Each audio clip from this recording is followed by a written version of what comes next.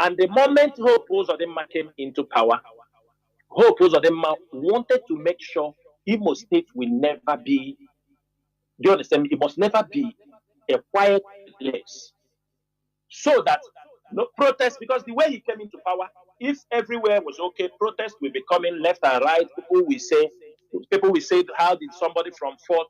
So he made a very quick decision. Make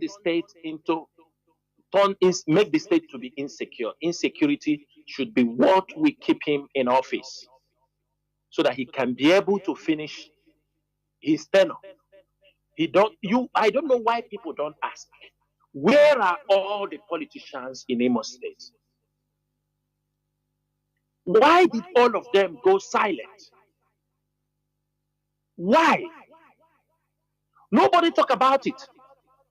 Nobody say anything. Instead, what is moving in Imo State is all about insecurity. And they will put it on IPOB, ESN. But they know IPOB, ESN have nothing to do with these things. When Mazi Kanu was rendition,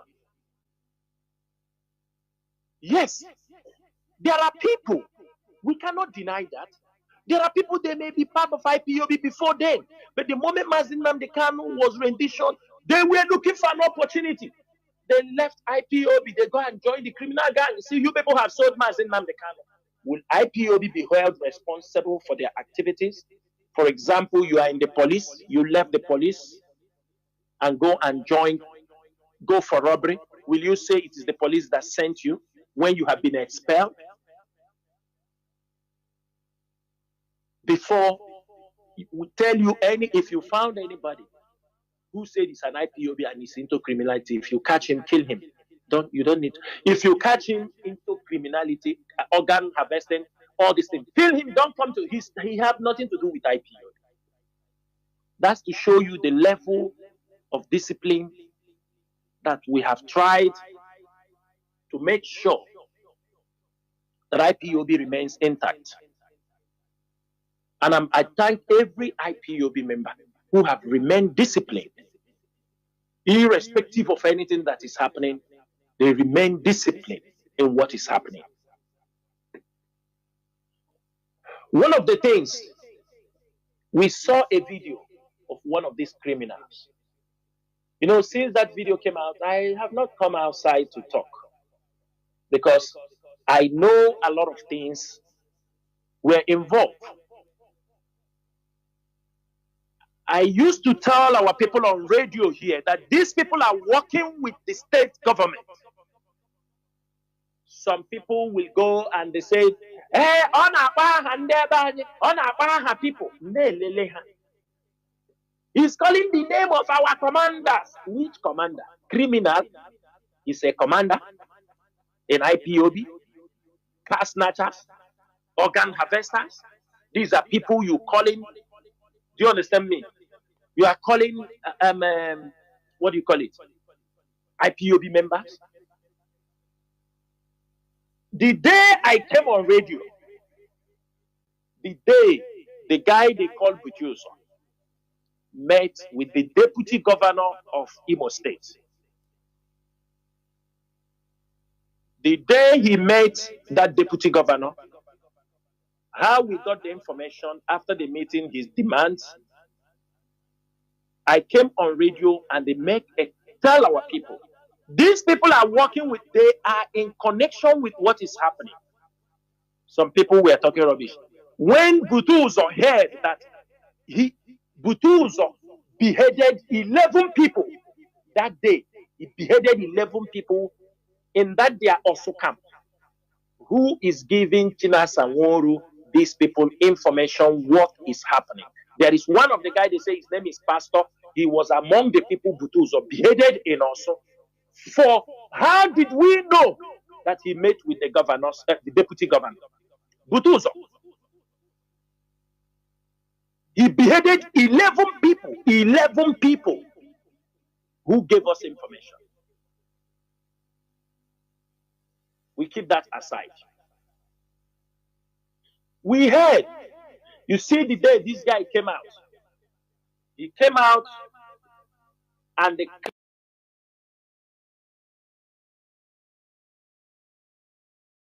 came out and start talking. What do you people think that is happening? Who is because he was angry, very, very angry, very, very angry, very, very angry because his brother was killed, his senior brother was killed, even though they have killed one of his brother before. And he went to the extent of calling names. And those names they call, I have already said it. In case you people don't know, the person he's calling Sir White is the person I called his name Senator. The Sir White is the same senator. And I want to open people's eyes. And I want to use this opportunity also. I want to talk. I'm not going to call names. Reasons best left for me. Because we are not going to fight from all angles. We will take our fight. We will take our fight step by step. I want to call all the drug dealers in Imo State that are working with Hope Uzodimma. Make sure you people keep the name of ESN and IPOB out of your mouth. I am saying this thing this evening. And one of the top guys, I don't want to mention your name. You have this manufacturing company of drugs in Owerri. We know where it is. We have set intelligence. We are following most of you because of your drug cartel. IPOB is not involved. That is not our issue. For now, we have things, but do your business and remove the name of IPOB and ESN from your business. Because there is no fight bigger than IPOB. If you people don't want to disassociate IPOB with this rubbish you people are doing in Imo State, we will not have any choice that we will start. As we call Tony Chukwu, I will call other people, politicians who are behind some of these things. But Biafrans, I'm telling you people, there are some top drug dealers in Imo State. They own manufacturing drug, crystal. They are manufacturing in Owerri. I'm not talking about the ones in Olo, but this guy, he is in Imo State government house. He knows. I don't want to call his name because we don't want unnecessary things. When that time comes, keep away from using the name of IPOB and all these people committing crime and using them to cover your drug business. We are not going to take this any longer. Therefore, let me tell you people what is happening so that you will understand how sophisticated. Sometimes people are saying, these people are doing something here. Nobody is going. Yes, church. These are all their men. Most of you do not understand that this gentle, the day they kill his brother, he's supposed to be killed. But it is a politician that tell him don't go. Ask those people, ask people that are making, ask the military, ask those people, ask vigilantes, people. Sometimes they will surrender that guy. They will come across where this guy is. He only need to make a telephone call. Hope Uzodimma, they will give order, tell the military and the people to withdraw. I have said this thing on many occasions that these boys are one pole away from the military. The military are looking at them. They are looking at the military. But the military will not attack them because there is instruction from the chief security officer of the state, Hope Uzodimma. They are using them, doing all kind of rubbish. Let me tell you what they are doing. Why I'm saying this thing is also he said IPOB. You are not telling yourself the truth. All of you are not telling yourself the truth. Mazi, what is happening, Biafrans, what is happening is that these guys who own drug businesses, they have some of the people, they have problem with those who hold their money. They will say this person is owing them, this person is owing them, this they make a deal with this person, he didn't pay them, he's owing them 500 million. What are they doing? They call this gentlemen, butos on them. They tell him, you see this guy, you go to his house, you go and take him. They are all close. Hope knows about all these things. They go and pick the guy, bring all his car. They will drive. Ask people. They will catch somebody. One of these guys that have money, they will catch them. They will ask him. They will mention all the cars he has. Even if the car is in Lagos, they will bring it. They will say, bring that your Range Rover. Bring that your Formatic. Bring your G-Guard, your Rolls Royce. They will bring every car, all. Then they give bail. They will tell him, before you take this car, you will settle. They will now charge 200-300 million. Sometimes they kidnap those guys. The other guy that came on air said that how many houses that was looted. Don't you know who looted? India loot. Don't you know the business many of them are doing? Some of them are owing these people in their drug. How can some people go to somebody's house, a duplex? They will break in. Sometimes they didn't break in. Even the owner may be being held. Sometimes they are holding the owner. Sometimes they are holding the owner. He will give them the key. They go to his house, put a car. They will pack everything in that house and move to a place. They will loot everything. Maybe because there is a deal, money he's supposed to pay. Many of them, some of them were being kidnapped. When they are being kidnapped, they say they don't have money. Some money, that is how some money were going to this Eperima in Finland. There's some who are paying internationally. They will pay to the Biafran license. The government is holding Eperima.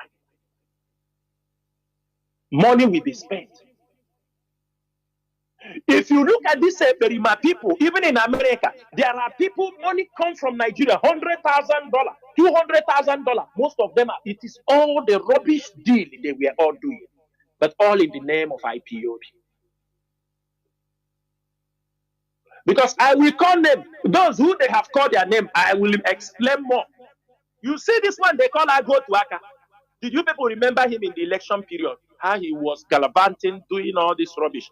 We told people, this guy with hope, they do. After, it is him. This, with agreement with hope, they move these people and go and keep in Okigwe. Ago Tuaka is part of the man sponsoring these boys. Ago Tuaka, that man, you people are seeing. I think this guy called his name. I don't want to say much. He was one of the people sponsoring them. They used them to intimidate any opposition, any of their opposition business partners. They were using these boys. They were using them to silence people in Imo State. The same group of people attacked on Hakim. The same group of people attacked Ugochi. B44, they went for that operation. The same people, all the attacks until the hopes of them must silence everybody. All of them ran away. Some who came to work for him are people he told them they must come to work. Like all these guys you see, Etel or Mebu. These are all his boys. If they refuse, he will deal with them. All of them. All that thing they were doing, they called the name of IPOB. These boys have come and called their names. Sometimes, if they need to pay them 150 million, sometimes they give them drugs, 30 million, and give cash, 120 million. They supply them drugs also. If you watch in that place, when this criminal, Yahoo, Temple the Yahoo or Gentle the Yahoo was telling you people that he want to bring them weed, they say they don't want. It's all lie. They become afraid because Hope was poisoning them one after the other. Hope poisoned the other people, Skype, and the other one, Hope poisoned them. So that was when they became afraid that they don't want drugs from Hope. That they don't want drugs. He wanted to be supplying them drugs because he's there. He wanted to kill them because it have already worked for Skype. So sometimes when they take ransom, 150 million, 200 million, they say we don't have all cash, we give you some in drugs. That is what they are doing. That is how those boys were. Look, luxury cars. Luxury cars. When they caught Zuma, how many months did Zuma stay with them before they finally, everything Zuma said, Zuma, if you are working with Zuma, all those people that work with Zuma sang very well. They have the video evidence. He called all, whether you're a lawyer or you're anybody you are, he called all of them. He called everybody. Reba, you have that video. Christopher Musa have that video. Military intelligence have that video. All of them have video of Zuma. He told them everything. All the people who communicating them, who sending them. Onye ka na agori. Onye ka na agori.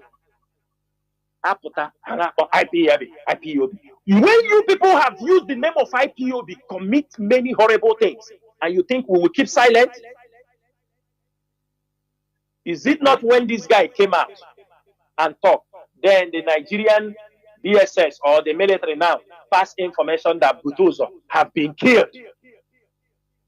My brothers, the media, IPOB media, have bring out this news a couple of months before they start talking this thing. They now tell you he sustained injury. These are all lies. It was last year that Butuzo, we have our intelligence gathering around. It was last year that Butuzo was shot in the buttocks. He sustained that injury. Last year, when Butuzo become incapacitated, he cannot be doing anything. He become a burden on them.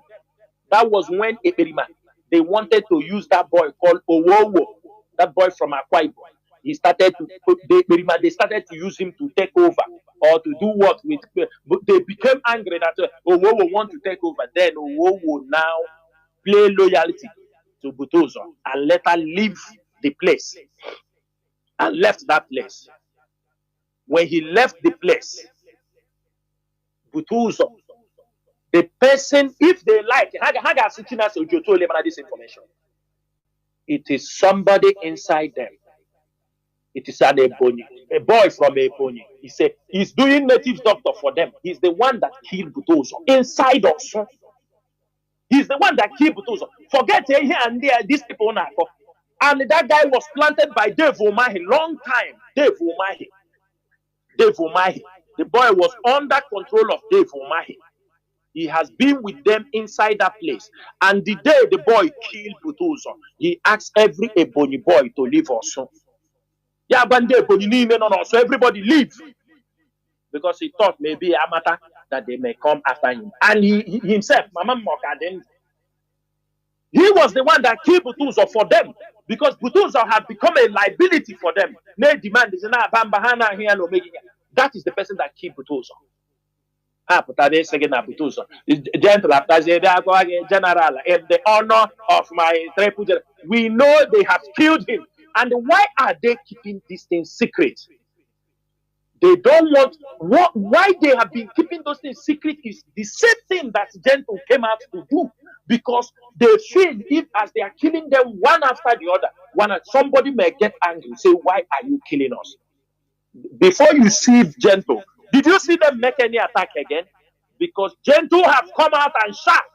That is why they have all disappeared. Are you seeing Hope talking again? Do you see any of them talking? Now, Hope, he have pushed his remaining people in Obinetiti. They have started attacking people. If you look at all of them, they are enemies. The people they feel is their enemy in business. On the hand, Hope divided them into four. He left the ones that are in Osun, which have extension in Ihiala. He sent another group to Okigwe, which is this Gentle with Zuma. Then he put B44 them in Mbidi axis. Then they used to move from there to Ngwakwala, causing problem. Hope to use it to circle and put the other one, is it Fulani them in Obo axis. They are using it to control Mbise. This is how Hope circled Imo State with criminals. I came last time on air and told you people about One boy, Chinedu, called I Love My Wife. He's a South African returnee. He was into drug in South Africa until they deport him. He is the one in Tiger Base. All this kidnapping you see along this Wedra Road, boss, he is the one in charge. All Yawana coordinate here. I think of recent hope, but say all the bosses, all these mini bosses, tinted because it is his people. He's trying to clean them up. He cannot leave it for the next government. His time is already finished.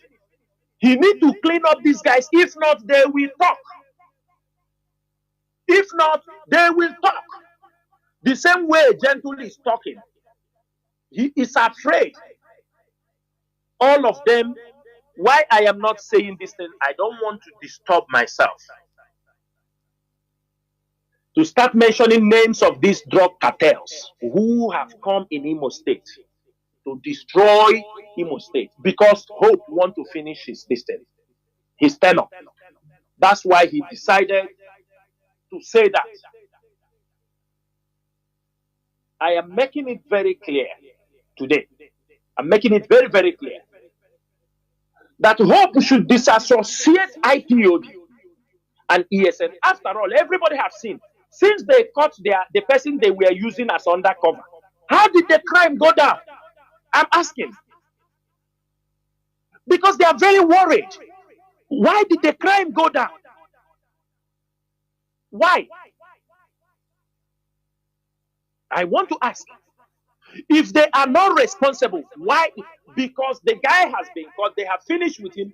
Evidence, money from kidnapping, money from taking from drugs that was sent to Finland. That is where. Oh yeah, account. Move on na ya para champagne. Or babaru nebu na social media. Unama no because lega batala. Most of you don't know. Most of you don't know. As I happen here today. Some of you heard that they want to bring him, which nobody can confirm. This is the government plays a psychological game.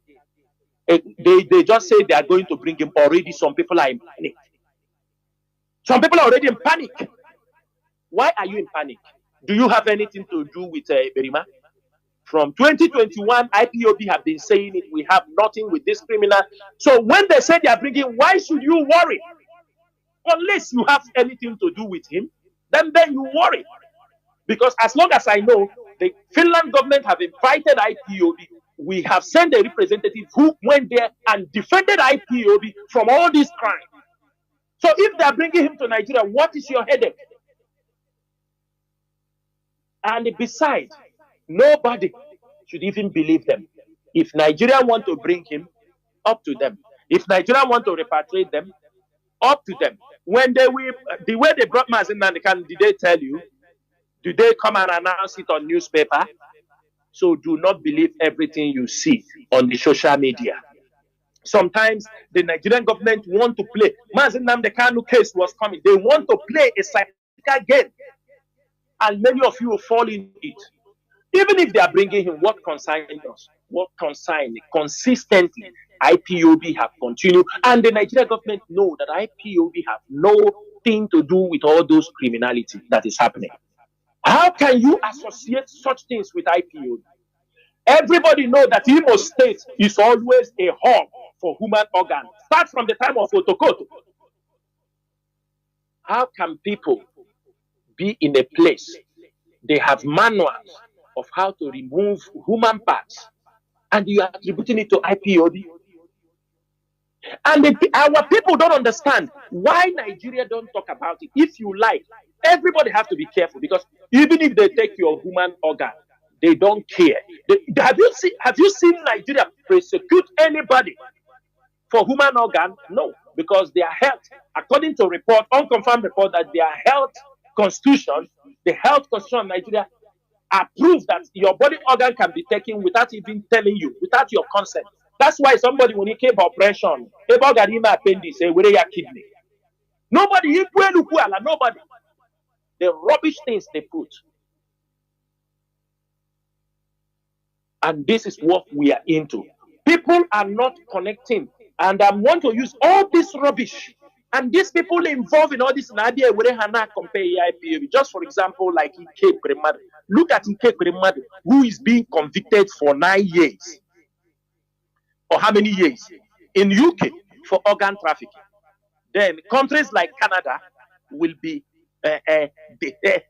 asking to deport our people for beating somebody like a Kremadu, which is an issue we have in our own territory. Because of their only Canada they defend the Nokwanam for organ trafficking. And the Canada is using Ike Kremadu issue to, you understand me, bring and to deport IPOB members. Everybody have to wake up. The conspiracy is too much. That is why they commit all this crime. Hey, Bruyana file na Bagare. Nigeria put the file. They carry all these files anywhere you talk about the struggle, you talk about Mazi Nnamdi Kanu, they use those things they have collected in Imo State and they will use it to do what? Present. You think foreign countries don't ask them about Mazi Nnamdi Kanu? Do you know what they are presenting to them? Do you know what they are talking? Do you know? It is the crime committed while he is in Kuje prison. That somebody was committing and they people stop. People don't want to listen. And at the end of the day, look at what they have caused to the struggle. Their motive is to destroy the struggle, weaken the struggle. That's why you see this saying that IPOB. People say that IPOB is damaged. IPOB is only very bad. Because they love struggle. For them, that is the struggle. That is why they cannot even pick IPOB press release and explain to the people. IPOB releasing press release every now and then. None of them can pick it and talk. None of them can talk about the regional politics, the effect, what will lead to insecurity, instability in our region. They can't even forecast what will happen in 2027. They can't. Every day, they have nothing to offer. They continue to play the voice of the. Are you connecting the that when they are coming, the struggle is stagnant. Or when you now, are you hearing the government is echoing what they are saying? And they think we are fools. IPOB will, why DSS is somewhere saying we will destroy IPOB. But I'm telling them,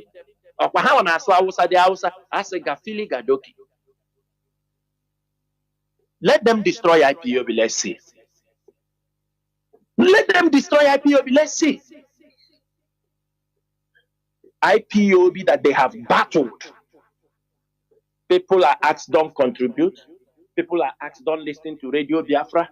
People are asked, don't do this. IPOB, an IPOB member came on Radio Biafra yesterday. He was talking how he was being pursued. Many people being killed because he supports the DOS. Many people did not know that many IPOB members were killed just because they said we support the Directorate of State.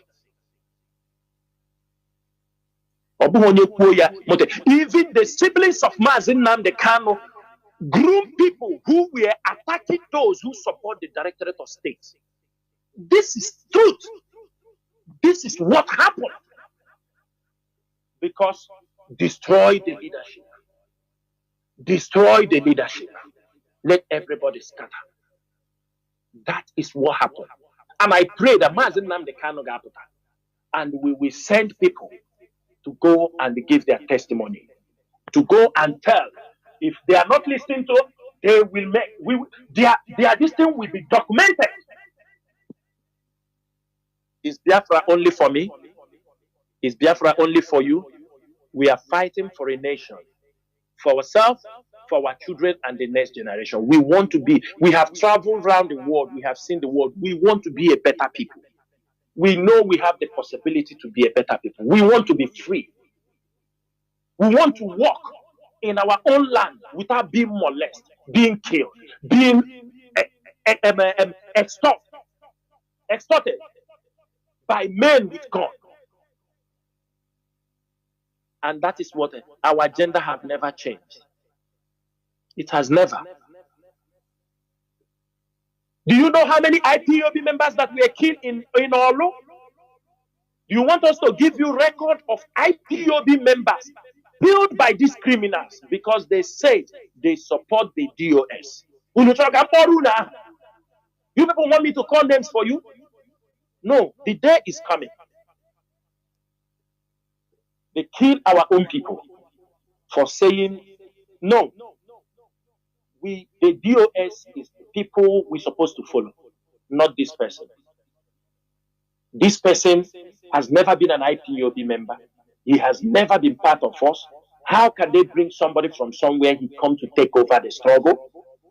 And we knew he's an agent provocateur. The only thing that pains me deeply is that had it been we did not talk about it, had it been we did not inform the leader, it is a different ball game. It is a different ball game. When he started making his move coming, we informed him. This is the intelligence report surrounding this guy, surrounding this guy, surrounding this guy. This is who sent him. This is who he's working for. We were called that we are jealous. That was what they said to us, that we are jealous. And I expect all those people that who promoted him. Have you seen them come and talk about him? Have you ever seen them talk about him? Have anybody seen them? Even their commander, they were Butuzo. They have killed him. They are not even proud to announce that Butuzo was killed. They are not even proud because they know he was a criminal. They killed Ikechukwu Ubuaha. The whole world heard about that our national coordinator has been assassinated. They say he's their commander. He says he's their commander. Their general commanding officer, Biafra Liberation, they killed him. They were hiding it. Even the supporters, people who were sending him right on, one name Jishike. Nobody was even, they can't even announce that Ebu Butuzo. All the people who are supporting on the social media, where are they? Where are they? Where are they? You don't know the damage these people have caused to this struggle. But because of Chukwokikadia, we have defeated them and we will continue to defeat them. There is no lies, blackmail that was not carried out against me. Just because I am trying to protect the struggle.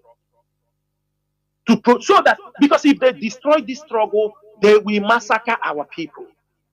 They will go door to door. They will drag IPOB members from their houses and slaughter them. Some of you don't understand this. You don't. That all we can do for this struggle is to protect this struggle.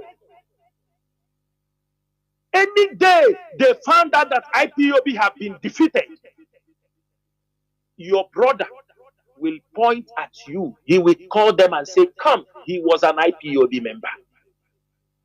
That is why we are not going back. We are not going back. That is what they will do to you people. We are not going back. The evil politicians are evil. They are evil. With the new people they are grooming. I can tell anybody, nobody should address me as a boy. I'm not a young man. With my age, there is nothing I cannot stand for to make sure we get it for our people, even if heaven is coming down. I have spent my youthful age and there is nothing any longer I need. Therefore, Biafrans, we must continue to stand that criminality is not allowed inside IPOB. It is not allowed. And I will be the last person that will accommodate anybody. If you know you are committing crime inside IPOB, pack your bag and leave this struggle. It is not for you. If you know you have come under this struggle to use it, to use a Biafra struggle as a coverage, you go, you swindle people money, you come under IPOB, as long as Chinasa Nworu, you will not hide under this umbrella, because this is a divine mission where people are dying. The blood of people have been shed for this struggle. It is Woshi, Leave IPOB. They steal cars, hand you over, you put for transport. You claim that you have, do you understand me? Under the blood of your own people.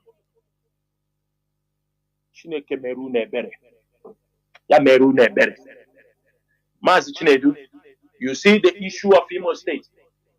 IPOB will continue. One thing I will tell you, some of them are removing some of the things we wrote about what happened in Olo. All the press release we made exposing what happened. If you go, some of the newspapers that have published it, they are removing, they are deleting them online. So that they don't want to show traces that IPOB have already said these things. Yes, you found it under our timelines. If you go to Google to search about it, most of the press release we wrote against what is happening in Olo, some of them they have removed them because they don't want people to bet to be able to reflect or go and recall those press releases. That is the battle we are battling for. That is the fight we are into. So that somebody will say, but you people didn't say it now. Wait, there is no place. You never said that he was not IPOB member. None of you ever said anything like that. Why are you saying it now? That is what they want. Criminality that went in also. If anybody doubts me, let those people say that they loot their house. Let them make themselves. Let them come out and say, show that their house they loot. Ask me your name. You know what those people are doing? When you see all these boys, they follow. And they teach that is, you know what they do? When they see you, especially these guys in this drug business, what they do, they see you, chairman, help me now, chairman. Yes, sir. Say, only can say go with 2 million naira. Also, when the guy will help you, when you take it and go and help yourself. If you don't only get see that all.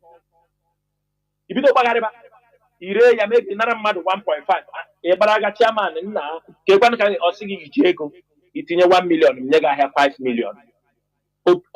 That is, you see all these boys running around na talking here ga me and they chairman they want quick money and then so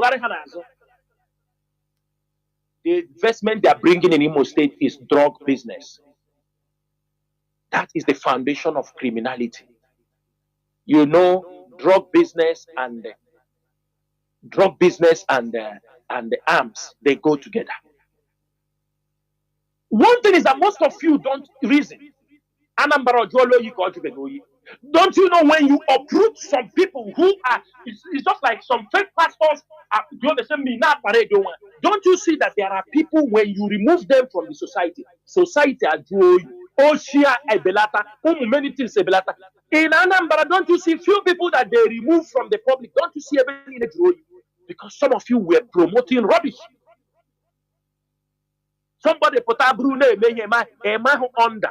No, also name engineer kidnapping. Imagine under, also name engineer drug peddling. Imagine under, also name engineer Yahoo praise because we are living in a banana republic. All of them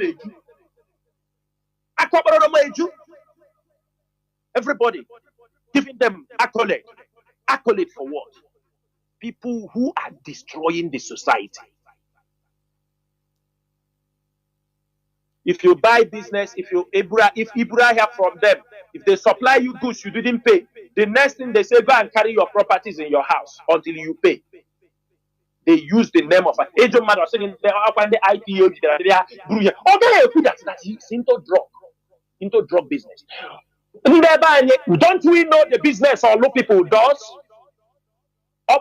Business in the don't we know? Don't we know the business, what all people are known for? Is it only in Imo State that IPOB exists? After all, before even Hope, do we have even strong activity in Imo State by IPOB members? Do we have?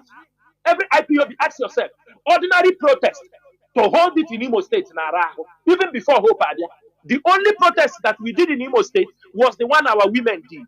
That Hope was Okrocha. Imo State, do they come out to protest? Imo State became the center of IPOB.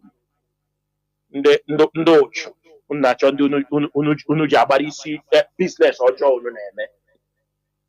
Mazi, I will stop here and I will pick other topics. If you have anything to say here, please ask me before we go to the two last topics.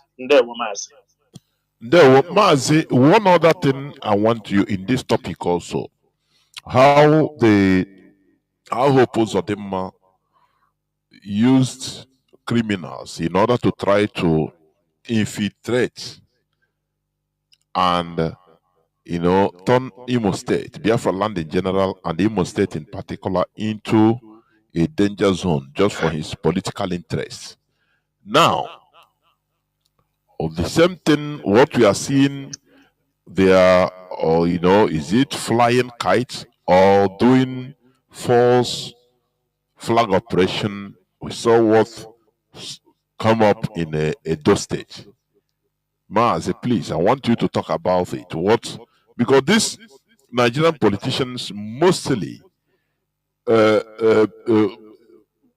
South and all, can I call it Biafran politicians?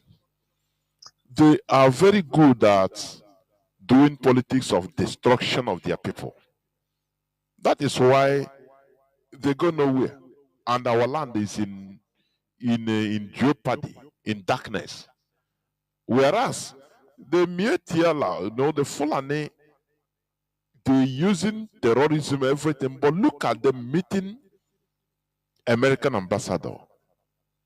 It all boils down due to the politics of promotion of their people or their collective interest over others. Whereas all these other people, what they are doing is politics of self-destruction. As you have said, Hope Uzodinma, just for him to be in office for 8 years, he turned our land into hell, because for him to thrive.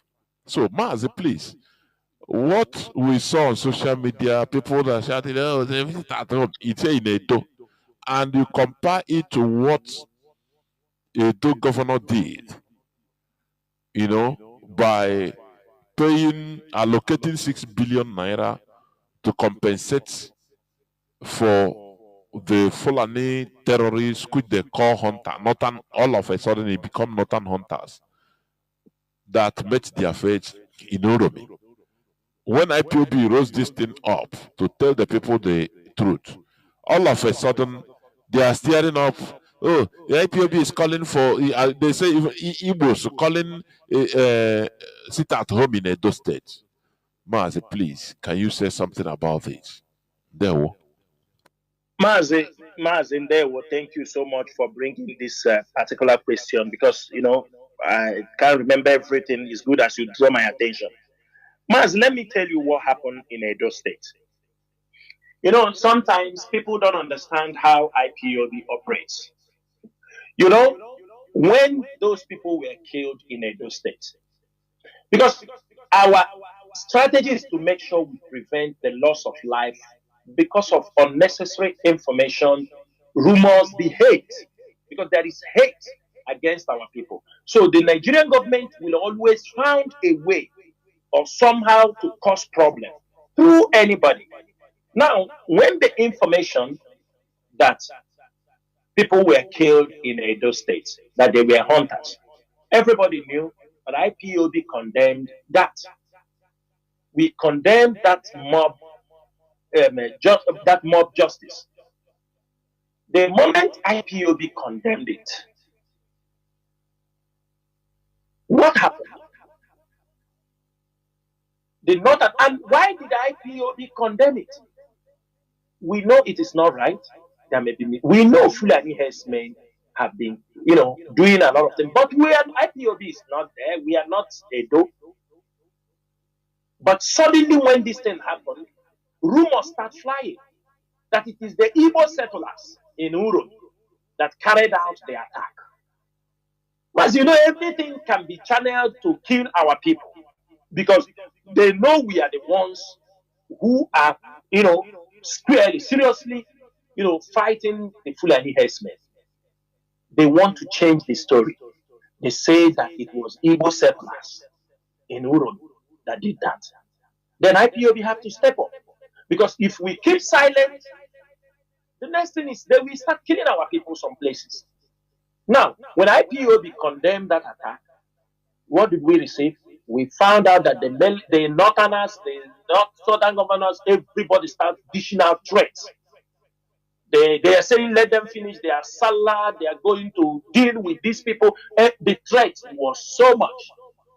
When the threat was so much, IPOB have no option than to start mobilizing our people to say, no, this thing, if you keep silent, they are going to turn it again. Before you understand that the Igbo person was killed in Kanu, we start raising the alarm. On the process of raising alarm, telling people, the Hausa people, you understand me, this is a mistaken identity. These people are causing the problem why your people have been killed. You can see it in the media because we see that the best thing to do is to create awareness of what happened. Are we going to take guns, start going to Kanu? Are we going to take guns, start going to fight them? What are we going to do? What we did is the right thing. IPOB did the right thing. We start to educate the Northerners. This is a mistaken identity. If this thing happened this place, but see it from this way. The next thing we saw, the governor went there, promised them. It is not IPOB that carried the news. He was there in Kanu. He promised them that he's going to pay compensation. He promised that he's going to give them, apart from the compensation, he will give them food, and he promised them heaven and earth. They set up a committee from Edo State, Kanu State, with some people from the federal government. They were given the update. It's not we. And finally, the compensation was paid. Maybe they didn't put up the compensation amount, but we heard, we got, it's a reliable information that a whopping 6 billion was paid. When this news also went, we are not the only one who have the source. Other people published it. But let me tell you what makes Edo government, because the day they responded was not the day that press release was written. It was like a week. But why Edo government decided to attack IPOB? Because if you look at it, it was the following day when Ebanke people were changing their traditional titles from Inogi back to Eze and the Obi.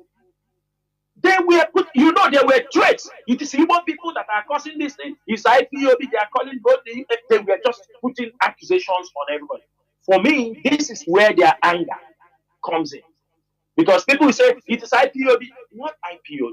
Yes, it is awareness. We create awareness. People open their mind. We can't stop people from learning, to understand. So they put that blame that it is the work of IPOB. You see them after 1 week, they use that Ebanke something, and now go and read that press release. They were just only insulting IPOB. They never said we never paid compensation.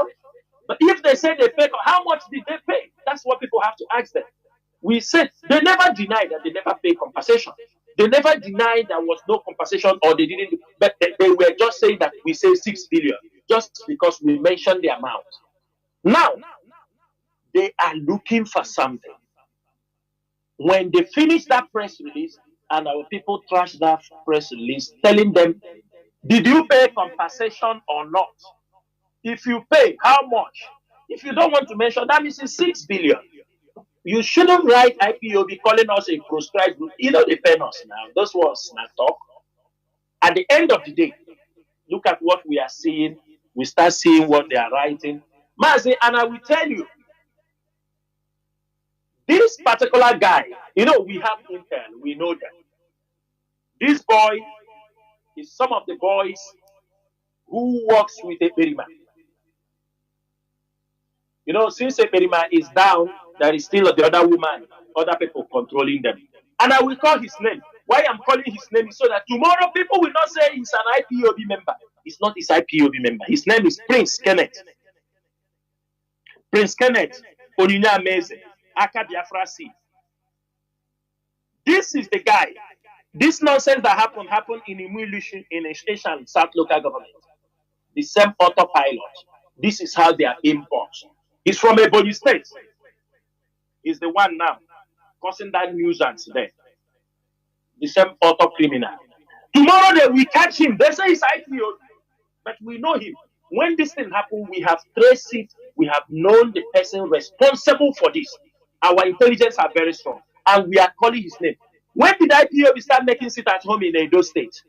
That is to show you how they are being bought over to cause problems in Biafra land. That is how they are being bought over to cause problems everywhere they are going. So that they want problem to start in Edo. Tomorrow now they start fighting the Igbos living in Edo. They want to bring this in. That is all what they are looking for. Nothing more. And nobody should take those nonsense serious. IPOB media debunk those rubbish. There is no, because now they are saying Igbo people have carried their seat at home and come in Edo. IPOB have stopped sit at home for a very long time, for many years. People who capitalize on it to cause problem, it is on their own. If anybody go to Edo to do anything, say it's on IPOB, there is nothing like that. They hold him, that's his own problem. Nobody should involve the Igbo or IPOB in what is happening. These are remnants of these criminals in Osun. They are there now trying to do what? They have given them some small money. They want to use them to cause problem, a friction between the Igbos and the Edo people. And we are not going to allow that thing to happen. People cannot stay anywhere and we are going to follow this issue bumper to bumper because we are not going to allow another nonsense. We do not have problem with Edo people. Let everybody understand this. We do not have any problem. This is our neighbors. This is people. We have intermarriage. We have many things. Do you understand me? We do. We have nothing, no problem with Edo people. So nobody should go there to cause problem in the name of Igbo so that Igbos will start to be killed in Edo, saying that they're coming to do sit at home. What rubbish sit at home? Who is making sit at home? So everybody should know this is. And for Edo people, those who will misunderstood all these things, Biafrans, Igbos have no problem with Edo people. Forget about the banters that are going on social media. These are this is what you expect when things happening. There are banters. People can express their opinion, but those banter does not define our relationship with Edo people. These are people we have very good relationship with them. We do marry together. We do many things together. So there is no friction between Biafrans or Igbos and Edo people. So nobody should take the name of Igbo to go to Edo to cause any problem, and the IPOB will not allow that to happen. Mazi Chinasa.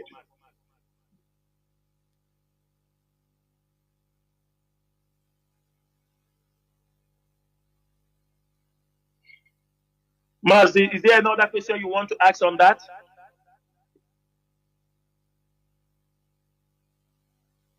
Mazi Chinasa, are you there? Hello?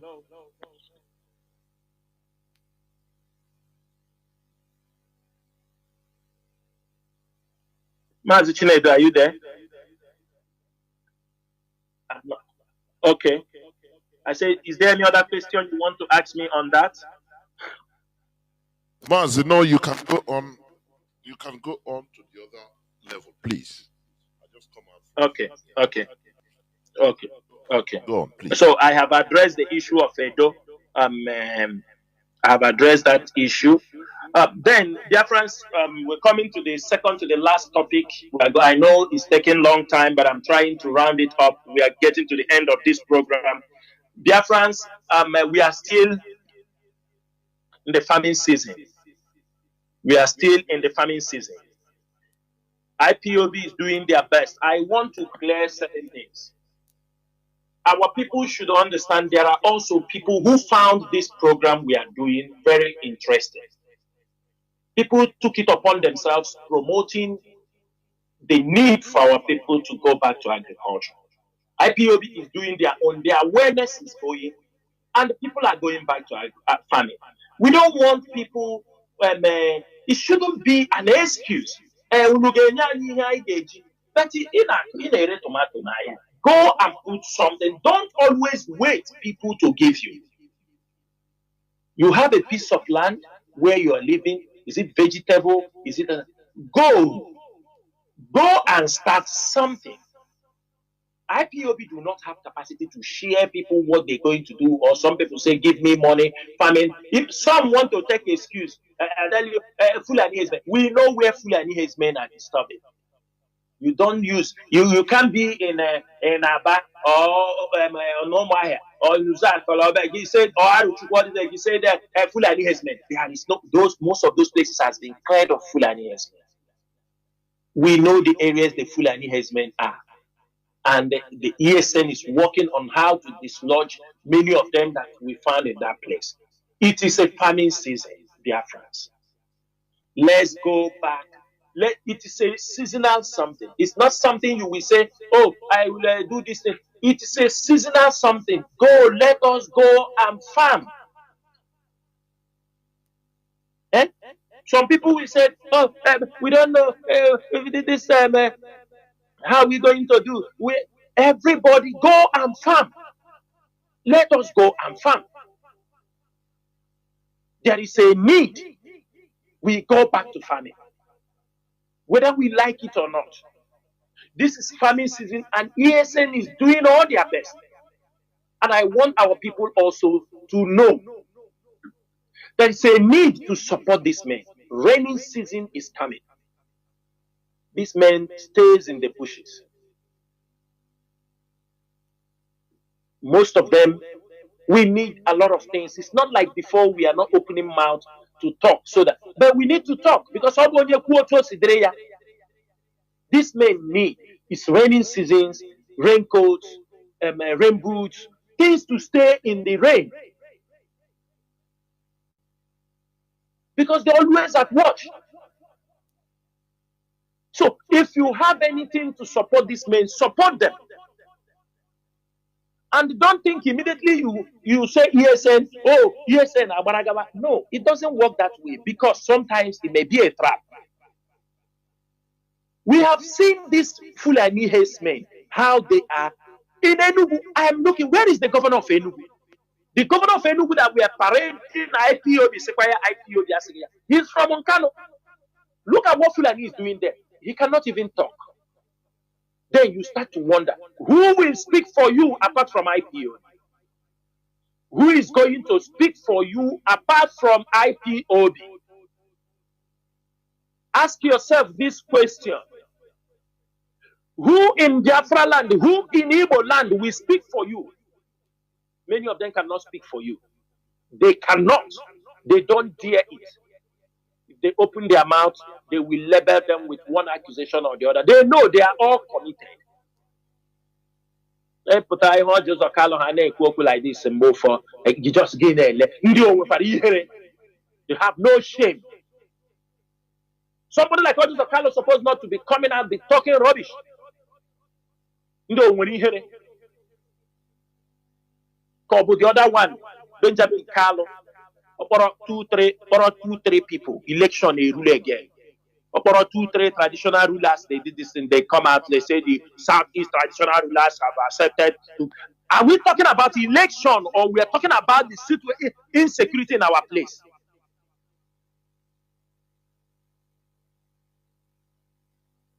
Every day we continue to shout on this radio. You see that thing you people are doubting, it is coming. It's coming. Because most of you are not seeing what is happening around you. Look at the regional politics and see what is happening. Ogo onadia. Ogo onadia. Most of you don't understand. It is the soul who will control the bite of Biafra. That is the last battle. Who will control this axis? The Chinese are coming. America want to maintain. Because everybody have forgotten that this is it is the one way to America, one way to South America, or to Europe, to Canada, North America. It is from bite of Biafra. It have access to that big market. And everybody want to control. But some of our people don't know what is happening. If you are talking, sometimes you see they demonstrate their ignorance on social media. When you talk about what is happening in Burkina Faso, or what if you talk about what is happening in the north, they tell you happen there. They don't know those things happening there is affecting us. It will affect us positively or negatively. When something is happening other places, when danger is coming at your border, you say, just like people in our brothers in the coastal region. Why some of them don't care? They believe before Fulani will come from Benue, cross Enugu, cross Imo, before it come them, they are seeing you as a buffer zone because they know the Fulani will not come from the sea. If they are going to come, they must come from up. So anything you are talking, they don't care. It's not that they don't know, they don't care. It's not their problem. Today, the Nigerian Navy have assigned to put, they are going to set up a special Navy operation in Benue, in River Benue. What is coming? What is happening? They are positioning themselves. Look at the way terrorism have taken over in the north. Look at everywhere is on fire in the north. And some of you don't see it. You don't think that at the end of those things is coming down. Everywhere is on fire. The Nigerian ambassador, the American ambassador is meeting the Mieti Allah. You don't know whether he has promised them more support. Second, we don't know what he said to them.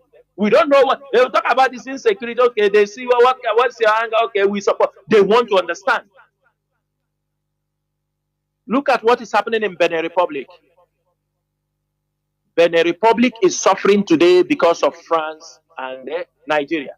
Because France do not want Benin Republic to allow Burkina Faso and Niger to be using their ports. France don't want it. They want Benin Republic to put Benin at hold, to close their border, don't use their border.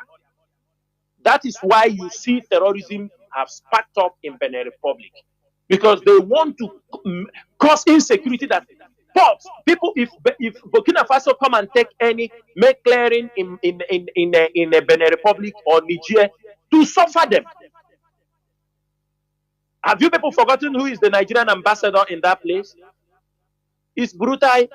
It's the father yes. of the Boko Haram people. It's Brutai. Brutai is there in Benin Republic as Nigerian ambassador. Most of you don't know why he was posted. It is very strategic to bring in Fulani inside Nigeria. When nobody as the ambassador, they come, they pass them. If you go to the border there, it is controlled by Nigerian military, Fulani people, bringing in Fulani. Last time they said they arrested people, thousands of people in Lagos. People deny, but the other day I think they have seen another truck. All armed, and our people are there talking rubbish. Support the people who can even respond when you are not ready. You don't. Before you can make a birthday. And they are still burying their mother, doing parties and doing birthday. Yes. You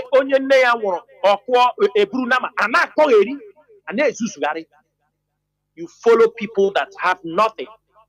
Tomorrow they become the elders of the society. Tomorrow, check the kind of person, these drug peddlers, these kind of people. Maybe tomorrow he become the elder. He go to House of Rep to represent you.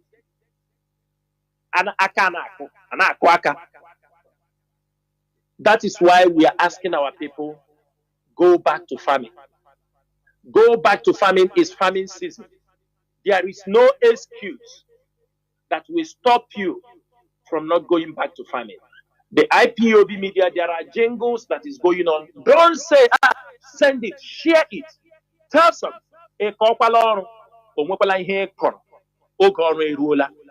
Encourage people. If you are in diaspora, support the people at home. Anyone who say he wants to participate in agriculture, he wants to support them. Support them. I'm sure somebody you send $100, it will go a long way. If you send him $100, what that $100, if he have a land we produce for him, it is far more better. Because sometimes you feel pain seeing our women sitting in the market with one bucket of tomato, one bucket of onions from morning till night. You can do better. You can do better if you do small farming at home. You can do better. It's seasonal. It doesn't stop you from that business. Quit the business for some weeks. Pick up a date inside the week. Once or twice, you go to farm. You got to make sure you put something in the farm. On weekend, you go and farm.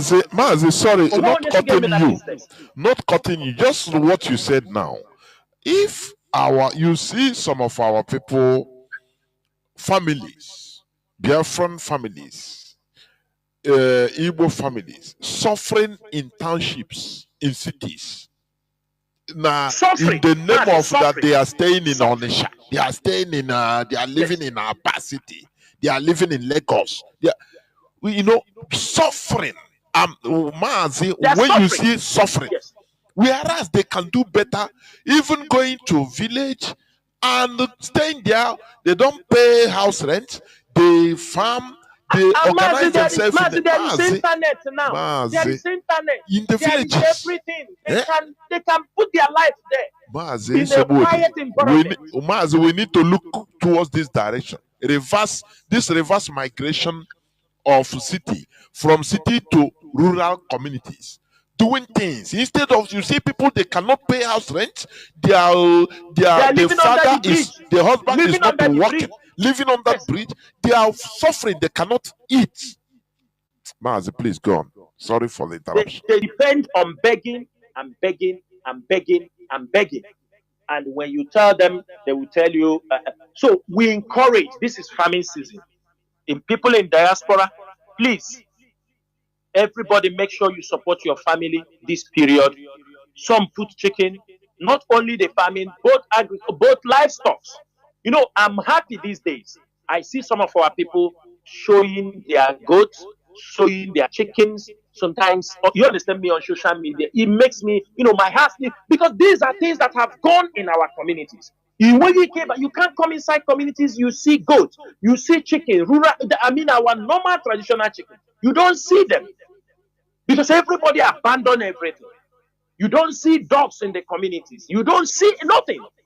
A whole village, no chicken, no goat, no sheep, no cow. What are we doing? And we are not farming at the same time. Plant trees. All those are our old trees. Those trees that you cannot buy any other places. Plant them. Oha tree, Ntropa tree, Akilu, all those things. Plant them. Do not destroy our environment because they ask you to, you go and cut everything. No. Whenever you cut out a tree, replant two. You cut one, you plant two. We must continue to keep our environment. We must continue to protect our environment, even though we are going into agriculture. Biafrans, we are pleading. As IPOB media will be trying to continue, the jungle is moving on, and we will continue to do that. And we will also like people to give testimonies. People show encourage. It's from your testimony. Like I saw one of our brother who was talking about, about this agriculture, that if you are planting palm trees, the land is also good to plant melons. These are the kind of things we want. People who are into this farming, come out and speak. It will encourage people to come in.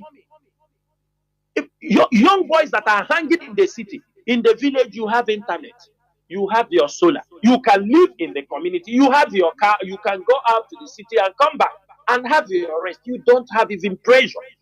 You live a life, you want to travel, you want to go to Lagos, you can go. But you don't go and start squatting under when farming season is going on. And there are many youth in the communities, they can't even go and clear the bushes. This is a seasonal something. This is some people, you are there. People from the north are coming to do ridges for our people. They work during the farm season and they walk away from the villages, millions of naira, by only digging moles, clearing bushes. which you can do. Some young boys, you came out, you don't go to the communities, go do the farm job. Do the farm job. It's a seasonal something. You make money. Instead, you allow northerners are coming from the middle belt, coming out in our villages, do the farm. They come there, stay in the villages, and do the that around them mother. And before they finish, they go. They have finished that. They move away with millions of naira from the village. People pay. They take the money, go away. Our people should open their eyes. And finally, let me rush this particular place.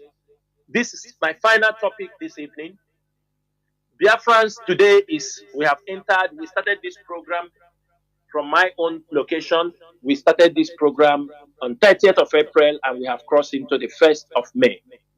For those who have not crossed into May, from today, May 1st, we have entered the month of the Biafran anniversary, our Heroes and Heroines month, which will end on 30th May.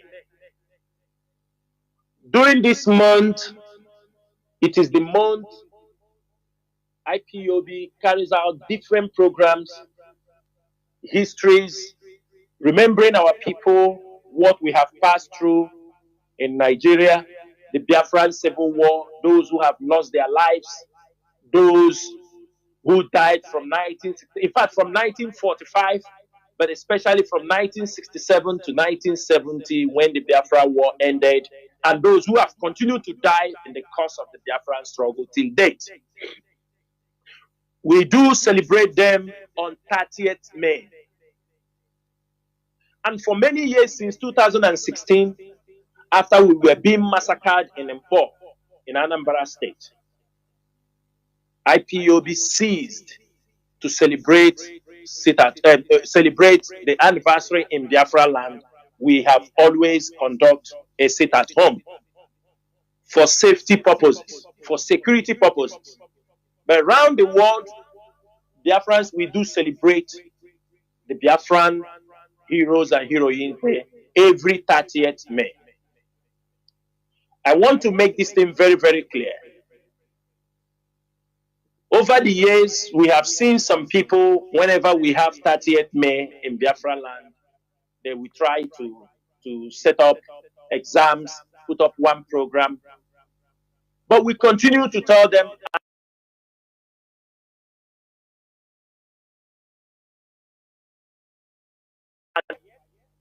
60 days before the WAYEC, the headquarters in Ghana, IPOB leadership wrote to them. We wrote to them 60 days before today. This is almost 2 months now. I'm sure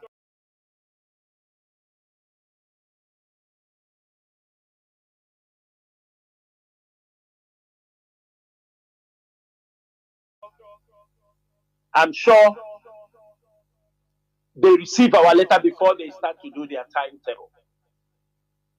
We also, the IPOB leadership also gave letter to to remind them that every 30th May in Biafra land, because of security purposes, because of the way Nigerian people, the Nigerian military, they used to kill, it's a day they want to kill our people, that we normally sit at home, there will be no schools, there will be a total lockdown. We have done this for record purposes, so that people will not say we were not informed. In time, IPOB leadership have reading them. The official letter is there, and they received it. Also, the IPOB leadership have dispatched letters to all the governors in the Eastern region because of 30th May. We have dispatched letters also to get to traditional rulers, institutions, market leaders. We have made sure that all these letters have been dispatched, both to the church leaders, so that everybody, it is not good.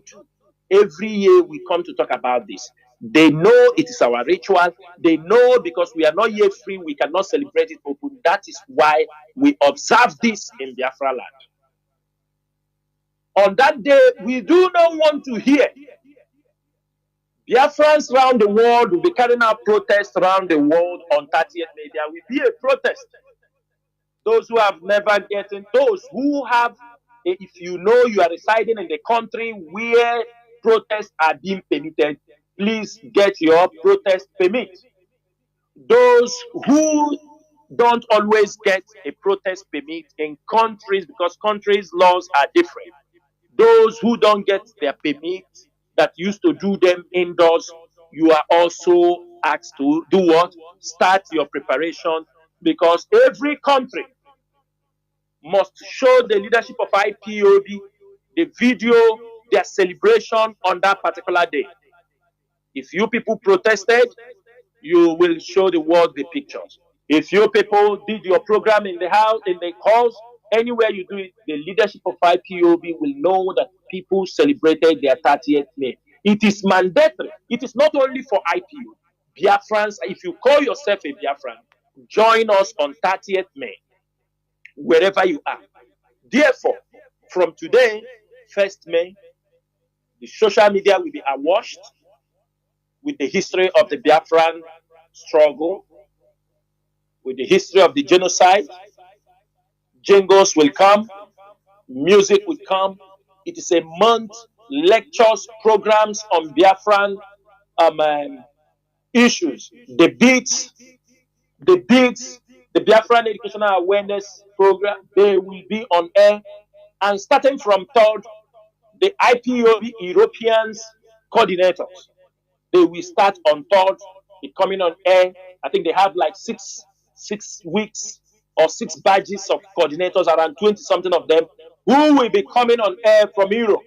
And we also urge other coordinators in other continents that during this month, we want coordinators from other continents, deputy media heads.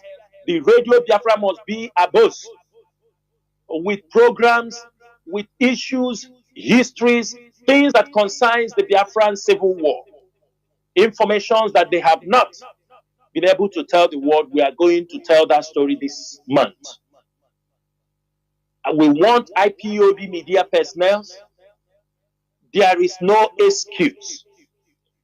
We know how to handle we are good in handling multitask. For the fact that we are going to handle does not mean we are not going to carry the case of Mazi Nnamdi as the court proceeding goes on. We will also carry out all this news and make sure the world knows what is happening. It also, inside it, we will have other engagements we will be doing, but this month is mainly for our Biafran Heroes and Heroines Month, which on 30th May, I'm using the power vested on me as a member of the Directorate of State, that on 30th May 2025, there will be a total lockdown in Biafra land. I'm making it clear this evening. 30th May 2025, there will be a total lockdown in Biafra land. Reasons are, we are celebrating our Heroes and Heroines Day. And why are we locking Biafra land down? Because we are not given the opportunity to celebrate our 30th May in Biafra land. On many occasions, our people have been killed and massacred. And anybody who want to dare us that 30th May, I don't believe this is you people are doing, you are creating a problem for yourself. We don't enforce our sit at home. Let me make it very, very clear. Every 30th May or all our previous sit at home, forget about the government came and tried to bastardize it. On 30th May, all markets, schools, we have sent out letters. Those who have never received, we still receive their letter. We have made it official. Ohanese leaders, why did we do so? Because most times they will say, they didn't tell us, nobody told us. Now we have told them earlier enough. If you're a governor in the southeast, a letter has been drafted to you. Look for it, unless somebody got it and keeping it one side. We have sent you a letter. We have the copy. We have everything through the means it came to you. You cannot deny it. Immediately you deny it, we flash the letter to the public so that the world will know. What we are saying is that all of you who will try that day to try IPOB, you try your God. 30th May is a complete sit at home, total shutdown in Biafra land. Biafrans and all the lovers of freedom, I will stop here, and inside this particular month, I will come on air I pray I will come to like more 2 or 3 times before our 30th May. We continue to mobilize this movement. We continue to keep this movement running. Biafrans, be assured that we are getting to our final destination. We are going to restore Biafra. Our consistency is speaking volume, irrespective of what has happened. And that is the only signature we have dropped. Consistency. Nigeria can run around, they will run around, but IPOB, they are going nowhere. They are going nowhere. And I will say, may Chukwu Kikabiyama bless every one of you. Once again, my name is Mazi Chinasa Nworu. I serve the indigenous people of Biafra. I serve the indigenous people of Biafra as a member of the Directorate of State. Ndewo Chineke.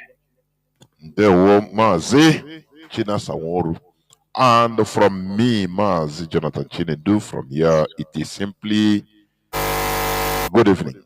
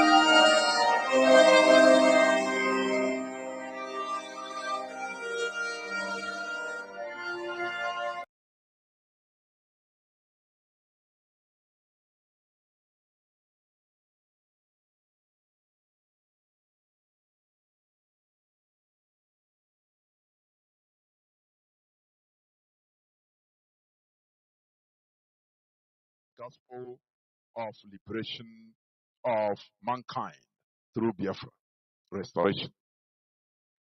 Also, you can download Simple Radio. Once you it's in your Play Store. Once you download Simple Radio, you can scroll to Radio Biafra London, and you shall be listening or hearing this gospel. Moreover, if you go to our mother website, www.ipob.org,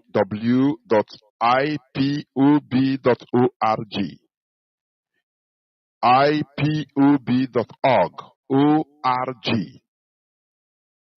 If you enter there, there will be the place, an option where it is reading Radio Live.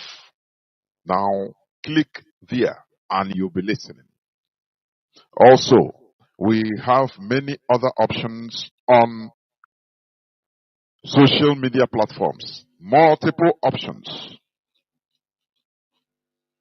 Multiple options on on social media. Just ask Google and you will have different platforms or different platforms streaming our voice live. Therefore, once again, I welcome each and every one of you to today's edition of Radio Biafra House of Service coming to you through Radio Biafra London. Today is the 18th day of June 2024. Today is Tuesday. Remember, today is Twitter Tuesday. We've not forgotten Twitter Tuesday, please. Today is Tuesday, the 18th day of June 2024.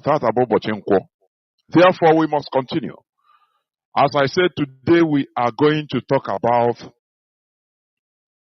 the continuous living the continuous colonial legacy. Program for self-destruction. Under the subsection, the series of living the continuous colonial legacy. And under it is program for self-destruction. We are going to talk about a lot of things in our land. Therefore, invite your friends and well-wishers to draw nearer to your listening devices, please. Because I am telling you, if we stay doing nothing, we are gone. Do you hear what I'm saying? Don't think that living is only as you are living, going to market or working and coming back and making gain or being paid at the end of the week or at the end of the month. That is living. No. Our collective life is more important than our single living or singular living. Do you hear what I'm saying? I used to say it. What makes us advance or more advanced or civilized, let me call it civilized, is our ability to work in collectivity, our collective interest. That is what makes us more civilized Homo sapiens. Once you are sentenced to going about your own private business without minding our collectivity, you are nothing, more than even chimpanzee, ape. It's the same thing. They move around, look for scavenge for their food, and that's it. Nothing. They don't think about collective development. No. They don't think about advancing the community. Only individual scavenging is a life of a lower animal. This is what IPOB is trying to change in our mentality. Because we need to drive this into our mentality first. So that we understand the importance of collectivity. We have been, since 1970, we were relegated as a people into scavenge, hustle for your own. Do not mind your brother, just hustle for your own. And that life has been killing us. If you look at the advancement, the progress we Igbos made, do you see what the main driving factor? Igbo boy. Do you see it? Igbo boy is a kind of maintaining our collectivity. Igbo boy. This is what helped us today as a people. But once you relegate our brothers, only going on individual, without caring our collective selves, we are gone. This is what IPOB is trying to change. Therefore, let me read this one news headline before I dabble into the topic of the day. There is this, even I put it on my timeline. There is this tweet from West Africa Weekly. It's saying Nigeria's federal government launches Bill Gates funded GMO seeds. Name seeds tailor-made variety. I wrote it now. Do you see the photo? You see photo of Tinubu and Bill Gates. The killer. The eugenics, master of eugenics. Eugenics, that is depopulation. And this man hates black race. He wants to reduce black race by more than 70% population. Do you see The reason why Tinubu was congratulated by Joe Biden, do you see that? You imagine. Little by little. Is imagine. Are you seeing it? The role Tinubu has to play so that we become, the GMO food will be killing us, making our women sterile, even our men, not to bear children, and dying of any types of disease, cancer, any types of cancer. Are you seeing it? Nigeria federal government launches Bill Gates founded GMO seeds. Do you remember Dr. Njeman's outcry? Does any politician mind him in Nigeria? Because Nigeria is not free. All the Nigerian politicians are agents of the West. I say it authoritatively. They are being manipulated by the West. That's why the population has no say. Look at the cries, the alarm of Dr. Njemanze, that even Bill Gates supposed to be arrested and imprisoned. But today, the federal government, the Nigerian federal government, is now, certifying Bill Gates founded GMO food. And tomorrow they'll be bringing it to our people to plant. Once you plant it and it yields, one, the fruits are poisonous. The food that comes from it is cancerous. You will see it is big. Something that should take maybe 9 months to mature, it will take it 3 months. It will only 3 months. And once after that, eating it is dangerous, number one, because it brings different types of diseases, different types of cancers. Also, it sterilizes people from bearing more children, from bearing children. Do you see that? And moreover, after the first yield, the plants or the seeds of all those seeds, for example, corn, when you plant one corn, it will grow, germinate, and bring out about 2 or 3 bunches of corns. If you try to dry that corn seeds, the product of that GMO, dry it in order to plant it the next season, it will not grow because they switched off the reproductive parts of that seed.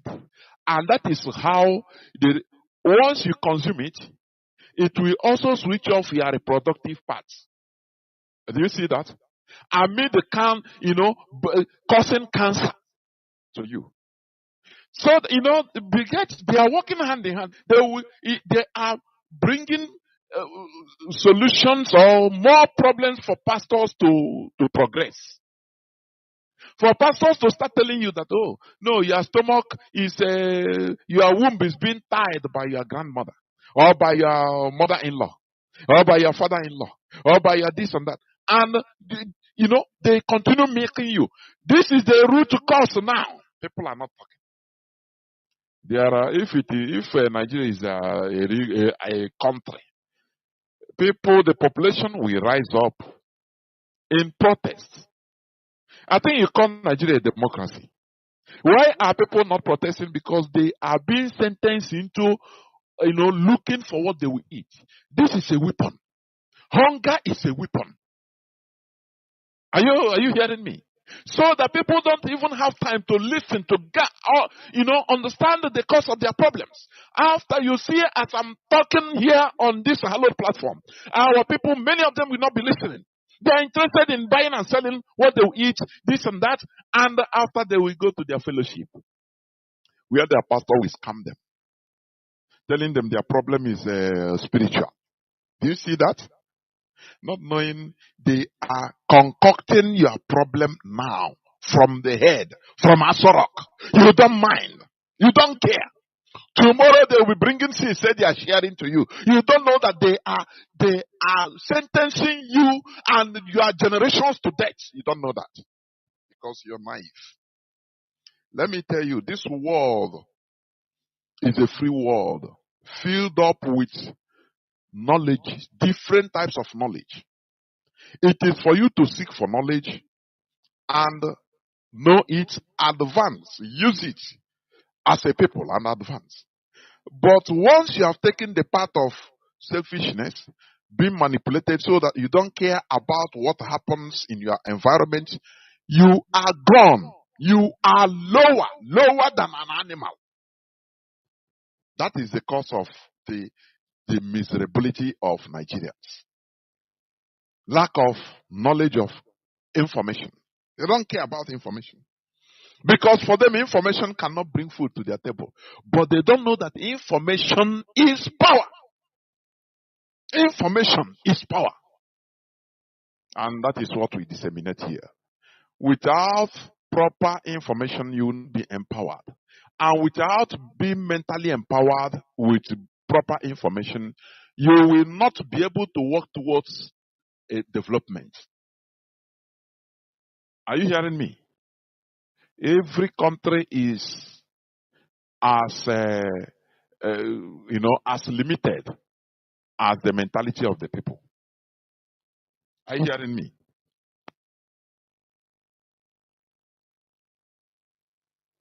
Every country you see, the environment you see, it is as good as the mentality of the people living there. That is truth. And the people, they cannot work more than their mental state. They cannot work more than their intelligence. It's impossible. Therefore, your problem is locking, staring at you, glaring at you, but you don't know. Tomorrow you start with your useless, animalistic, primitive superstition. You'll be interpreting it another thing. Your problem is here. Tinubu is now displaying why the American president congratulated him as the president. Why the United Kingdom Prime Minister congratulated him. Amid what they saw, and I saw, an insult to what they call democracy.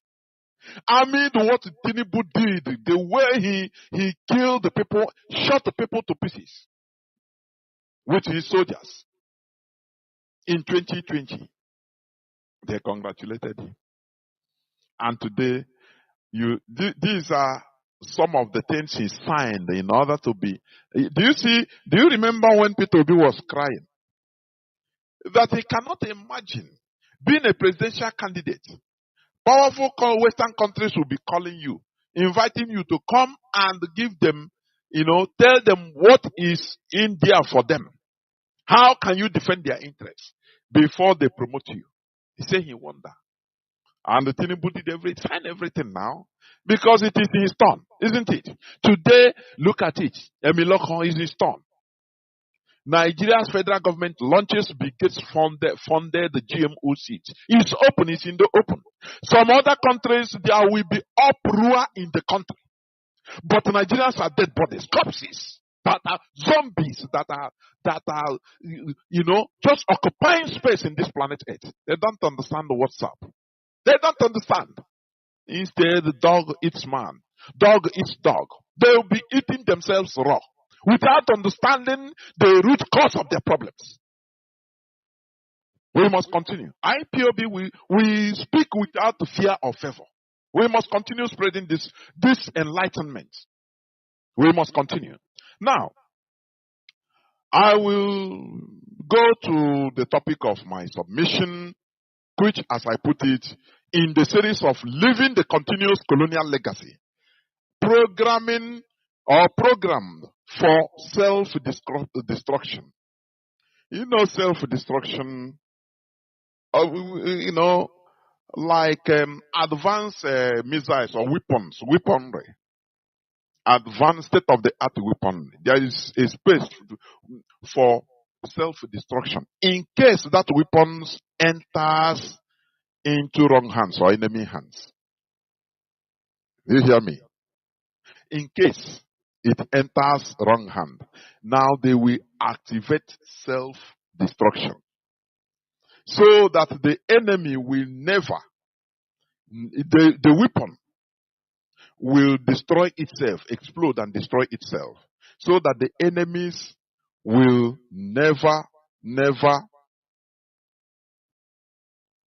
dismantle or be able to dismantle that equipment and learn the secret.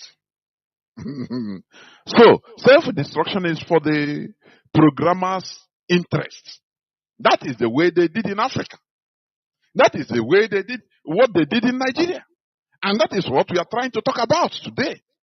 Now, in 1884-85, at the request of King Leopold II of Belgium, the Berlin Conference was organized by Otto von Bismarck, as you may know. This is the first German chancellor to partition the African continent solely for their interests in order to formalize the scramble for Africa. They want to formalize the scramble for Africa. You know, that is foreigners coming to a land that is not theirs, a continent, and everybody scrambling, looting anything he can, killing people. When you see, you know, it just is. You see, Africa was not just like a virgin land whereby people go and occupy and or scramble. No, filled up with human beings, with their daily lives, with cities, with now they came to scramble, to loot. When you study history, you kind of listen. You say, look, why these people? Why did they behave in such manner? And more also, they brought God to save us. Let's talk for another day. Let me continue. Now, through their partitioning, they programmed Africa for eternal conflict. That is self-destruction. Because with this self-destruction, it is to their advantage. Do you see? Conflicts in Africa. It is not natural. It is man-made. It is European-made. It is the programmers made. How they program it. Are you hearing what I'm saying? You know, a programmed application cannot act outside its program. No. It must be like that. The way they partition Africa through Berlin Conference, it was for self-destruction, for eternal conflict. With this method, there could be perpetual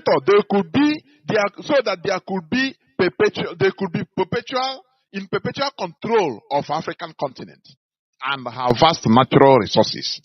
This is a program done by man. And today the Europeans are enjoying the result, while Africans are suffering the misery. They will come to you to play lip service. Oh, we care. Who cares? The Europeans care for your life. They want you to perish. These are people, what they programmed. They want you to perish because they want your land. They want the resources in your land. You know that? I am coming.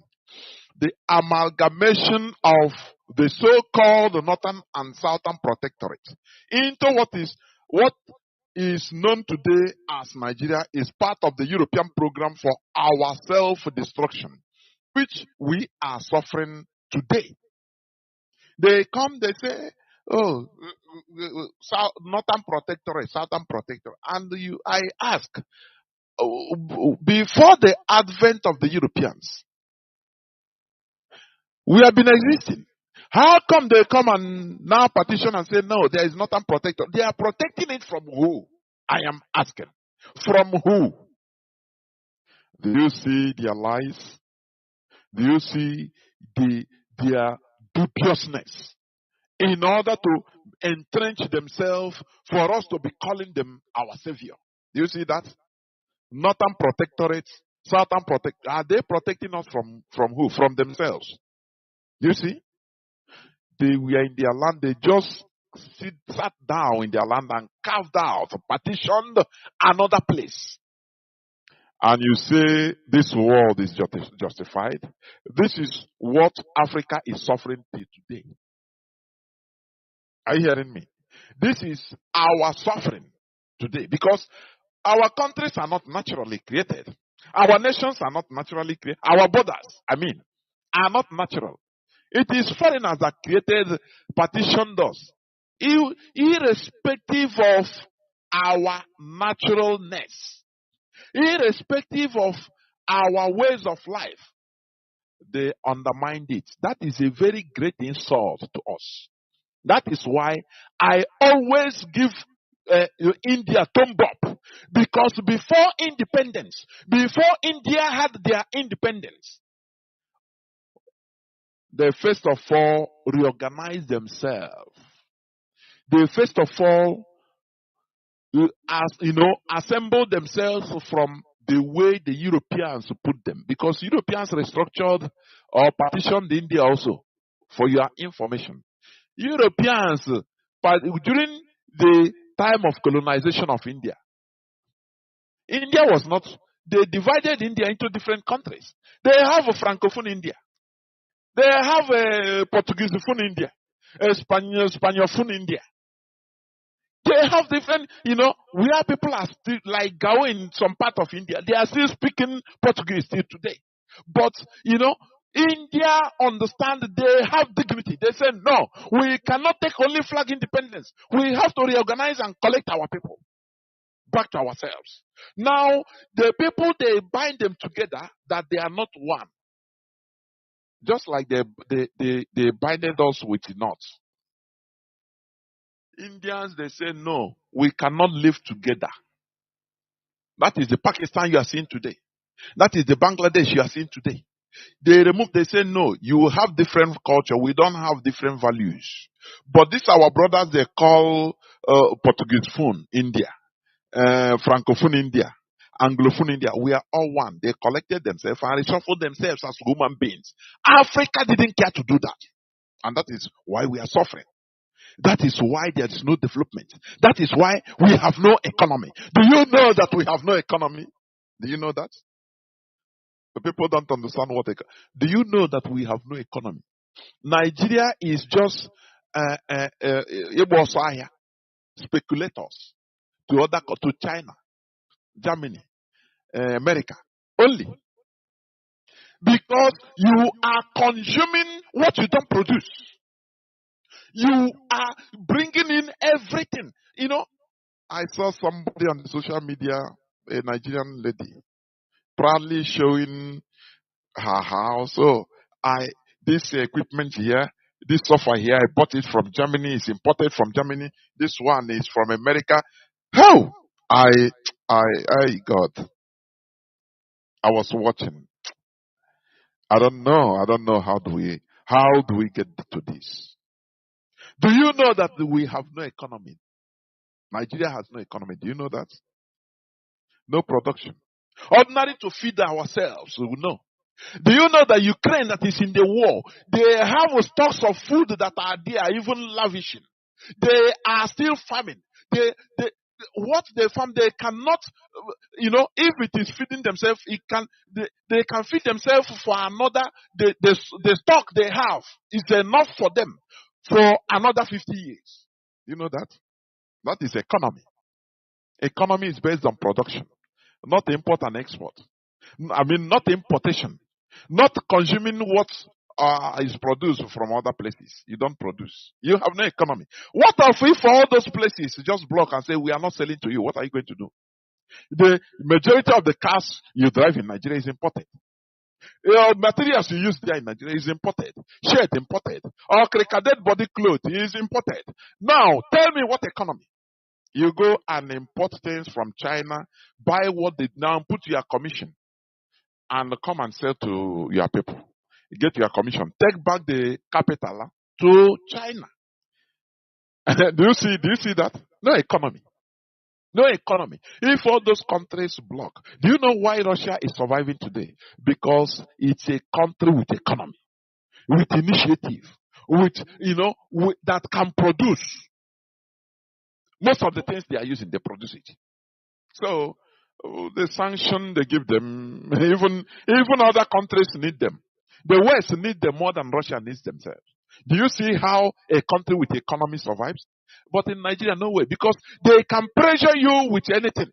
Because you are nothing. You can't produce nothing. You will see in Nigeria Neanderthals that are primitive, but they have a private jets that they cannot. Their country doesn't. They don't have any place they produce any parts of that private jet, but they want to have. They have taste of that high taste. Do you see how poor Nigeria is? Do you see that? When you say Nigeria, you have zero economy. Because your economy is based on importation. It doesn't work like that. It doesn't work like that. Look at food. No, you import food. Everything is imported. You cannot, once you are able to feed yourself, just let us bring it lower to our family life. If you're a man, you finish schooling, a boy, you finish schooling, you went to university, graduated, and you are still in your father's house, eating tankama. Will you command any respect? The answer is no. You will be there. You are not yourself. Because you are not a complete man. You are given everything. You are being fed. Imagine the first time if you are working, maybe the first month that you are being paid. Imagine how proud you are.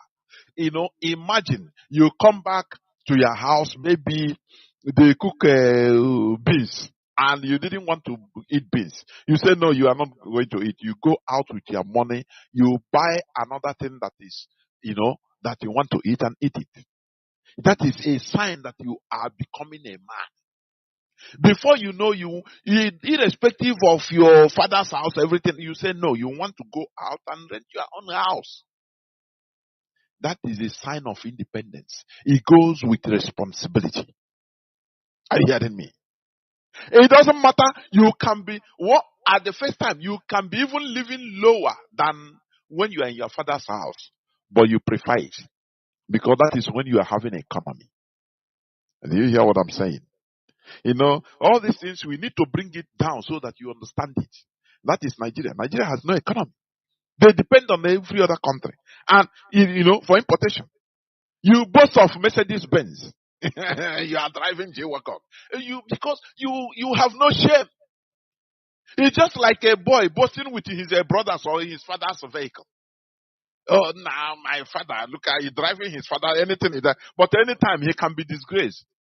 You can be with your fellow, your friends inside the car. Your father will call you, hey, Chike, bring that car. Where are you? Bring that car right now. You say, but I don't want to hear what. Bring that car right now. I want to carry me go somewhere. You will be pained, aren't you? You will take it back because it doesn't belong to you. It's your father's. Yes, you can drive it, but it is not yours. Do you see that? But when you have your own, that person will command you through it. They will beg you. Please, can you help me drive me? It will give you appointment tomorrow. Can you drive me to hospital, please, to check my body? Do you see the different tunes? But when you are busy driving your father, you no need to notice you. You just, even if you are sleeping in the afternoon, you come, hey, come and take me somewhere now. You have no option. That is it. Because that time you were irresponsible. You are still a baby. You are still a child. Do you see? That is how Nigeria is. Tires are being imported from Germany, from Europe, from America. People are still advertising, buy this. You go to garbage dump in America.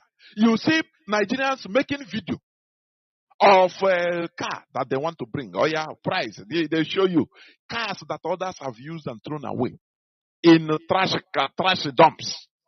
And before you know, you command the pay. Now this one good though. That is a country without economy. Don't you see that? But you think it's a big manism. You don't know that it is lower life, lawlessness. Are you hearing me? Remember, I'm talking about the program for self-destruction. I'm coming. Okay. As I said before, the amalgamation of the so-called North and Southern Protectorate into what is known today as Nigeria is part of the European program for our self-destruction, which we are suffering today. For this program to function perfectly well, they impose on us, among other factors, the type of government which they call democracy. This made the Europeans completely be in charge of our political rulers. I call them political rulers, not leaders. They are rulers. We are distanced from our own brothers and forcefully united with the aliens. For example, Fulanis, which are being used to destroy our nomenclature. Don't you see the Fulani destruction everywhere? That is what Bigot is using. He has used them to kill farmers. He destroyed natural farm seeds so that you depend on his GMO food, GMO seeds. And the Nigerian government is very handy sanctioning it. Don't you see that we are in a mess? We need to destroy that zoo called Nigeria. Don't you see so? Don't you think so? Don't you see reason in it, in what we are saying? Inside this colonial imposition,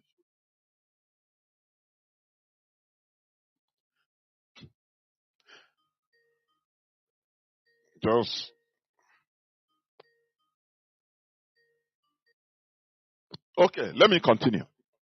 Inside this colonial imposition and racial construct called Nigeria,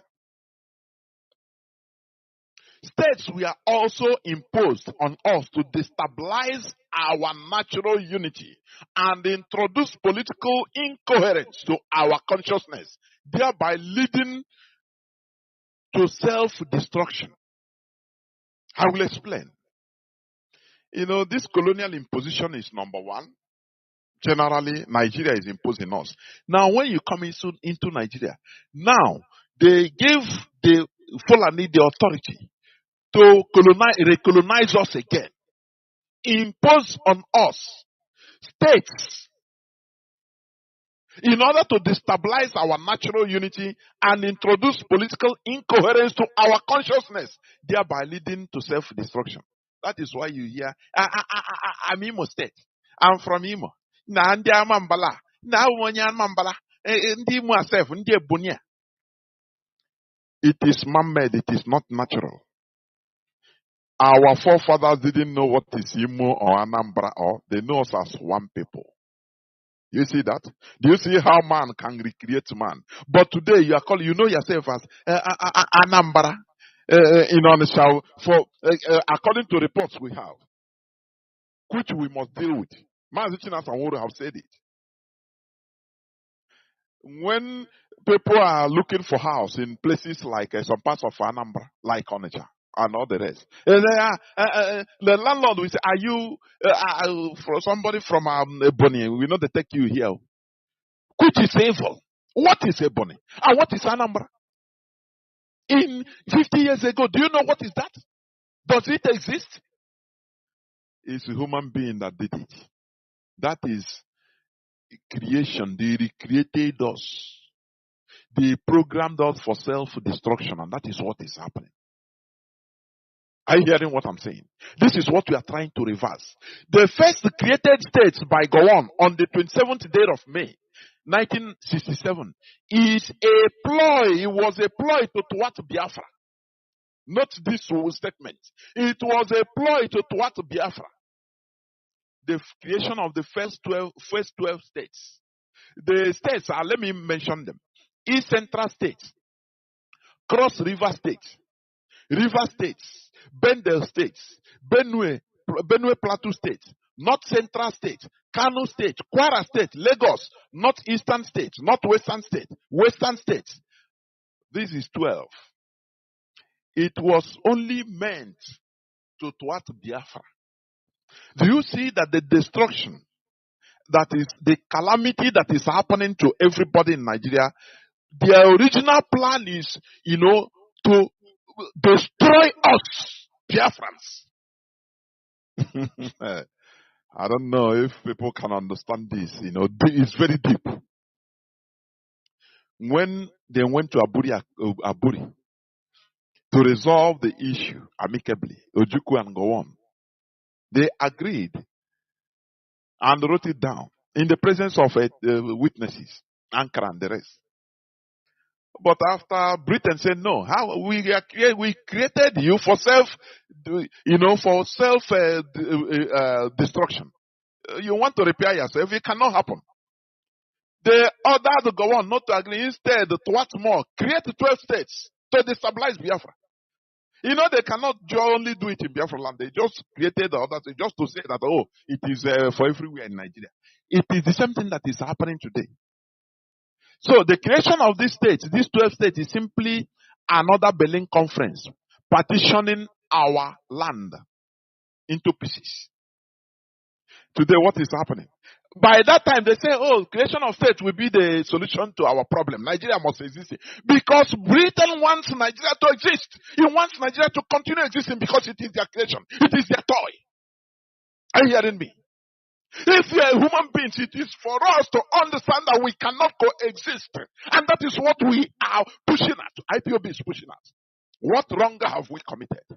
In order to recreate ourselves, to return back to who we were. All of us.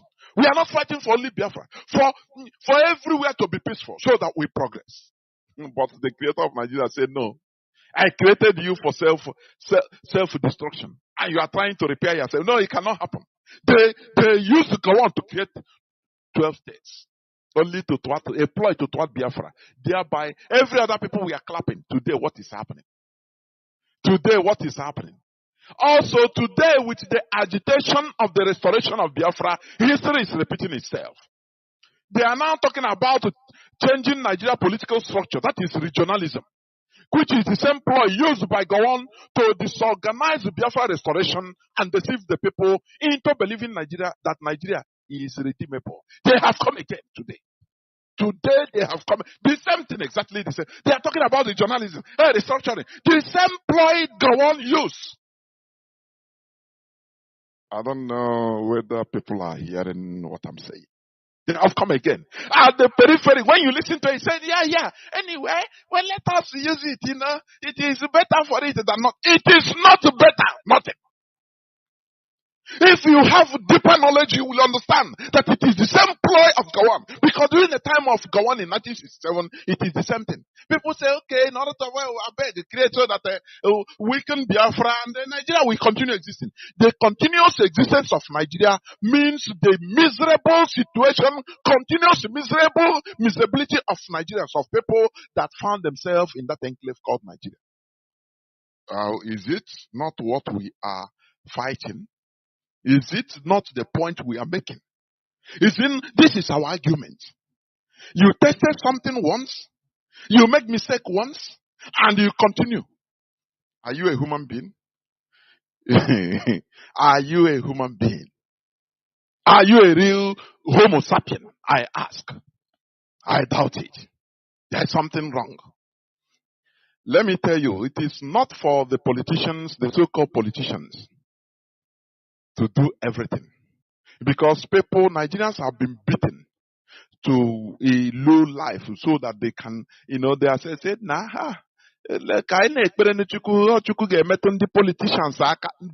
there is nothing that like God touching the politicians to do the right thing. No. Hear it. Because this is where they are pushing you. Let us pray. God will touch the no. It is you, the population, that have to rise up and touch the politicians. Without it, you continue suffering. I am telling you. Without it, you continue suffering. Now, they are talking about adding another state in the southeast. Olo or Anioma state. Now I ask, is this going to be the solution to our predicament? I'm asking. The answer is no. Because it's the same thing, the same system, but they turn it into, the same, different side of the same coin. The same thing. The same thing. Every time they want to redeem Nigeria, they want to know, because they are not sincere. The politicians, Britain, the creator of Nigeria, has positioned them into making money out of your misery. That is why they see it anytime in order to continue the Nigeria. As we are talking about Biafra, they say agitation too much. Oh yeah, let us calm them by talking about regionalism. IPOB is not backing down, for your information. We don't know what is regionalism. It doesn't matter how you paint it.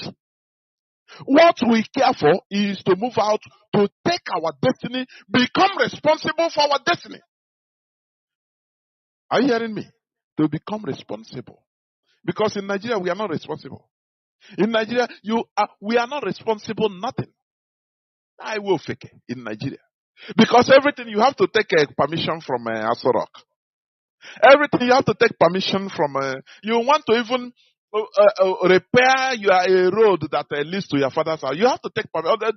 Before you know, they will say no. You have the money to do it. They say no, don't do it. The governor know why. Leave it there. Do you see this type of miserable life? Now, there is something they are proposing about this so-called restructuring or regionalism. When they talk about another state in the southeast, is our problem adding our low states? Is it the problem? Because people that we are expecting to know better, they will come and say no. And then they will bring development. What development? To add, bring a president, governor of Allah, separate, make a capital. It will only benefit the same set of few political individuals. Only the same set of people. It is not the solution to our problem. Are you hearing me? If, for example, if that is a case even, okay, they want to add a southeast. Personally, that is my personal view. Arioma would have been even better. So bring them out, bring our brothers, Igbo speaking, Igbos, from demarcate them, bring them to southeast. Is it not so? But you see people that are because of their selfish interests and to add the salt to the injury. You see, one Yoruba man, he proposed. There is also a proposed bill to carve out Ohaji Eboma into Akwa Ibom. Let me tell you, this is part of the wider British conspiracy to continue dividing Igbo land into political irrelevancy. Let me read for you the proposal. It is in Vanguard News. They always fly this to listen to people's reaction. But let me tell you, there should be nothing like carving out any part of Igbo land. As long as this generation is concerned, as long as we are now wide open, wide awake, as long as IPOB is concerned, it's not like before. Are you hearing me? It is not like before. They carved out, I will read the names of all those places, some of all those places. They carved out Igbo land, parts of Igbo land in Kogi and in Benue. Today, that is what they are suggesting in the so-called proposed bill. Now, let me read part of it, please. A chieftain of the Yoruba Sociocultural Association, Afenifere Akinfapo Hunde, has said that the draft of a bill for an act to substitute the annexure to Decree 24 of 1999 with new governance model for the Federal Republic of Nigeria will be sent to President Bola Tinubu on Friday. I think I've played the man's voice direct here on Radio Biafra the other day. Now there is a place I want to mention, please, because we are going to talk about it. And I have a comrade that is here with me that we also speak from Ohaji Eboma. Okay. The man say, according to him, his coalition is proposing to have the southern region to be made up, okay, southern region. He said he wants 8, he's proposing eight regions. According to him, his coalition is proposing to have the southern region to be made up of Akwa Ibom, okay, Bayelsa, okay, Cross River states, okay, and optional inclusions of the Anang, Efik, Ikoi, Ibibio, Oro, or Hajiebema in southern Imo, the Adonia, maybe Andoni want to write, Efemia, Ijo, Ogoni, Bini, Ishan, Ishoko, Urobo, and the Ijo speaking peoples in northern Ondo state with land contiguity. Why is this man proposing? You know, it's an insult. Do you hear me? If it's a proposal, yes, but it's an insult. Proposing Ohaji Ibema in southern Imo in order to be inside the southern region. Now the southeastern region, listen, the southeastern region consists of Abia, according to his proposal, consists of Abia, Anambra, Ebonyi, Enugu, and Imo states. Finish. Take it now. Okoya. The western region comprises of Lagos, Ogun, Ondo, Osun, Oyo, and the Ekiti states, incorporating the Yoruba-speaking people in Kogi and the Igbo-Mina people in Kwara State. Do you see in the Otoshi Mara here now as a Yoruba person? Now he talk about even bringing people, the Yoruba-speaking people in Kogi. Whereas we have Igbo communities, Igbo-speaking people in Benue and Kogi.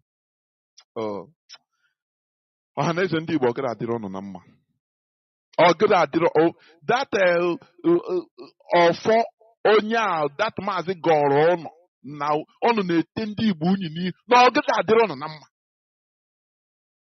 For being quiet, for our people to be carved, Igbo land be carved into Kogi, into Benue.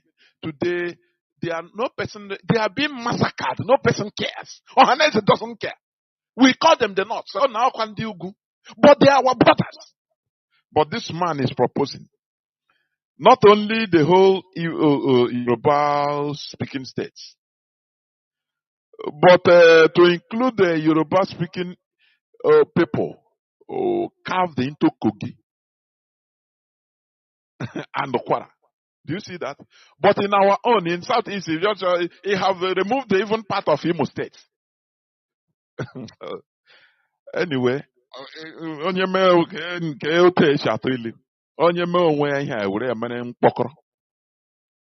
we have our so-called political elites have disgraced Igbo race to the extent that any vagabond can come out and start yapping against Igbo.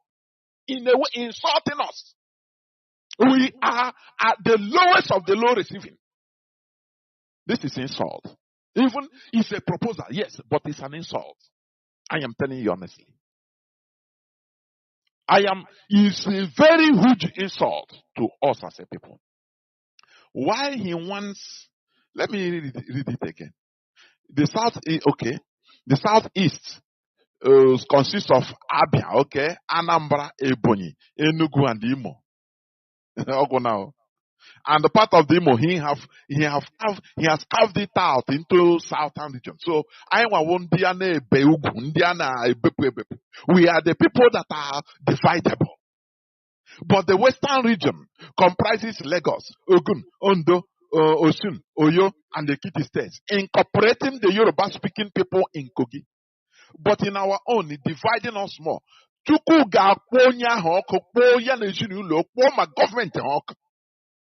I am telling you, for even thinking like this, why they can stand up and insult is no. Do you see any politician respond or reply? Answer is no. All of them, because everybody is looking for vying for his own. Do you know what they did in? Let me tell you something. In Ohajiebema, let me tell you something. They made sure the policy of Nigeria, as I said, this is a wider British conspiracy against our people to render us Igbo land into political irrelevancy. They continue confining us, stifling us, and confining us into. That is why Buhari had to call us a dot. That we have no way by now. They are rounding us up. So that they will continue to, no oil. You know, that place they say, okay, there is too much. Do you know? Yeah, they will say, oh, we have no oil. The main place where there is the gas, and even more oil and gas in the main Igbo hinterland, they want to remove it. Before you know, they will share money to this foolish and useless Ohanese and Igbo. I cannot understand these people. Which kind of human being they are. All that matters to them is their own purse. But as long as IPOB is alive, as long as I am happy that they come late. They come late. Otherwise, we will never allow this to happen. This type of thing to happen in our own, which means after even our future generation will speak at our grave. I am telling you, if we ever allow this to happen, it's our own fathers that allow them to divide, remove, carve out in the time of our ignorance or our infancy, or when many of us are never born itself. They carved out Igbo communities into Kogi, into Benue. They now fend for themselves. They become minorities over there.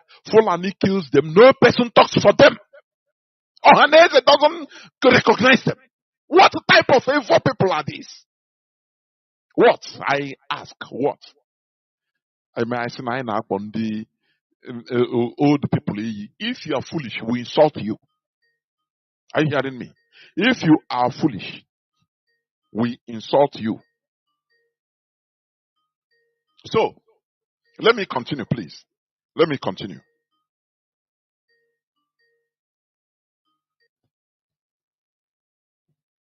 As I was saying, let me continue, please. Now, there is, okay. Remember, many Igbo communities are carved into Benue and Kogi states with the blessings of Ohanese and Igbo. Obi, Uju, Ado, and Okpoku local government areas are some of the Igbo communities carved into Benue state. The Igbos in Benue can be found in Umu Ezekoha, Umu Ezeoka, Oriuzo, Umu Ogara, Amaika, and Umu Ezekwe, all in Eza community. Izi, Ezamba, and Ifiu. The people of Umu Ezekoha has many villages. If you are to calculate the number of Igbo-speaking villages in Benue State outside Umu Ezekoha, you will be talking altogether about over 600 villages. You see that? Carved into Benue quietly. They are suffering. And no person. We will be calling them Ndiugu. 3 of the biggest markets in Benue are all in the Igbo-speaking part. The markets are Inikiri Ichira, Eda, Idokbe. There are also some Igbo-speaking Idoma towns in Benue State. Also, the Igbo communities carved into Kogi State are Ebaji local government, Egalamela, Odulo local government, Ofu local government, etc. Each of these local governments has many communities. These are Igbo people. Today they are forgotten. Yoruba man is clamoring to restore Kogi, Yoruba speaking Kogi to Kogi land. To Yoruba people. But in our own, he say, Haji Ebema should be carved into south with tomorrow. Tomorrow they will become. No, they are not Igbo. I'm not Igbo. I'm speaking Haji. What is your language? My language is Ebema. I am, after all, even those in River State. No, I'm not Igbo. And before you know it, we come out in Wikipedia or Google as a class. Because this is, when you, I'm surprised, if you Google, our people, we are sleeping. You see, people that call themselves intelligentsia, or many of our people are sleeping. They don't even look into Google, Wikipedia. When you talk about Niger Delta, they will tell you that, look,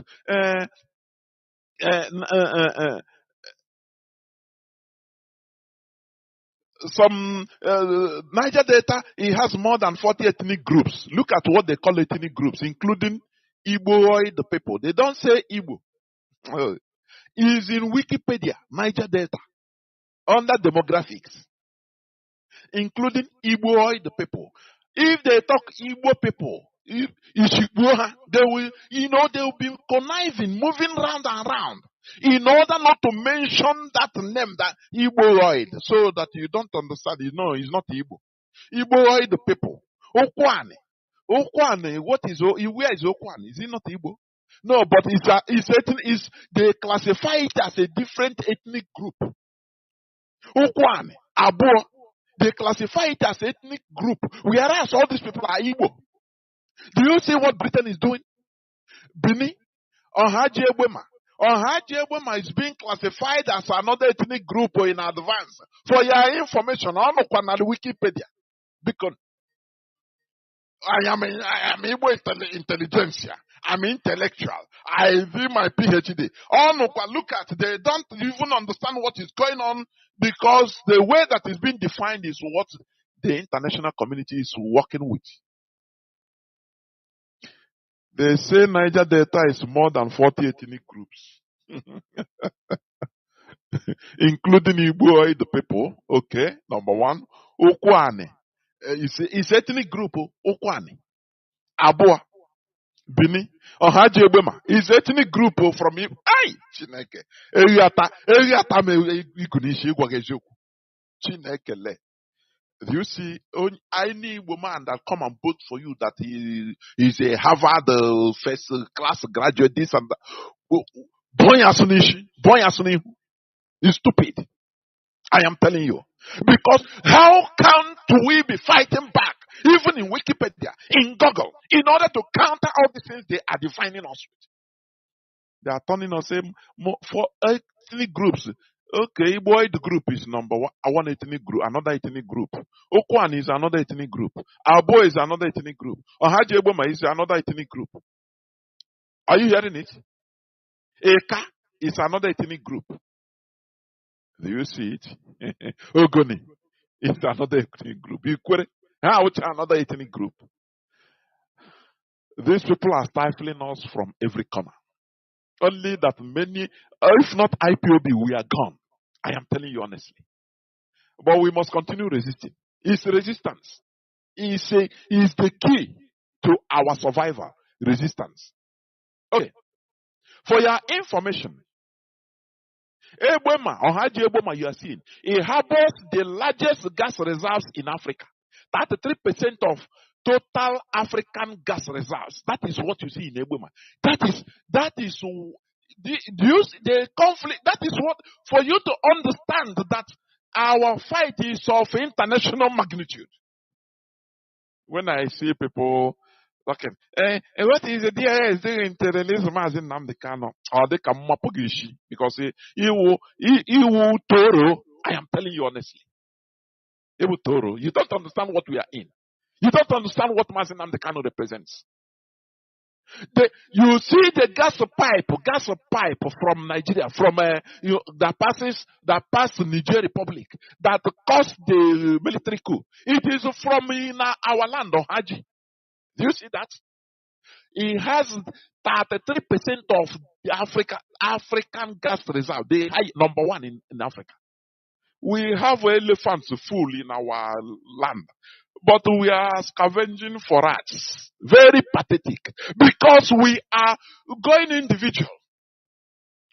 Because we are going selfish. Everybody now, God, to bless you. Only you and your family. We don't have that larger, than our enemies are taking over everything in our land. It's very pathetic. I am telling you. One of our brothers, when we are talking in Ebema, he showed me a video of what is happening there. Akpato you warm now. Akpato you warm now. No development. Let me continue, please. It is the policy of the British government through the Nigerian Caliphate to neglect and never develop Ohaji Ebema. The plan is to keep the people discontented against the Imo State government without understanding that the order not to develop Ohaji Ebema comes from Asorok. Any governor that tries to engage in the development of Ohaji Ebema is removed. The example is Emeka Ihedioha. I will explain. It has been in the policy, British policy. They understand that there is large deposit of gas, the largest in Africa, in Ohaji Ebema. So you know what they did? They made a policy not to engage in any development of that place. Do you know why they are doing it? So that the people will always be discontented and they will be vetting their anger on Imo State. I will explain to you. It is a plan. You know, we always try to decipher what they are doing without knowing that any governor of Imo State that is coming in, he will sign a contract with Asorok. Never bring any development in Ebema. So that they will always breed the discontent in the people, with the people of Ebema. So that tomorrow when they tell them, you see, they are the people that will be coming to tell them, do you see? The governor, do you see? They said to you, they are not developing you, nothing. So we propose to you, answer south, and even deny you, then you are no more able because they are marginalizing you. They will agree. Do you know that during his tenure, he tried to cut them, to tell them that he would pay them 100 and something thousand each family, and they were all happy to join. Tomorrow they will deny their identity. They say, no, we are not Igbo. We are Ibema. We are Haji Ibema. Another story. It becomes another story. After all, those that are in a river state, you don't hear their language. What do you speak? I speak Haji Ebema. What do you call beer? Come, they say beer. Go, poa. Now, what language? You know, it's Ebema. It's not Igbo. That is what Ohanese, they use Ohanese to achieve in our land. They splintered us, they broke us into splinters so that we become weak. We will not be speaking with one voice. Do you see their plan? As they kept Ohaji undeveloped, no road, no electricity. They say most villages, most communities, they have never seen electricity since the invention of electricity. Till today, 21st century, a place that, harboring, let me come. A place that is harboring different oil and gas companies, modern oil and gas companies. No electricity. During Okorocha time, he went there, bought land, and he armed the people. Armed the thugs there to be he give them money. That is a Nigeria British policy on our land. Using Nigeria, using Asorok. So that place becomes a producer, a producer. Anything they can be manipulated. If they tell them, join the Fulani, they say if the Fulani can bring us development, we join them. Do you see what they are doing? But IPOB will take up this issue. I am telling you. This radio will continue hammering it until something right is done to that community. A community on Haji Ebema, if it comes to land, they have very cultivable, rich land. Very rich land. Nothing. Politicians will go there and buy everything. The former governor, deputy governor, immediate deputy governor, something in Joko.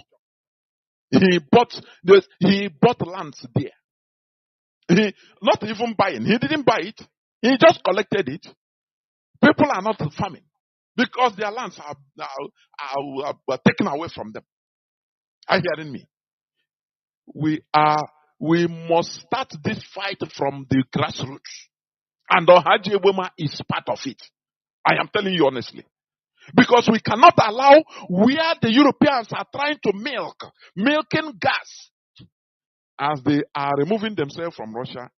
The next cheap source of gas is Ohaji. And we allow it to be like that? No. They say Emeki Hedionha. Do you remember him? He is the only governor of Imo State that went there and shouted. He said he never knew. He shouted. He said, no, no, no. He immediately started sign the contractors to be building roads and bring electricity. They removed them. Chakapo. Do you see, that these people that we are calling governors, they are not in charge? That is why they use this 419 idiot called Hope Uzodimma. They use him as fort. They impose him there. Are you hearing me? So that he cut off anything concerning development. He will not go there. There should remain a desolation. They set us to self-destruction. They use us to conquer us. You see that? Because there are many willing tools. Hope Uzodimma is there. That is part of making Hedionha wanted to break that yoke. They remove him. Do you see what we are fighting? Do you see the mess we are in? That is what we expose here. Now, in Ohaji Eboma, there are no basic infrastructures, no good roads, no electricity, pipe-borne water, etc.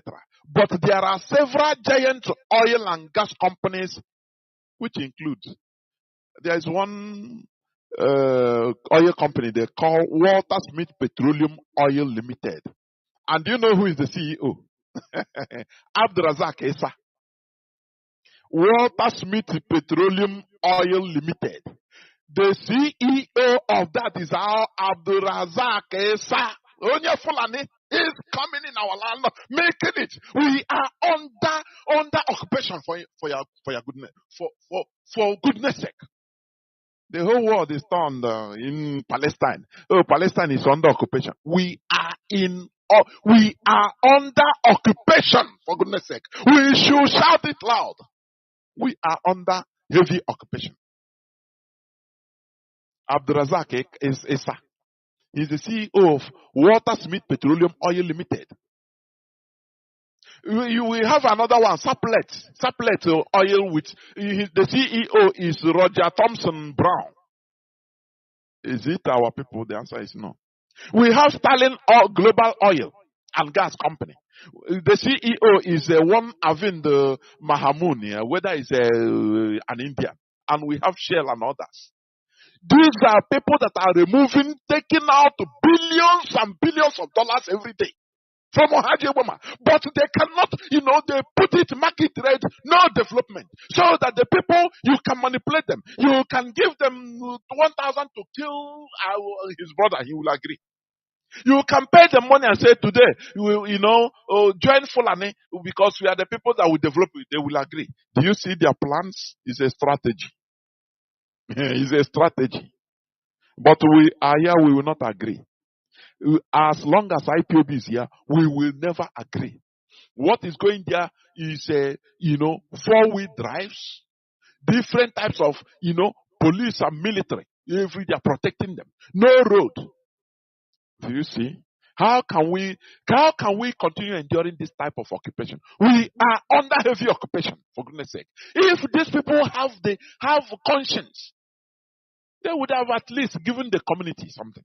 They would have developed, build road, and and put electricity. Now they will be taking even if they are taken, people will not mind too much.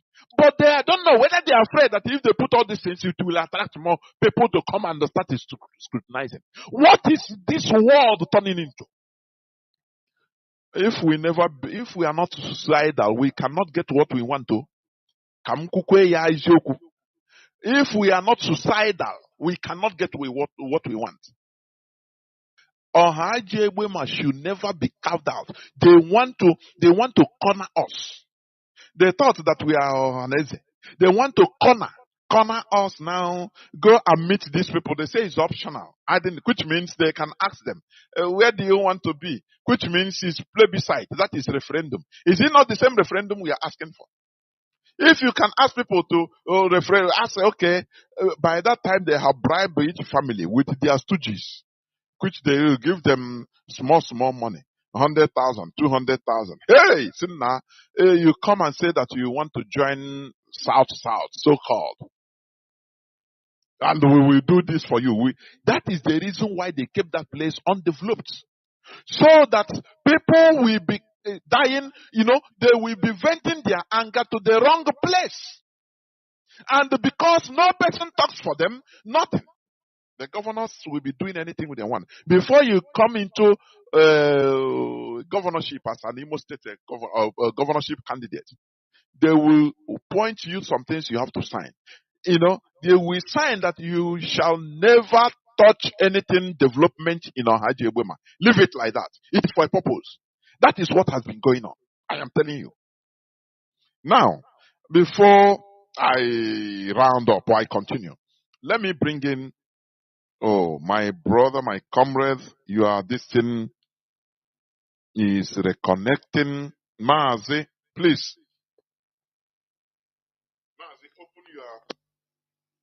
Mazi, can you remove yourself from being on hold? You're on hold.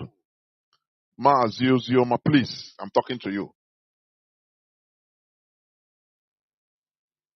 Mazi, can you hear me? My goodness me.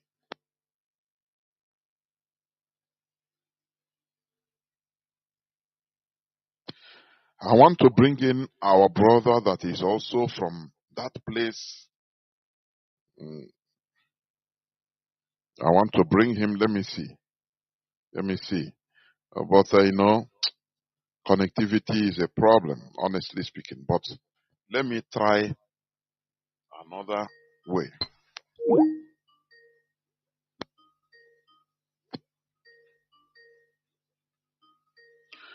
My goodness.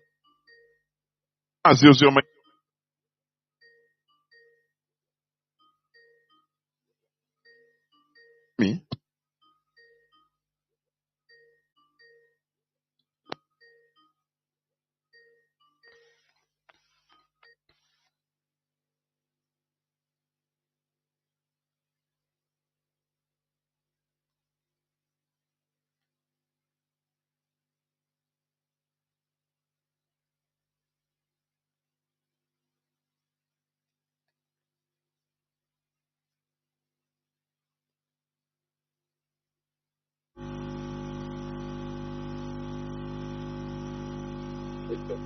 Yes, I can hear you. Okay, please go on. I'm saying what I'm saying. If you want to introduce yourself, it is optional. But I want you to describe the scene of where you come from, please. Go on, please.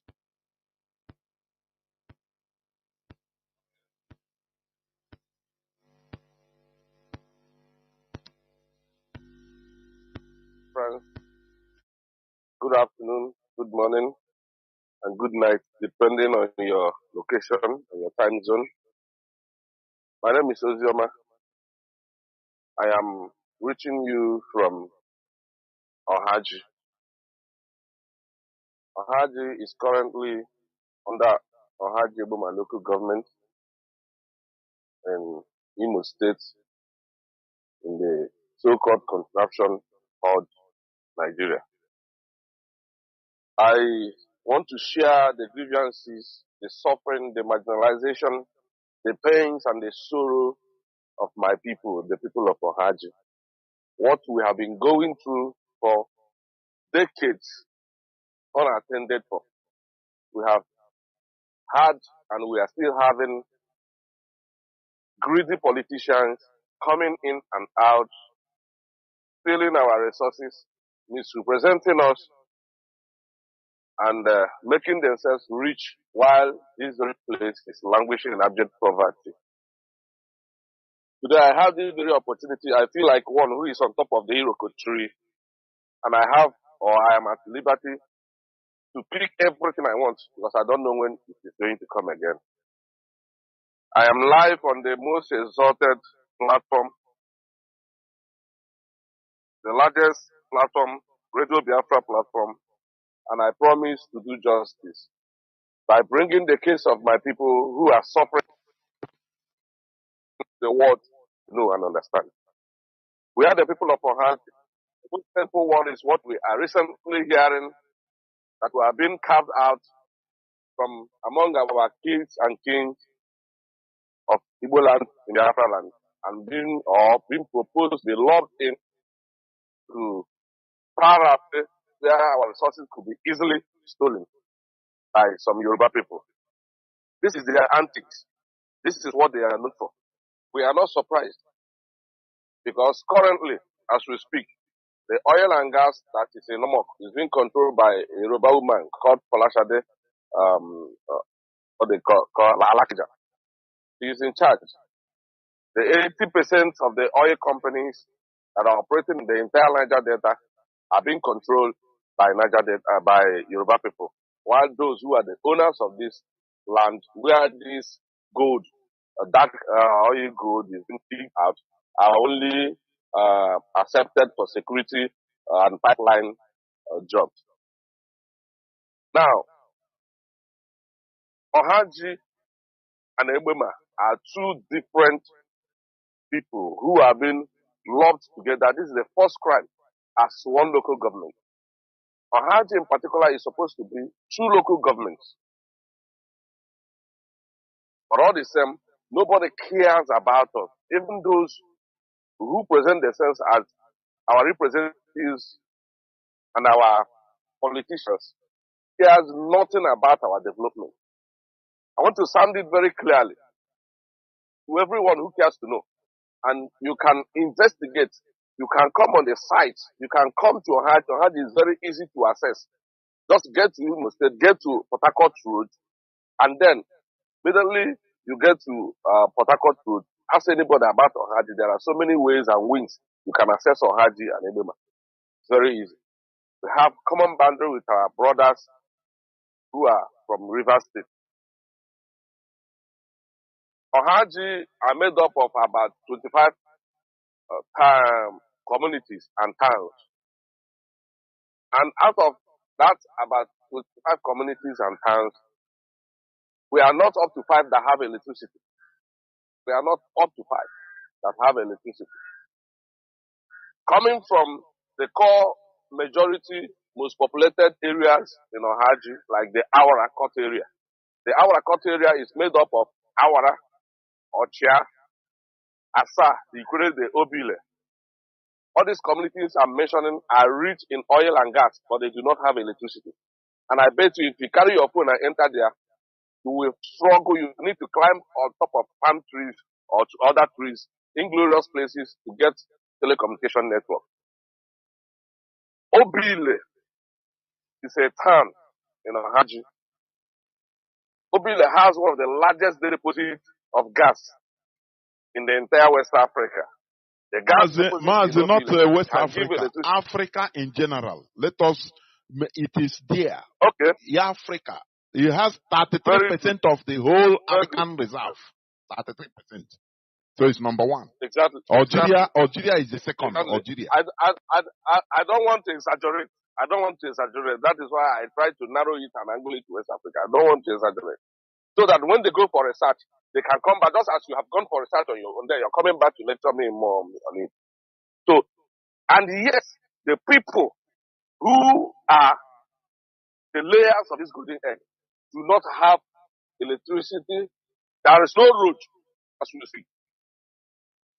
I am talking to you that if you are anywhere around Igbo, you can take your bus, you can take your car, you can take anything.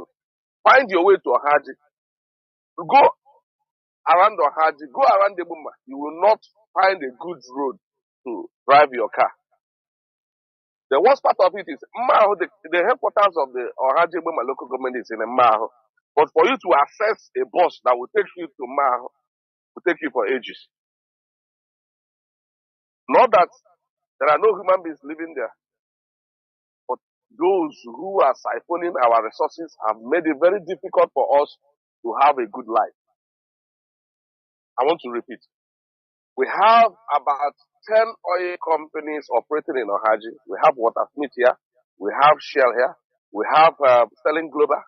We have ELF. We have Shell. And so many others. New companies, Seplat. We have Seplat that are currently in this place that some of us do not know their name. Just 2-3 weeks ago, another community in another town in Ohaji here, oil was discovered. The name of that town is called Ohuba. Just 3 weeks ago, oil was discovered. There is no community in Ohaji Buma that do not have oil. Those that they've not started to, drill their own, they just left it. Currently, as we speak, there are over 75 oil wells in Obeti, in a place called Obeti in Ohaji, by a company called Sterling Global. But do you know the shocking thing? There is no road leading to that Obeti. There is no electricity in Obeti. There is no pipe-borne water in Obeti. You hardly get telecommunication services in Obeti. But there are oil companies. Shell have been there before.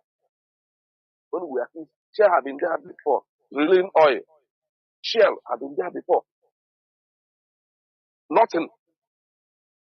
Now you go to a place called Mbishi.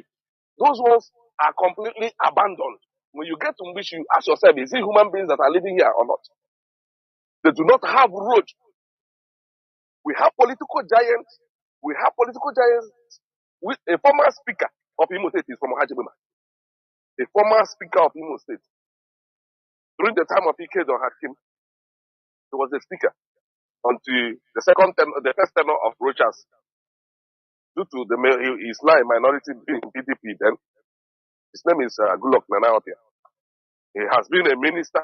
He has been in the House of Representatives in Abuja. He has been a minister for state for education. He's from Ebema. He's from Abateke in Ebema. But go to the road that leads to his village. It's a shame. Now, look at what we are hearing about a Yoruba man called Akin proposing a bill. And in that bill, he carefully selected his people who are in Kogi, those who are in Kwara, those who are in Benue, who are in Benue. He carefully selected all of them and said they are going to form the Western region. And he even came to Delta State and he was talking about how to take the Shekiri people and join them. But you know the funny thing? This is their greed. Has been their ploy on how to destroy Igbo people, on how to take what belongs to the Igbo people. He carefully went and he said, Ohaji, Igbo people will be brought out of Igbo land and now joined in his so-called southern proposed region. What arrant nonsense. Who is he? Or what does he think he is? To come and look at the whole people. The amount of oil that is being taken out of this region is alarming. As I speak to you today, they are laying pipes, taking them out. There are refineries working here. Refineries. Watersmith has a refinery here, a modular refinery. They are refining both kerosene, gas, and fuel, though in small quantity. I know that. And where are they taking this? Mazi, where are they taking this? All these products? They are selling them both locally and internationally. They have pipes that take all these things down to River State where there are empty vessels that will load. Mazi, pause there. Can you hear me? Pause there a bit. Just do you see? I'm listening. Do you see what the plan, the evil plan they have been executing? They will, pipe gas or oil from Igbo hinterland. They use it, pipe it down to the riverine, our coastal part of Biafra, either in Cross River or in Bayelsa. Now there they will be loading it. You open the tap, it is those people. That's why we say no. It is our oil. It is our oil. Our oil. Do you see what is happening? Whereas the thing is coming, I say the gas deposit in Ebema is the largest in Africa, more than that of Algeria. 33% of the total, the whole African gas oil combined together. 33%. You see that? Mazi, please go on. Okay. Mazi, what we are not going to accept is people trying to use us to play some political cheap games and all that. We in Ohaja are not going to allow it to happen. We are going to resist it with every blood flowing in us. We are going to engage everything possible that will make sure we are not going to allow it. Now, what do they think that we are? After all this suffering, all these years, I am telling you that if there is any state that has oil and gas more than Ohaji Ebema people, I think it's Akwa Ibom. I will beat my chest and tell you this. I will beat my chest and tell you this. They've been hiding all this from you. Not that I do not have disregard for our people who are of the riverine area. Yes, everybody, but it will be very nice if I have 2 loaves of bread and you as my brother, you have one or half, 1.5. You say my own is 2, your own is 1.5. You don't go about taking my own. And the only way you want to accept my peace is except I keep quiet, that you take that one out of my 2. You now say your own is 2.5, my own is 1. And if I keep quiet, there will be peace. Then if I speak, you say, see how you're dividing us. You're making the enemies to know that we are not one. So if this is the kind of peace or the kind of unity you want, I disagree with you.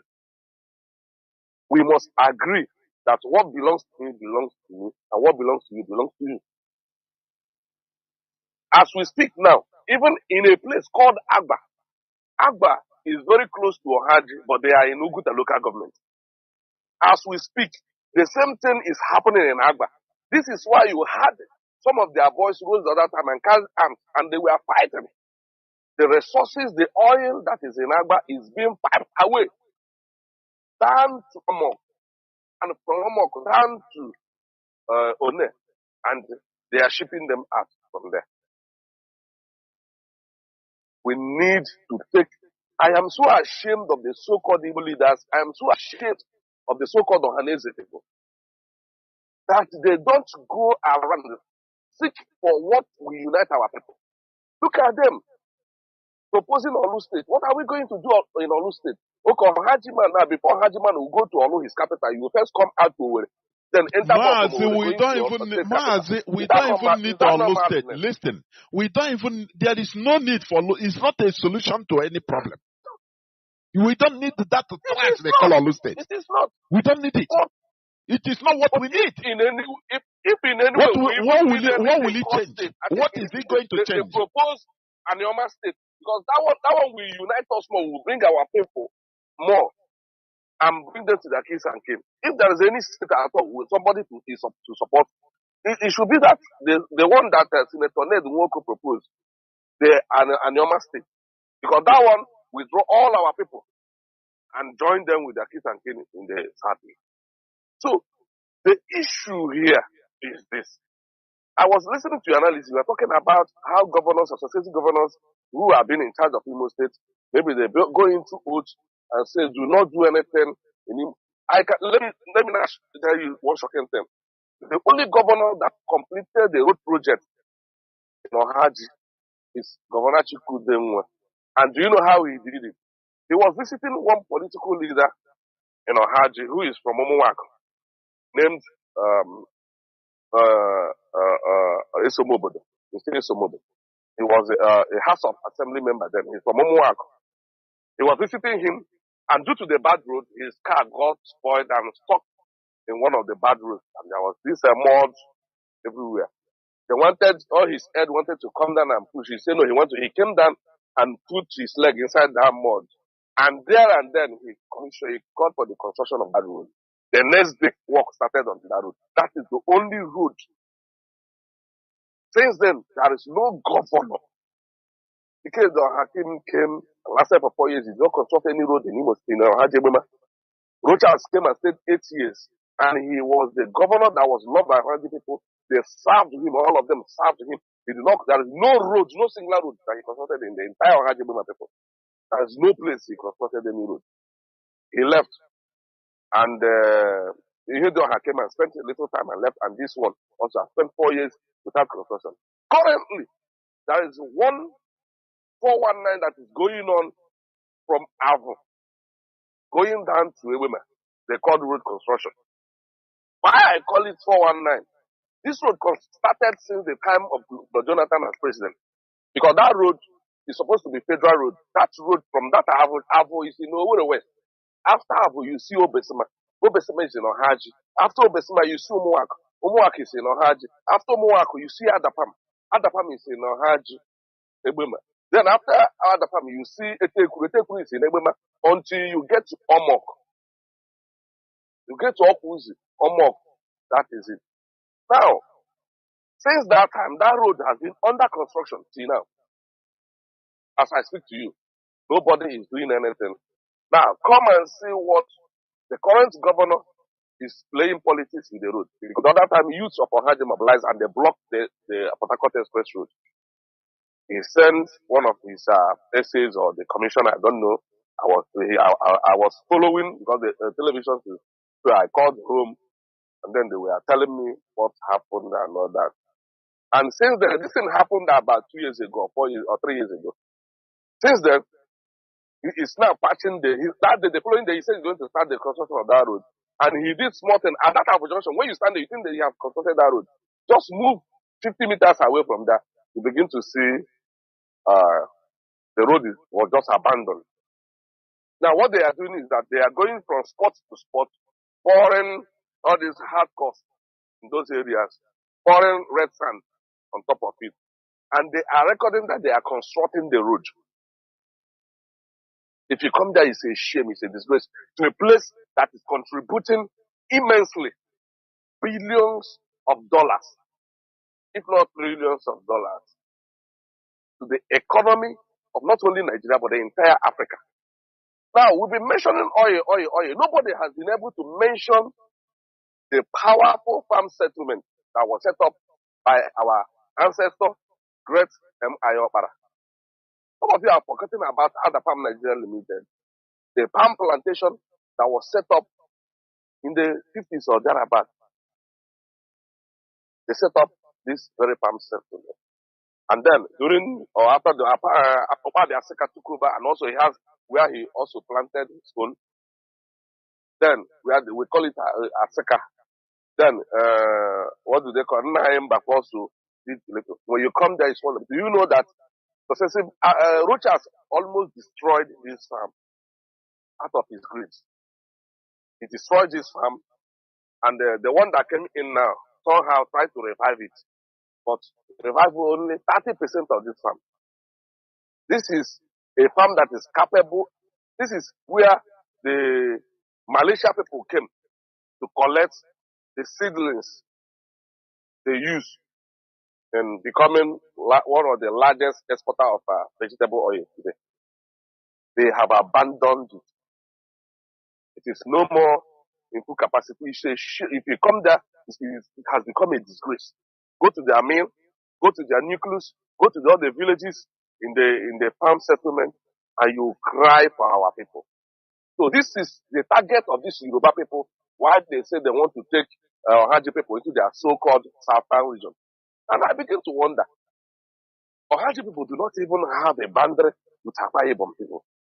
We do not have a boundary with the Cross River people. We do not have boundary with the Bayelsa, even though it might be close through the water. But how do you want an Ohaji man if we have to go to, for instance, I'm just trying to look at their stupidity. Not that I am, if we want to, their so-called southern region, probably the capital will be either in Calabar or Port Harcourt. Then Ohaji, or if somebody from Abacheke, for instance, will now pass back to drive. How are you going to locate are they these people? Look at the greed of Yoruba man, because they find it very easy to to penetrate the so-called South, some of them who do not reason very well to know that these people are really cheating us, they are deceiving us. They will tell the Igbo man is your problem. Igbo man is your problem. And now, if peradventure tomorrow you see a Haji man will change immediately and begin to tell you he's no man, Igbo man. Well, maybe I will just wake and tell you, say, I'm not an Igbo man. You just call me. As you called me now, Mazi Ozoma, I said, I'm not an Igbo man. And my own Ozoma has, that is how we pronounce Ozoma. Our own Ozoma is Ozioma. It's no more Ozioma. So if your own is Ozioma, you are an Igbo man, my own is Ozoma. You see all this nonsense and stupidity. So when you drive now, let me tell you more about how they divided us. When you drive from Abu Junction, you say you're going to Ebema. Or from over you're going to Ebema. You just drive. You start after that. Just start the first village you get to see that you say Tekuru, you say Koba, you see Ukwoje, you say Oporola, you see Mbara, begin to you see Obiapo, you see Ukuba, and all that, Umoje, all those ones, you get to Abachike. When you get to Abachike, you will not see a boundary between Abachike and Okuzi. But Abachike is Imo State, Okuzi, River State. But there is no boundary. Just this is house, this is house. Except you read signboard. Mazi, can I come in? Mazi, pause there. But let me come in there a bit before you continue. Yes. Okay. Let me tell you something. All these things, their agenda, political agenda, in order to subjugate us, there is nothing. It doesn't for you. It doesn't make sense. You call it stupidity, but for them, they know what they are doing. They are only for their interest. Are you hearing me? Listen. Yes. Just let me give you this example. Yes. How Niger Republic, they have been suffering no electricity, despite that they are number one uranium producers. Is it after Russia? They are number two in the world. Niger Republic. France has been in control since 60s or even 50s till death. You know, they don't have 80% of Niger Republic no electricity. It's Nigeria that is even giving them electricity through dam.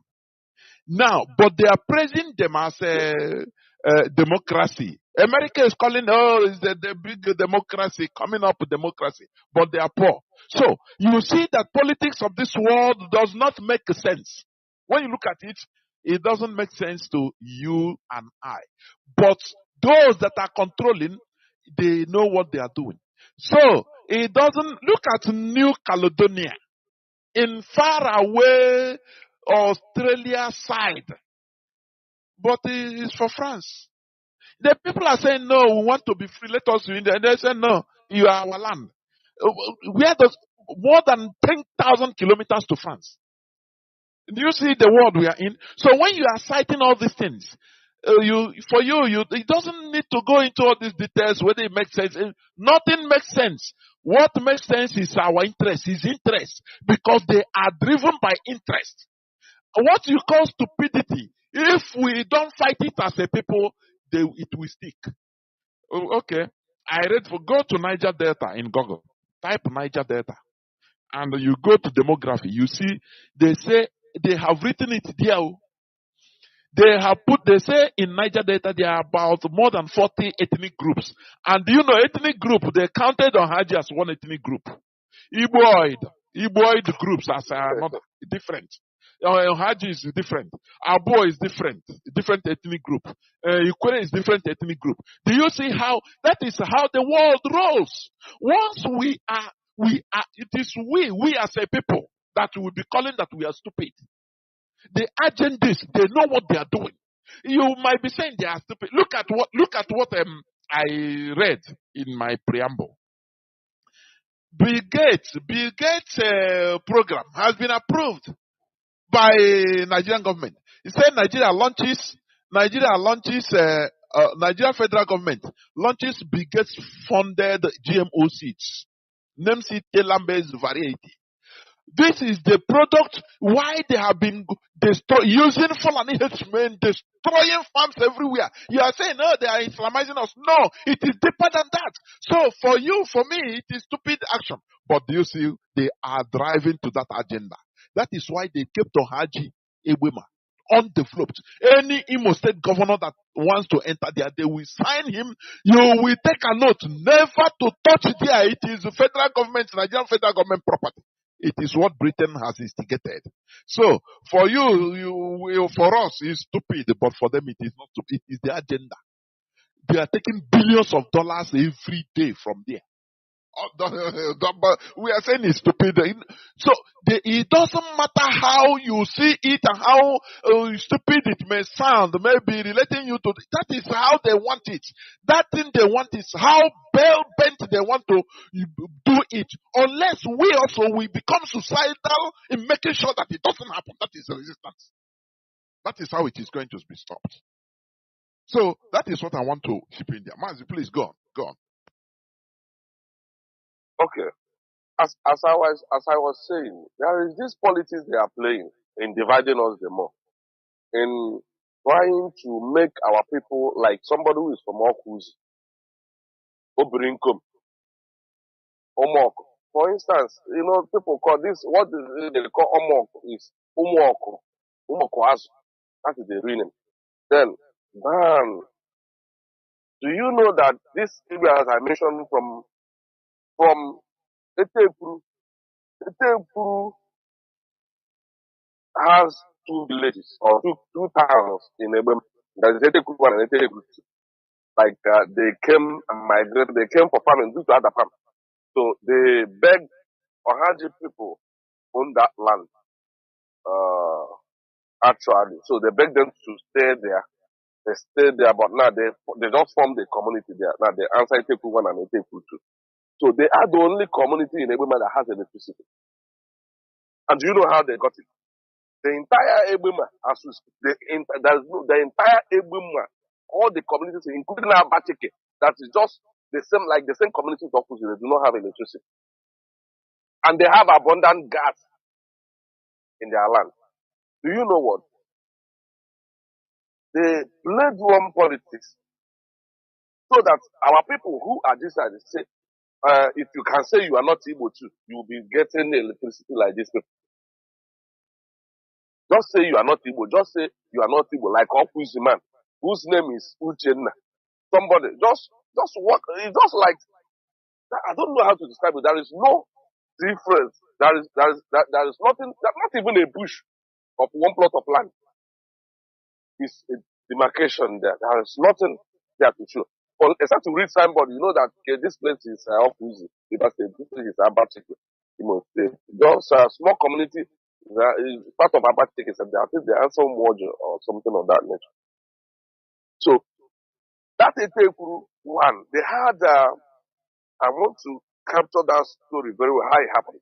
But there is a particular oil company that wanted to do something. They had issue with Abatike and the other side of River State called Okuzi. So that Etekuru 1 had now be the place of their rallying point. They say, okay, since Abatike refused them, they went there. They say, okay, we give you condition. You give us this electricity. Then you pass it through to the other our community that is far. These people have to pass through water and good food down from backyard down to the other side of the table. And it's very far, and give them. These are the only two communities or towns that have electricity in the entire Ebema. There's no other community in Ebema that has electricity even as we speak. Ohaji only is worse. Ohaji is even supposed to be two local governments. Ohaji is supposed to be two local governments. Asa, Awara, Obile, and Obete are supposed to be their own local government alone. Their own local government alone. Now, these people come when you just get to the border between Abatike and Okuzi, you see road constructions. Not that this is what is obtainable or standard in the outside world, but here that we are not even seeing anywhere, you can at least appreciate that one. But the only way you will know that you are in Imo State is when you drive, you see that better road construction, you know you've left Imo State. And if you're coming from the other side, you just see that you don't join one lane. Imo State, you just see one lane. And the gallop, begin to see gallop, you know that you're in Imo State. And they are using that thing to push our people, tell them, deny that you are not Igbo. Deny that you are not Igbo. Exactly. Better construction. Mazi, do you You see what begin to Mazi, construct do your- you see now what I'm do you begin see to now give what you I'm electricity. saying? Do you This see? is what They I use it as this is my blackmail. place. This is where I come from. Yes. When Nyesom Wike was governor, he sent some delegates to come to Haji that if we deny that we are not Igbos, that they are going to begin to pay everybody 150,000. I'm telling you the truth. Some of them begin to come and say, don't you ever sign that nonsense. First, chase them away. They sent some missionaries to come into our place to do that. He was an agent of the federal government. They sent him to come and do that. When Nyesom Wike was governor of River State, the same people, they came here and they were rejected. In Obete and other places in Ohaji, they came in. A place as big as Obete. Obete has, at the moment, I think there are gas turbines there. But yet, they cannot give that community electricity. But there is gas turbine there. Do you see that Haji is do not have any they business are not having blackmailing electricity. Mazi?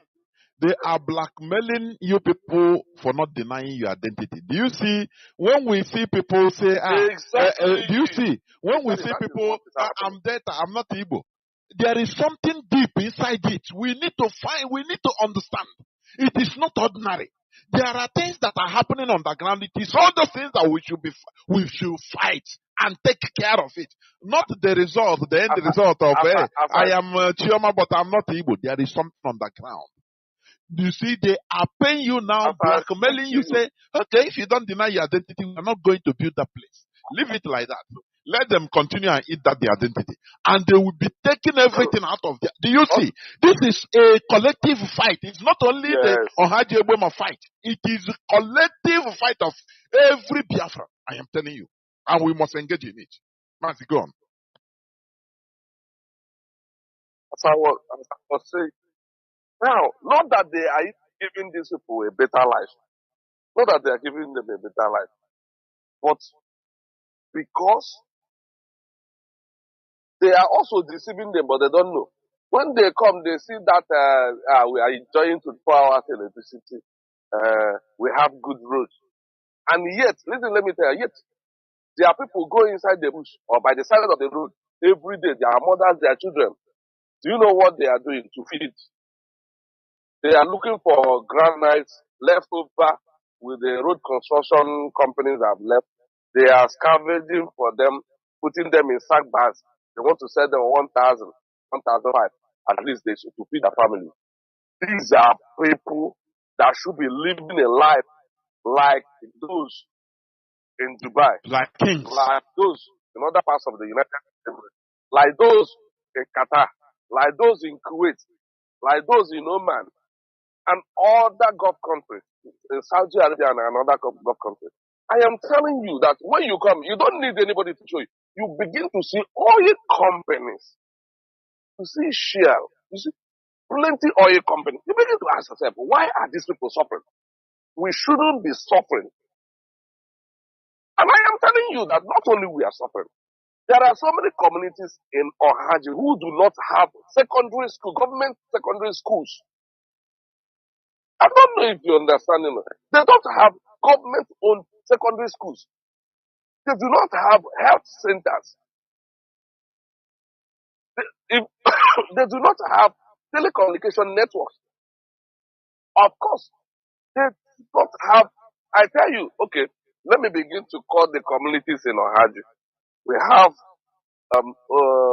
Asa, we have Awara, we have Obina, we have Ikwerede, we have Ochia, we have Ilile, we have Ovuruga, we have Umagwo, we have Umoso, we have Umagwo, we have Umahabu, we have Umokane, we have Babako, we have Umukune, we have Ihe, we have Etioha, we have Obosima, we have Umuwago. I don't know if I called it before. We have Ohuba. I don't know if I miss anyone. We have Obete.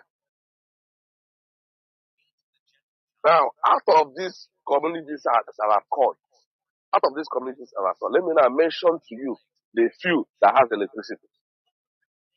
Obosima has electricity, and this electricity was gotten out of community effort. Obosima has traditional 6 towns and political 10 towns. Each town that made up this very community, out of their own sweat, gave themselves electricity. No government funded anything for them. They made this project their own. They made launchings and contributed money and gave themselves electricity.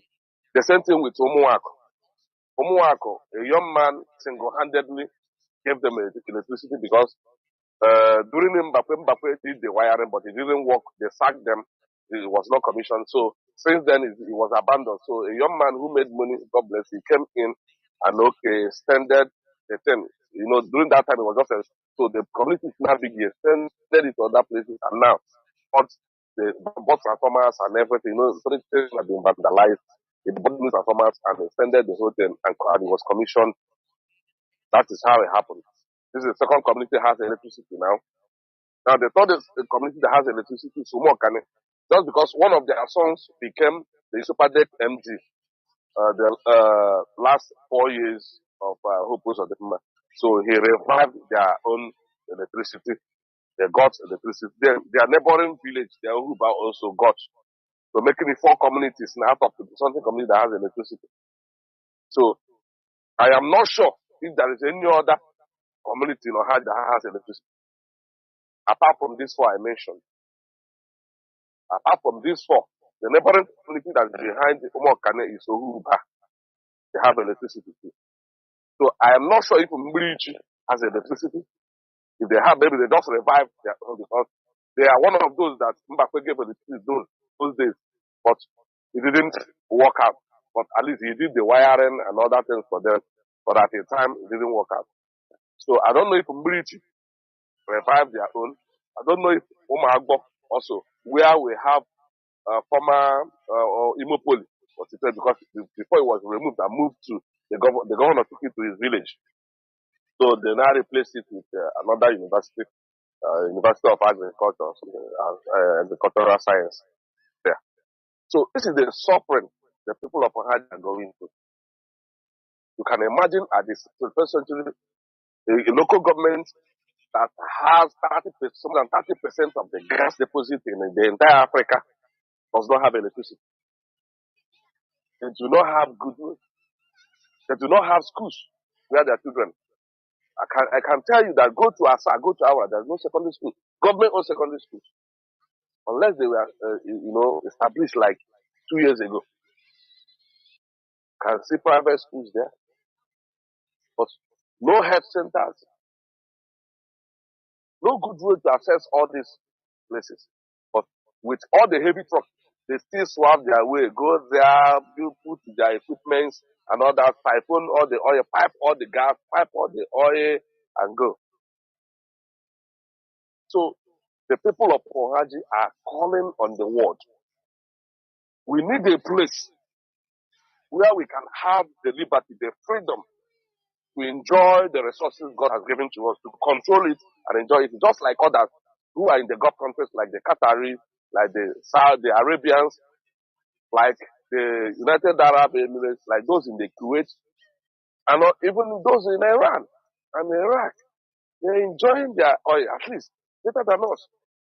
So, and the only place we are sure of all this is, the only place we know we can participate and have what belongs to us is in Biafra. Nigeria can never give it to us. Nigeria can never give it to us. We want Biafra to come because we want to be out of this very suffering. We want to be out of this marginalization, this shame and disgrace they have put us in. We want to get out of it. I speak to you now. There is a new place they discovered oil. It is called Ohuba in Ohaji. Just 3 weeks ago, they started clearing the site already as we speak. Just 3 weeks ago. I'm telling you, this one is just 3 weeks ago. The new company is there and are clearing the site. When you go to, even when I was speaking, I forgot to tell you that at the farm settlement, as we speak now, Nigerian government is drilling oil there. In that part, they cleared so many palms, their palm tree. And they are drilling oil in that part of it. There is oil there too. They are drilling oil there. Stepland. so we are suffering here. Why they are enjoying? They are making billions of dollars, and our people are suffering. Our people are suffering. All the efforts we made to give ourselves electricity in this part of the yes, at the end of the month, EEDC will carry a limited bill and give to us, and we do not see that electricity. They give our people a limited bill. My mother begin to call me, electricity bill. How many times do you see this light? Because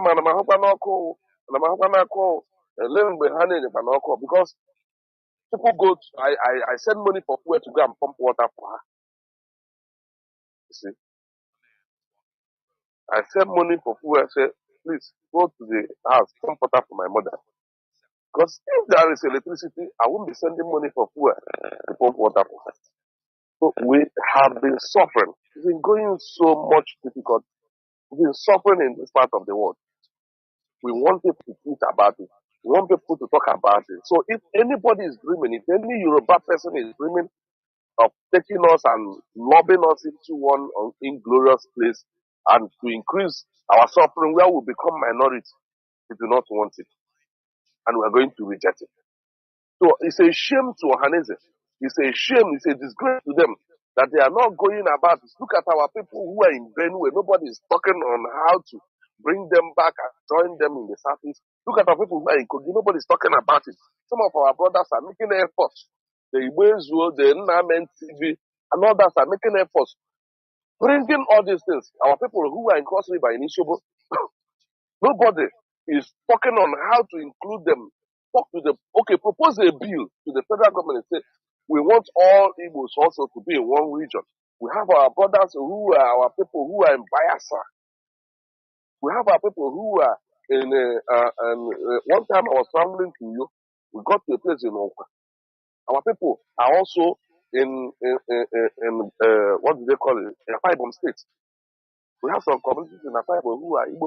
Okay, propose a bill of, okay, let us have our own region. At least, let us see that you people are doing, their brains are working. Even though this is not what we want. But at least let us know. And you are there, Yoruba man also know that there is a place called Ohadi, rich in oil and gas, and they want to push us out, our kids and kids, so that it can be very easy for them to siphon all that we have. And probably, they may even ginger a jihad on us and wipe us out and take over our land. This is what they want. This is how they want to reduce us. This is how they want to destroy us. And somebody is busy proposing about Olusegun. How is Olusegun going to solve our problem? How is Olusegun going to solve our problem? Mazi, the person proposing tomorrow, Mazi, the person proposing it tomorrow, who will become a candidate for Olo governorship. That is what matters. That is only what matters to them. What they will gain, nothing more. They don't care about us. They don't care about the people. The governor is already. Do you know that the governor is already clearing a site in his village in Omoma where they will build the headquarters of the Olu State? I can get you the video. The governor is clearing a place already where the place for the Olu State already. You can imagine. Many of our people. Honestly, when I say that our people are the primitive, you try to understand it deeply. We are not doing highly well. Our primitive. Political leaders are not doing well. They are not. They are not. We know that all the politicians in Nigeria are criminals, but the ones from the south are the worst. They are the worst. They are the worst of them all. They are the worst of them all. They are the worst of them all. They don't care about their people. They are so selfish and self-centered. They want everything in their pocket. You know, when our people begin now say, let us fight, so let us get, you begin to say, why are you people carrying arms again? But look at what is happening. How can you subjugate people to this level of inhumanity? How? How? What is difficult? Construct good roads for these people. Give them good health care. Grant their children free education. Give them good road, electricity. What else are they asking you for? Make sure they live a good life. They deserve stipends every month. You put it in their account. This is what God has blessed them with. It's in their land. So why are you denying all these things? You are carrying all the billions of dollars.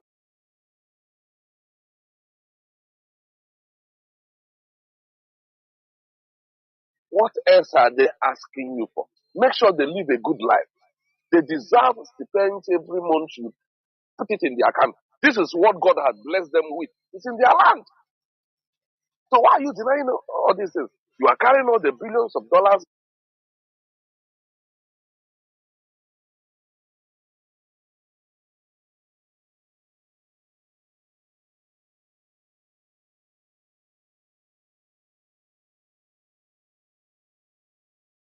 Is their reason.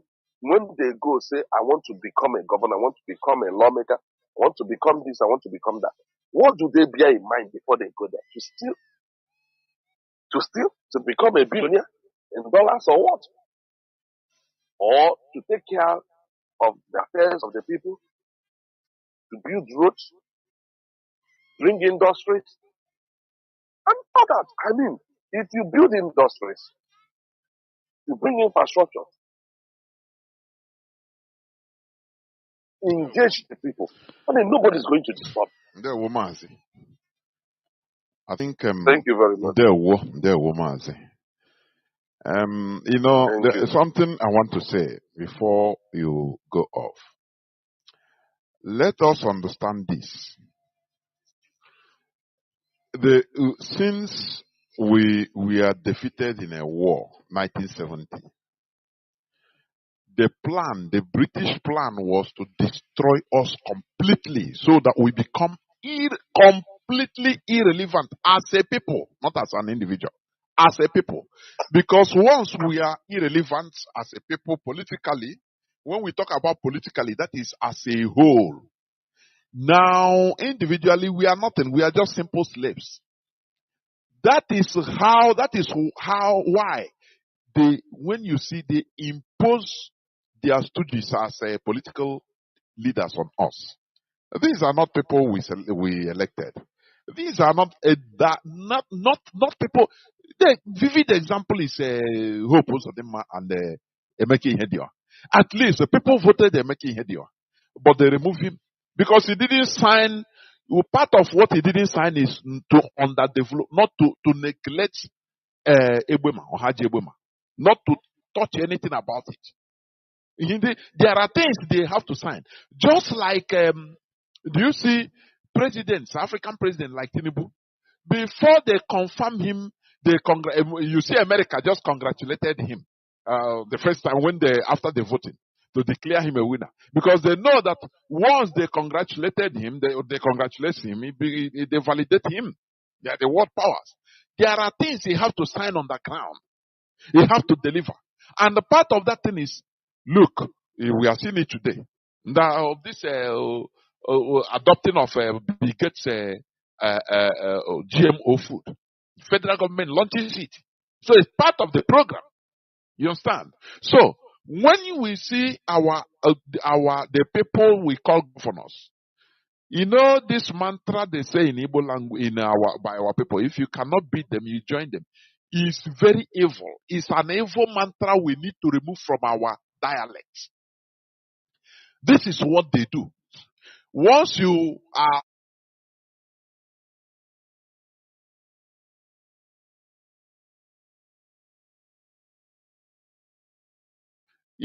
this mantra they say in Igbo language by our people, if you cannot beat them, you join them.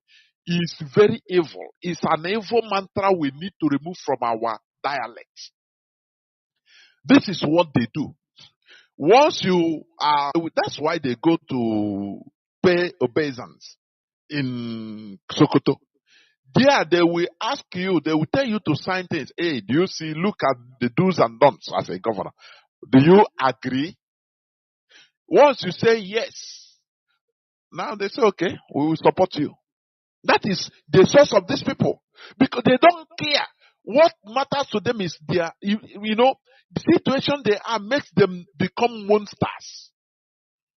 They are not there for us. That is the thing. Because we are not in charge. We as a people must be in charge in order to produce the type of government we want.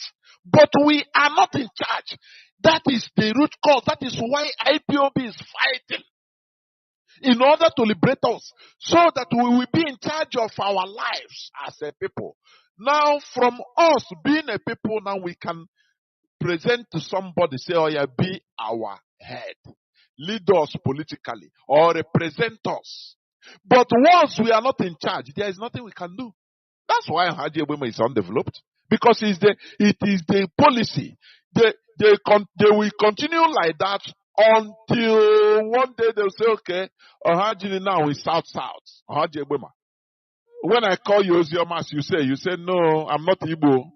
Your own is Igbo. My own, we have Ozioma is Ohaji is my language. That is what they want. Exactly what they want. And now they will come and give you crumbs. They will build one road and you say, you shout. After that, they continue exploitation. That time, ask, don't you see One, where they have One port? They were shouting, One port has not been built since 19. Whereas they promise us. They use, even we fight against Biafra, our brothers. But today, don't you see that? That is, it is incumbent on us as a people, all of us. This is not an individual fight or a community fight only for Ebema. No, it is all of us that we stand firm and resist this thing. You understand? If it needs spilling of blood, let it be. I'm telling you. Otherwise, we continue talking and shouting from here, thy kingdom. Ebema cannot, Ebema only, or Haji Ebema, they cannot do nothing. Because you are fighting against a heavy monster, not even only Nigeria, but Britain. Because they are afraid that if we're in charge, now we will negotiate amicably before our natural resources will come. We buy and sell amicably. Win-win situation. They don't want it. They want exploitation. Continuous exploitation in this war. That is what they want. Until we resist.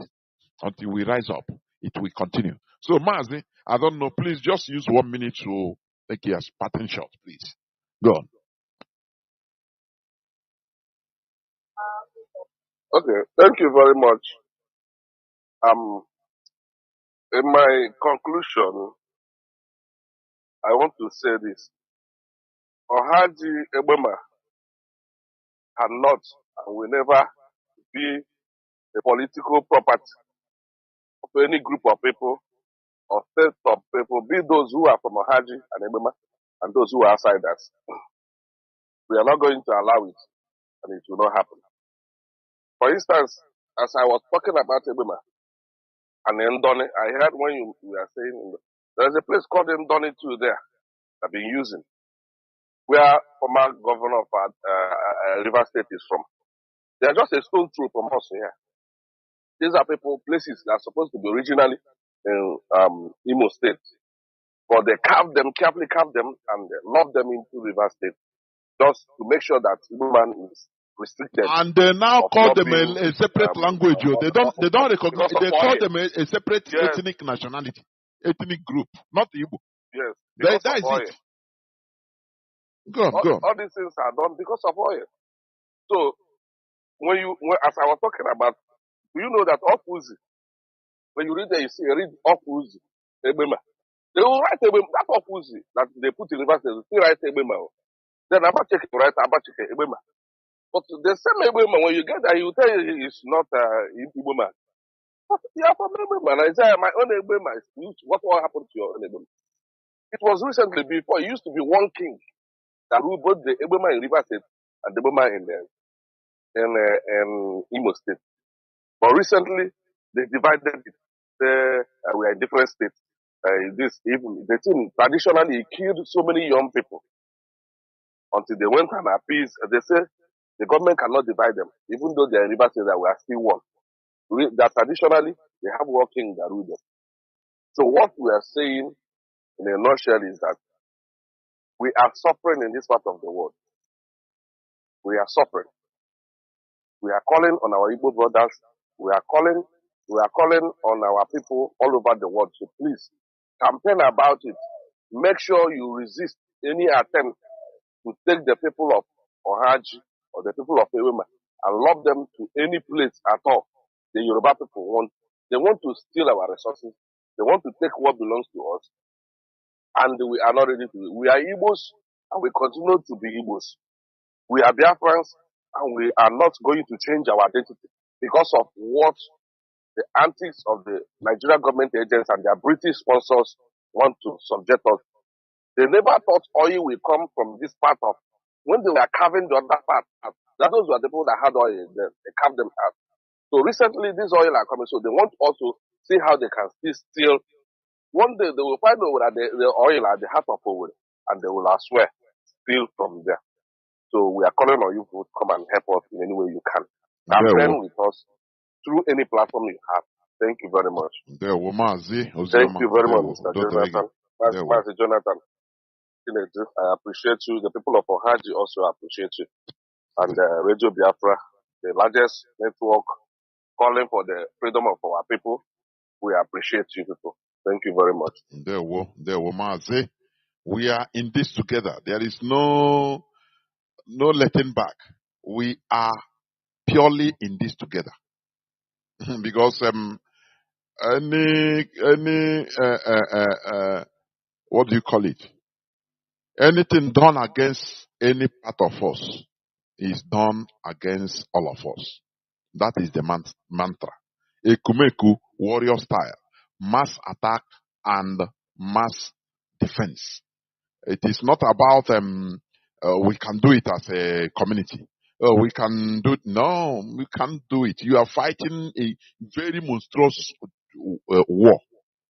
You understand? Without being together, we can't do nothing. In the face of what is facing us, in the face of these monsters. So that is the reality. So we must continue. I will go into a few minutes break, and when I come back, I will continue by opening the line. Please do not go away. I will be right back. This is not a good I say in a good This is not a good No one knows tomorrow. Oh yes. Oh yeah, make una open on ear. Hear this one. This one now for EEDC. EEDC want defraud Southeast with exorbitant electricity bill with no adequate power supply. On top the matter be say they no go give prepaid meter to their customers, but them go give illegal high estimated bills. They no want know if light day or e no day. Instead of them to fix them, they go force people to pay the bills where they no use, or them go cut the lights. I wonder how power transformer, buy electricity cables, and yet pay huge amount of money to this Obodo Naija corrupt EEDC, but they no go gree connect or bring the light. Even when they dismantle to repair community transformers wey spoil, they no go repair or return it to the communities. This issue don't tire people o. Anambra State Governor Soludo, in don't pay 100 billion naira to Emeka Ofo and EEDC. This matter they under agreement to provide light o, 24 hours light o, but from March 2023 until now, Anambra State still there for darkness. Emeka Ofo don frustrate other companies wey won't give us light. The cocoa be say EEDC na the reason why Southeast no dey develop. This is not a good I say it no good This is not a good No one knows tomorrow.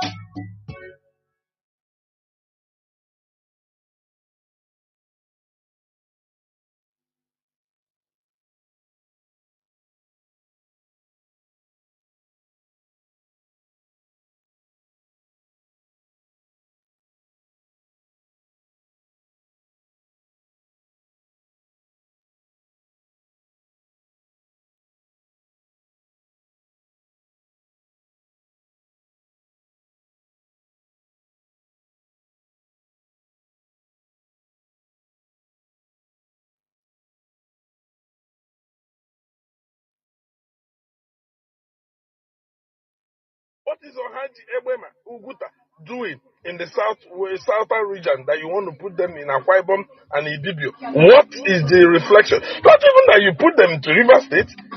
I mean, what's the relationship? How would they share any boundary with the people you want to join them with? Or you just want to carve them out? You just want to grab it from the Igbo man. And you know what? Most Igbo people don't even understand this. The West is going to support them, and I'll tell you why. They want to pipe, gas from Ohaji to the south, to the west, because they don't want to be dealing with Russia again in this their gas region and giving them money to fight them. Are you getting the point? So they want to deflect Russia by getting gas from another source, and that source is Nigeria, and that Nigeria is Iboma. Just Google just largest gas deposit in Nigeria. They want to take that away. Now that bill, I'm told is going to be presented to the president to present it as an executive bill. What should Ohaji Ebema be doing in another place outside the southeastern state? Why do you want to bring in some states, some areas to yourself in the southwest, and now want to deplete the southeast? What kind of unfair country is it? Welcome back. This is Radio Biafra House of Service coming to you through Radio Biafra London. My name remains Mazi Chinasa Nworu from Olu province of Biafra land, and we are here live and direct. Today is the 18th day of June 2024. Tata Bo Oboche Nkwo. Therefore, our lines are now opened. As usual, our direct line is +1 213 328 6224. I repeat, +1 213 328 6224. Our WhatsApp and Signal line is +61 405 142 547. I repeat, +61 405 142 547. I have callers already. I'll bring in Mazi. Okay, please. Can you hear me? Mazi, okay, foreign. Can you hear me? Yeah, loud and clear from here. Can you hear me? Yes, the whole world is hearing. Please, go on. All right, thank you. Our leader remains Mazi Nnamdi members of Shuguzana, Oyinatin Zizu, and we have to appreciate our Lord Kutuka equally and the keys. And the head of director remains Mazi Chika Edozim and all his standard that are doing wonderfully well. Men and women of our radicals all over the world. We are giving you our greetings. I'm giving you my greetings from Poland here where I'm based. Of course, I hear from Omaka. Omaka is another province of Biafra. And I have to appreciate our brother Osioma from Ohio, who has done a lot of talking this morning. But and that is the opportunity we are going to capitalize and start bombarding the whole government and all of them. Exposing a lot of things that is happening there by writing, by whichever way we can do it.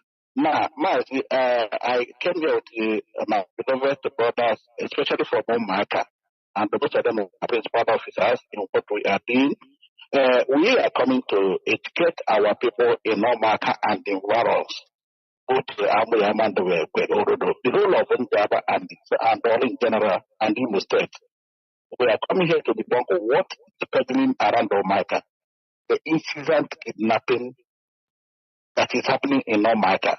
Because we know that people found in Finland with his criminal gang that are involved in kidnapping, in raping, snatching of cars and human organs, are terrorizing that area, abducting our people. They're working, they're not calling us what they're doing, they're butchering our people. Even the people are missing, not only Omaka. That man they killed last Sunday. That guy is not from Omaka with his residence. They killed him, they took him with the car. Nobody knows where he was coming, where he was going. Probably somebody who wanted to go to what their army is here. And we're equally telling our people to avoid that road. Biafrans all over the world, in Igbo, who call the road from Omaka, no-go area. And we will read the same thing. So people, food or water direct. It's important to follow express better. Now, Mazi, we don't have more time to stay here because of the program now. Time has gone. I will hand over to our beloved brother from Russia. He will introduce himself. After that, our Indian brother will flow like just 30 minutes at work for me so that we can give platform to other people to call in for the close. I go move now. Mazi, come. Please, over to you. No. I'm Philip Biafrans. Meeting ourselves.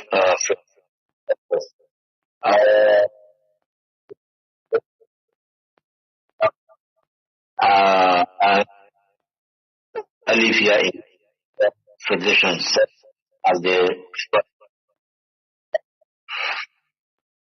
Mazi, your voice is not flowing, well, please. No, the lights are the bubbling and the problem. And the Mazera, please, if you haven't Bluetooth, remove it, please. Let us know very well. No person use Bluetooth. No, waste time, please. I'll talk direct to the phone. I don't have any Bluetooth. Am I coming up here? Yes, sometimes he goes inside, but go on, let's see. Actually, as I was saying,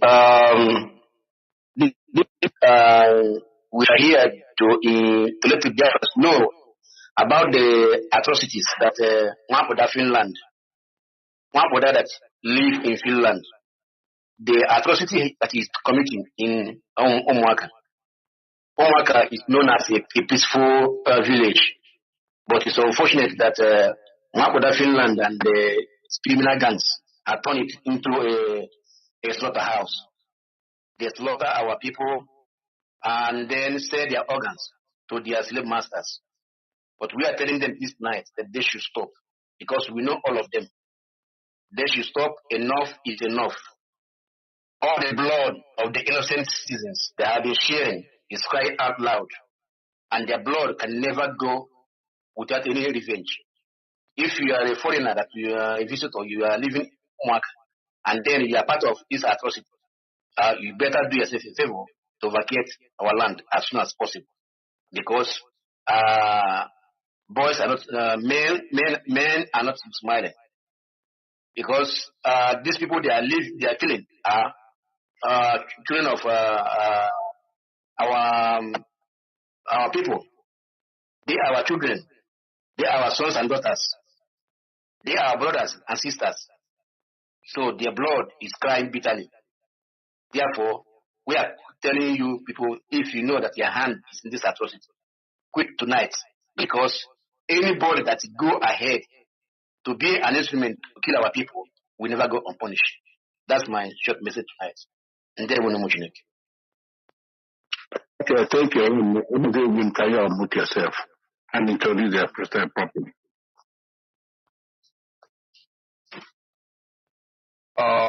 Thank you very much. Mazi, okay, for you. And as well, Mazi Jonathan, I bring my greetings to you from India. I remember Mazi speaking. I just want to use this opportunity to pass this unmistakable message to every person around the matter. Because like my brother Mazi had said earlier, Omaka is a very peaceful community. From the time immemorial, we have not known Omaka people to be people that used to commit crimes here and there, especially against ourselves. We want to use this opportunity to pass this particular important message to people that have been misled, because many people will be committing this crime. This crime that's being committed by the Buffon in Finland with his criminal gangs, committing it, letting people know that this is IPOB or ESN. Please, I want to let the people of Omaka to be aware, let them be aware that all the crimes going on by these particular criminal gangs are nothing concerning IPOB and ESN in these crimes. Because IPOB does not kill their people. We are here to save our people, not to kill them. This is the important message that I want to pass. So what we want to let the people know tonight is that all of them that have been committing this crime, we all know all of them. We are using this opportunity to let them know that they should remove their hands from this particular crime.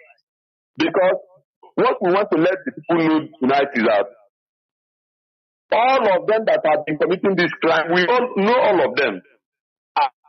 We are using the opportunity to let them know that they should remove their hands from this particular crime. Because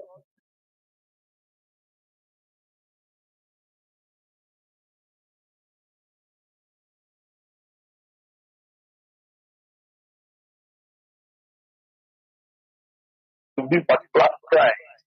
Because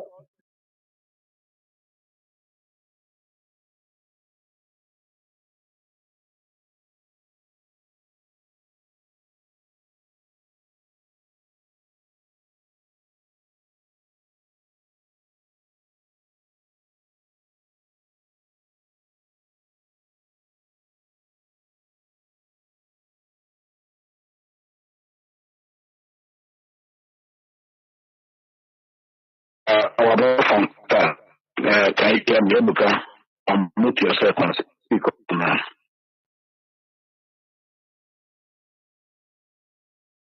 Can you hear me from Qatar?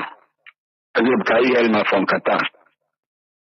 Okay, if you're not letting me go, please unmute yourself. Because we don't have time. thank you, Mazi. Good morning from here. I'm Mazi Chinasa. Because no man, can they go here with you? We had the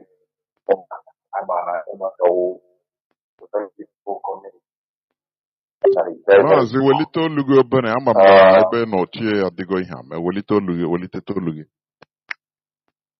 All right. You know, I'm the cookie. All right. So this evening. Maazị welite olu gị obere ama m na ebe na ochie adịgo ihe a welite olu gị welitete olu gị. All right. You know, I'm the cookie. All right.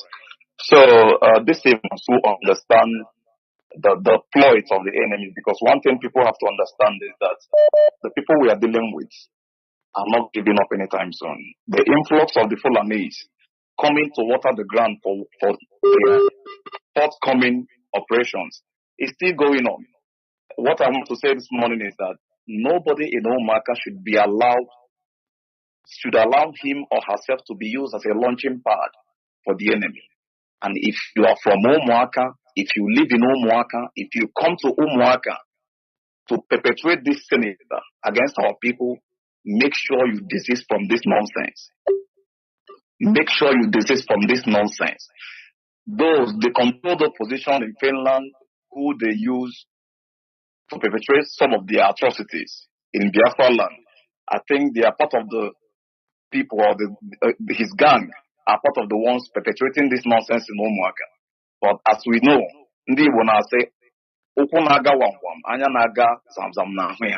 please be careful and make sure that this nonsense must stop.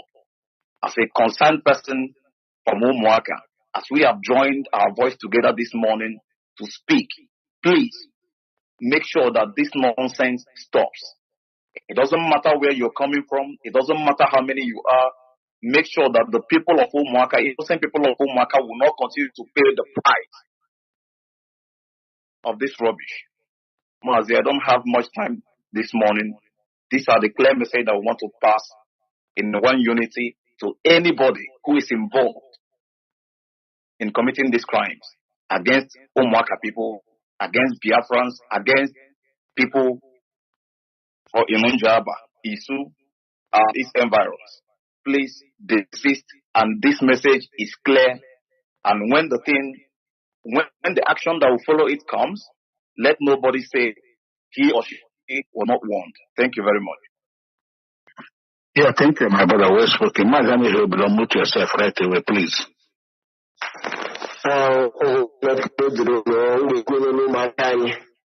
I'm ekele maazị okefọrọ biko iwe onye ndị Igbo aka ji akpụ ụzọ hụrụ ndị nji aba ji akpụ ụzọ bisi Chineke gbagbunye mmachukwu ụka dị n'ise ọ na-eme ka ndị be anyị nọ nnachi ihe ha na-eme onye ọbụla nwe onye aka ya na ihe na-eme ụmụaka anyị nọ bikọs ụmụaka bụ ebe bifo anyị ga riri asọ ebe anyị nabatara ndị ọbịa nabata n'onwe anyị na-achị ọchị ebe anyị anyị na-ebe ọbụla ọbịa ebe nke anyị ugbu a ha nọ ebe nke anyị mana anyị gaghasị ka ọbụla gaghasị ka owurukwutete n'ime ikpe ahịa ma onye ga-azụ n'isi gị gị bụrụ na enwere ụmụaka agwụla ihe na fụrụ ahịa kpọpụta ihe na vileji m na ekidere bụ mmadụ atọ na onye mmadụ atọ na vileji m na ama akọ nke na fụrụ ihe ebe a na ruo na ọ bụ ndị a na-akụziri ihe a na-amụsịrị ihe wụtatụ na ha na-afụ ụzọ ndị nọ na soshal midia ndị fara ahụ ihe na ọkwa akụji ihe isi ha bịasị na-arụ arụ n'ala nke eji emere na mma ha na ụmụnne ha nụrụ ụlọ na ụlọ nụrụ ụlọ onye ikwu dị ibe anyị nụrụ ụlọ ma ndị ọbịa ya mata ya wụta ihe eji akpụzi mma aha ya ụzọ aha ya dịje ege na ọnụ eze nga anyị mana dị mmiri isi uchu ụzọ ọlatawa oge ego site mmiri ijiji onye ọra kpara nke ahụhụ gasị mgbe biri ọrịa ihe ụlọ na-aka onye na-asị ya nwụrụ ọrụ nwanne m aka gị n'ime ya ụbaka nwere ofe ofe aka mmadụ asị na-ekwu ihe anyị ka nwere mana ọdụ ogide ewu na-ata ihe ụlọ dị n'ime ebe ọ na-arụ ọdụ n'ime mana ụmụaka ya kamgbe ụwa anyị wunye obi ju obiri mana onye bịazi oche ọzọ ndụ ma onye ebe m ya bụ ihe ndụ ụmụaka mana ụmụaka ahụ eji ama na nja and ọlụ diocese anyị mụ ihe weri biko nụ ọ dịghị mmadụ mmadụ ga-agara were aka ya gotere ụmụ galima agaghị adọnwu onye nwere aka ya nụrụ nwanne nwere nwanna m wepụ ahụ nwere ofefe aka mma bikọz ihe anyị na-ekwu ihe na-awụ ihe gbasara nke anyị sekuriti skill ọ dị pada na ego a na-eme n'ụdị ho sekuriti dị mma mana agha mmezi nke ọnwụzi ka gọọmenti gbatazie adịja ka ha bịa repezi ụmụ nwaanyị repezi ụmụnne anyị na ọ bịara ha na-asị nyere ndị ọjọọ nọ n'obodo anyị ọnwa ka ọ ga-anyekwa anyị nsogbu mgbe a ga-ahị akpụtara anyị steeti of emergency a ga-ahị akpụtara anyị ndị agha na ndị ihe kpụtara osi ebe ahụ n'ọkwa ha mere ihe na-eme nga na-eme ọ ga-ahụ nsogbu na ahụ gị nwa ọmakọ gị wụrụ nwa ọkọ gị wụrụ nwa masị nwa masị gị wụrụ ọmakọ gị na ụmụaka niile biko nwanne m ọnwụ ime ndị na-eme ihe gbaa nka wepụta nwere ofe ka ọzọ ịmara anụrụ onye ru azụ anụrụ ike abatara ewi nwa onye ga-asịbata n'ọkara mma n'ime nga emega na ekitiri abụ nwanne gị asị ya ga-abịata ama ahụrụ mkpụrụ obi ha ndị fọrọ agịta fụ ama ebe ahụ kamgbe 4 days na 5 days 1 week ndị nwe ebe ahụ ruo na a na-akpụghasị echi ọzọ ọ ga-adịkwa ọ ga-erikpe nga gị fọta gị nwe onye ọjọọ na-anwụ n'ụlọ anyị ma ndị bịara ma ndị na ndị mụna nkwucha ya biko nu nwoga na aka enwe ofe aka mmadụ ụda nnadị kadigide ha gaghị ma ụdị nnadị kadigide ha mee ọkpụ ndị ọjọọ nụ na-akụjiri abata echi ọ pụtara wee nsọ ka ọ bụ ọnwụ ọgụ nwere onwe ka a na-alụ ajụ nwaanyị na-ajụ oge ha chụ ịchọbụla agbara desi na osiokwe ndị ọha ndị mbụ ụwa na a ga-eburu egbe anyị ga-ama asara asara anyị ga-eburu egbe ọ ha ebe na mgbe ha biri egbe ọnwụ ọtụtụ ndị nọ n'ime ọhịa bụ ndị ihe esi achị maka ndị Fulani ọ bụ ndị anyị ma anụ ndị be anyị nụrụ ụlọ akwụkwọ na-achaghị ndị otu anyị eme ihe a na-eme na vileji ma onwe ka ndị otu anyị ihe sere awụdụ fik drap ihe sere awụdụ fe onwene ịna mmadụ moto ihe sere awụdụ ịgbanwe mmadụ ọ nọ n'ime ọhịa na-alụ ha asịrịte idife ndaba busha ndaba mmadụ asịrị ndị na-alụ ọrụ ugbo biko ọwụhụ ndị ESN ọwụhụ ndị IPOB ọwụ ndị fil na ha ga-enweta Biafra n'echiri ma ndị asị ka azụmohi ka a nwee ike ji ọkpọchi akpọta ndị ahụ ka enwe ike repụ ụmụnne anyị bikọsị onye mee nke ọma ya rọ nke ọma onye rọ nke ọjọọ ya enweta nke ọjọọ onye ọtarịrị nwanne ka ọ nwee ike bụ ọgaranya ọ ga-eji ego akwụkwọ ụdọ gbuo onwe ya anyị na-eme ka ndị ụmụaka abụra ọ bụrụ onye mba nwe gasịrị ọ bụrụ ndị ọtara nwe ndị afara ndị chi abịa fụ ụmụaka mejite ahụ ụmụaka oyi aka ga-eji na wepụla aka nwere ofe kwụ aka mmadụ ọhịa nna gị from here Mozambique maazị Obilo na-ekwu from Mozambique. Thank you very much. Yeah, Mazi Obilo, thank you. Our brother from Qatar is having a problem, but can you go na gwanda by ọnọdụ ụzọ ọnọ na-ama because ọ tere anyị na-achọ ụmụnne anyị nọ na diaspora na-ekwutu ike maka ihe na-eme na ụmụaka especially ụmụnne anyị dị na Amerịka ọ daa n'ibodo gbara ana m asụ ụmụaka na aka ọ na-anụ m ọfụma ihe ọbụla a ga-eme ma onye ukwu ma onye ntapụta and ndị ọnụ na-afụ na ụmụaka ọnwedị ihe dịka ụmụ ọma maka ama nke ọrụ na-adịghị ọnwedị ihe dịka ụmụ ọma ọnwedị ihe dịka Liberation Army ụmụnne m ekwucha na ya ESN nọ n'ime ọhịa ndị niile nọ na-afụra ma ọ tụra ma ezi ọha ma ukwu ọjị ma ụmụ na ọha ma ezi ama obi ịtọ ọwụrụ ndị nke anyị na-abịa kidnap ụmụnne ya gị wụrụ nwa afọ ụmụaka aka ebe iri gị na-eti ga enyo oge arịga sị na mmadụ ọkwa na-agawa ọnwa anya na-agawa ọnwa na ahụ anyị machakwa ọnụ anyị jicha ọnụ n'aka na so wepụga aka onye mba bịa na ụmụaka na-akọmikram gwa n'abalị ya chọwa ụzọ gị Maazị Jonathan anyị ga-ahapụ ya because our brother from Qatar na-enwe problem ihe na-achọ ụmụnne anyị ka ha bịa ka anyị mekwa nga anyị Chukwuoke abịa ma ga-agozi a na-eri a na-enye afọ ka anyị lekwana le ihe ọdụda abịa with time anyị ga-apụtakwa again ịghọla na-agwụgwa dị ụwa ka o si aga bọs ha ji aka ha ọbara nke ahụ sị ngwara pịa ụgwọ ESN ga-apụtakwa ma ha kọntinu kwe ya ndewe thank you ndewe na chejele ka anyị hapụ na ya biko ka anyị na-awọchị thank you. We must continue. So IPOB is a global movement. That's it. That's the only thing I will say. Caller, we continue. Caller on WhatsApp, please. You have been there for so long. You have been there for 17 minutes. Please go on. Can you hear me? Caller on WhatsApp. Yeah, Maz, can you hear me? Good evening, sir. Mazi, can you hear me? Yes. Why is your voice not coming out? Wait, just hold on. Can you hear me now? I'm hearing you, but it's not coming out to the system. Just hold on. I will set it up.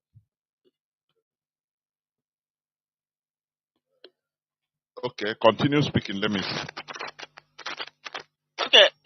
Good evening, great Biafrans all over the world. Go on. Yes. Yes. Thank you very much, sir. My name remains in Wisdom. Wisdom is from Ebema, where our brother Uzoma. Mazi, yes, I thought so. You are from the same side. Go on, Mazi, go. Yes, sir. Yes, sir. So I'm from Ebema, and my village there is close to the headquarters, which is the Mao. And after Mao is our village. We have a boundary with them. You know, Mazi, what our brother Uzoma said is purely truth. All he said is true. Mazi, do you know that I would say since 1914 that any project they brought in Ebema, that none of them is being built, none of them is being built. In Ebema, they are building turban. And also continue when our brothers stop. In Ebema, they brought a turban since 2007 by Obasanjo. This turban, they are building close to our village. Till today, how many years this turban have not been commissioned? Mas, do you know that when our brother Michael Kiro was IGP, they brought what they called a police college in my community. This police college, till today, since 2008 to now, is not commissioned. Mas, which one will I mention and leave another one? Mas, do you know, like our brother said, in our community for how many years we don't see light, we don't have anything light. But every month they will come and clear the line, the high tension, and say that they will bring light. But at the end, they will not bring light. But I'm asking them, the turban they are building in Nebema is enough to power the whole of, if not the whole of Eastern region, because they say that turban we have about 3 phases. But till today, because it's 6 that you have opened my eyes, you know, to know that these people, they sign agreement not to develop Ebema. Is this night that I know? And I concur and believe, because let me say, when my opinion was Inspector General of Police, they commission in our village, they commission all the road, they bring even to build water, borehole. From day till today, none of this we are on that. Inspector General of Police is from our community. Man, the ordinary road, even a road to his house is not built. A road to Michael Kiro's house is not built. Do you know that the reason why they accepted Michael Kiro is because they told the man to deny that he's from Igbo. He now allowed himself to River State. He now said that he's from River State. That place that our brother mentioned, Okuzi. Michael Kiro now said that he's from Okuzi. That is why they make the man the IG of police. And they instructed the man that he will not build anything in our community. Till today, the date, they never built anything in our community. So, Mazi, I am adding my voice with all the Ebema to say we are not going anywhere they call so-called Akwa Ibom. I'm thinking, where will we from to cross Akwa Ibom? Where will we from to cross Akwa Ibom? So, Mazi, we remain where we are. And them expecting that we, the Ebema, we deny our origin as Igbo, because that is their mantra. They have maybe when I was in primary school to secondary school, you know, where I school was in Okuzi, which is close to Ebem to Biafra. You know, this school, the answer would They answer Jom, but they will tell you they are not evil. So they were telling us that we are in Imo State. Why is that we don't have electricity? If you want to charge our phone, we go to office to charge our phone. If you want to do anything about electricity, we go to office to do it. Why we have gas in my community?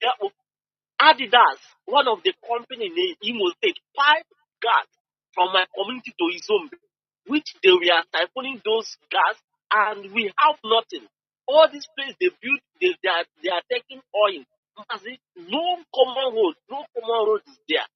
This is something we are suffering, in Edema, and is this not that my eyes is wet open? That is the British that nailed down that principle that Edema will not be developed. For we to be seen ourselves as the so-called that our brothers in Igbo that they don't want to develop. I know that is British. But this night, I'm calling all the Edema wherever you are in the whole world. You people should come out and join this project, which is Biafra. I have been saying it, the only thing that will save us is Biafra. If it's not Biafra, we are all gone. Because if we are expecting British, even though they call region they want to create, even though we still just, but God forbid, we still can never be developed. They can never develop us. It's only Biafra that can develop us. It's only Biafra that we enjoy the life that we want. Look at us. We are all over the world suffering the suffering that we are what it takes to make our villages, to make our communities to look like Dubai. We have the gas. The gas is there. And British and the zoo are siphoning. Mas, do you know why that Yoruba man is posing that every man should go to this Nakwabu? Do you know there is a shell in Yoruba? And the only people are the head or the MD of that shell is Yoruba people. No Ebema man have become the MD in shell in Ebema. That is why these people, the Yoruba, are the one they are sending to Ebema. They know how Ebema is. That is why they are proposing that Ebema should go to Akwa Ibom. Where Yoruba man, I said no to your proposal. We refuse. We said no. We can never go to any Akwa Ibom. We remain Biafrans and the people. I answer Chimezia, and tomorrow you expect me to deny that I'm Chimezia, or to, that is I will say that Chimezia have it. No, it does not have any family. Chimezia is evil and evil. We remain Biafrans and the people. I answer Chimezia, and tomorrow you expect me to deny that I'm Chimezia, or to, that is I will say that Chimezia have it. No, it does not have any family. Chimezia is evil and evil.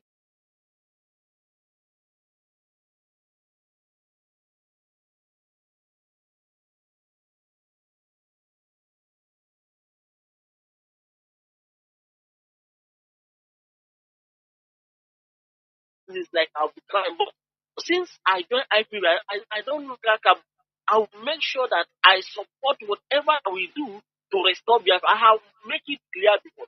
If it will take my life to become a suicide, see, I will that bomb, I will throw it and make sure that those politicians, they will be killed and all of us will die. But we must get what we are. And what we are saying, they are not trying. These people and even politicians, man, if there's anything that IPB will do for these politicians, at least in that House of Senate, we should be speaking on our behalf. We should do it, because it can be, Yoruba man will be talking, and none of them will keep quiet. None of them will say, okay, we pause for these politicians. At least in that House of Senate, we should be speaking on our behalf. We should do it, because it can be, Yoruba man will be talking, and none of them will keep quiet. None of them will say, okay, we pause on the thank you, may God bless you. This in that House of Senate, we should be speaking on our behalf. We should do it, because it can be, Yoruba man will be talking, and none of them will keep quiet. None of them will say, okay, we pause on the thank you, may God bless you. People calling on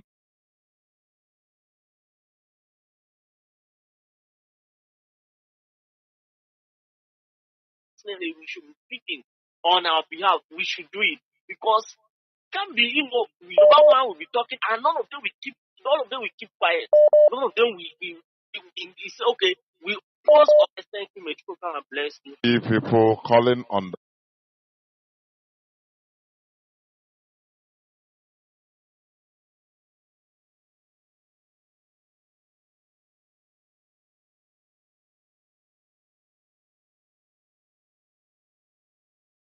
oil pollution, even at that, depriving them from development. Mazi,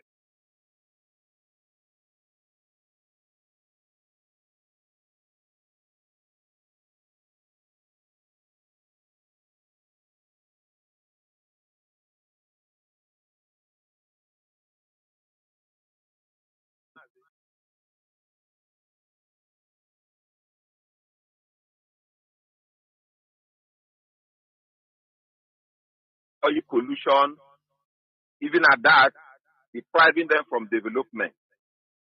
Mazi,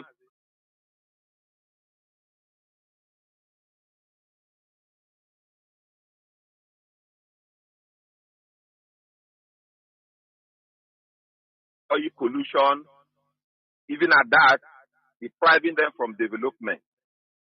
Mazi, that indirect rule by the Britain is still very active in our land. It's very, very active. And they are using Fulani and Yoruba, depriving them from development. Mazi, that indirect rule by the Britain is still very active in our land. It's very, very active. And they are using Fulani and Yoruba, depriving them from development. Mazi, that indirect rule by the Britain is still very active in our land. It's very, very active. And they are using Fulani and Yoruba, depriving them from development. Mazi, that indirect rule by the Britain is still very active in our land. It's very, very active. And they are using Fulani and Yoruba.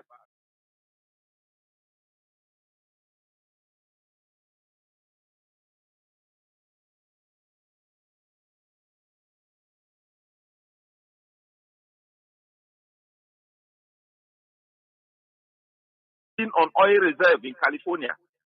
If you check the history of Los Angeles, you see that place was oil site in the ancient days until the development came there. Gradually, it became the hub in United States. Today, if you go to Los Angeles, I've visited them countless times. You see in people's backyard, in people's acreage, in people's house, you will see oil well.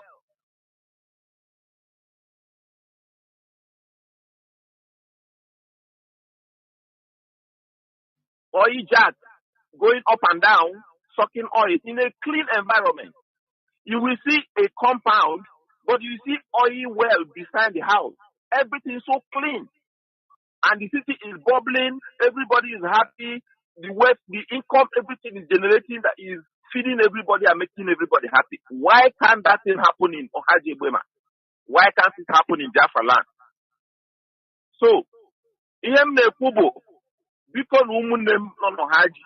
any evil you see, Radio Biafra is voice for the voiceless. Come and let us continue to cry to the world. As the world has refused to listen to us, we will continue to bombard them. Millions of people are listening to this radio, and one day they will hear us. Can you imagine? Biafra land is now a piece of cake that Fulani and Yoruba are trying to share it. It will never happen in our generation. Mazi, when I was small, when Obasanjo took over power in 1999, then I was, we were young in school those days. I remember Senator Florence Itagiwa. She was the senator representing Bakassi. She did everything to fight against Bakassi being given to Cameroon. But Obasanjo did all those evil, manipulated them probably with money, and gave out Bakassi land, a Biafra land to Cameroon. Now, another Yoruba man is in power. They are trying to divide us more.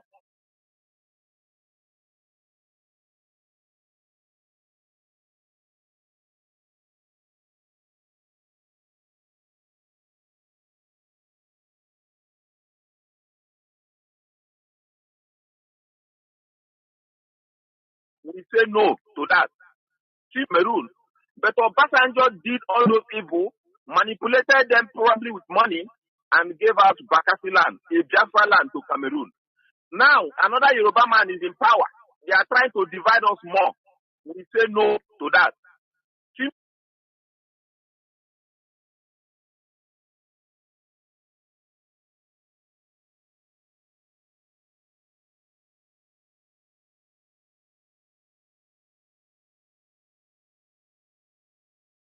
10 minutes. Can you hear me? Caller on signal. Mazi Desmond, I think you are. Yes, Mazi Chinasa. There were. Mazi Jonathan. There Good were. evening to you from here. There were Mazi. There were Mazi Jonathan, I want to thank you for this program because there is something very important about this kind of program. It's a program that enlightens. It enlightens and it educates our people to know, to read to history and know why we are where we are today, why we are suffering, why we are passing through what we are passing today. And you are the best man for the game. I can tell you because you've made some very important points and you've brought out some policies that some of us don't even know about. Yes, the truth, the whole of Biafra land is underdeveloped. But there are special places that have been penciled down for nobody. It's a no-go area for development, like this Egbema. And if time is not taken, Mazi, if we research more, we might even see that maybe Obaru is also one of the places that is penciled down for no-go area for development. Because tomorrow we are going to hear that they want to carve Obaru to another, God knows, maybe to Kanu or to some, I don't know. Mazi, I got an because the more now we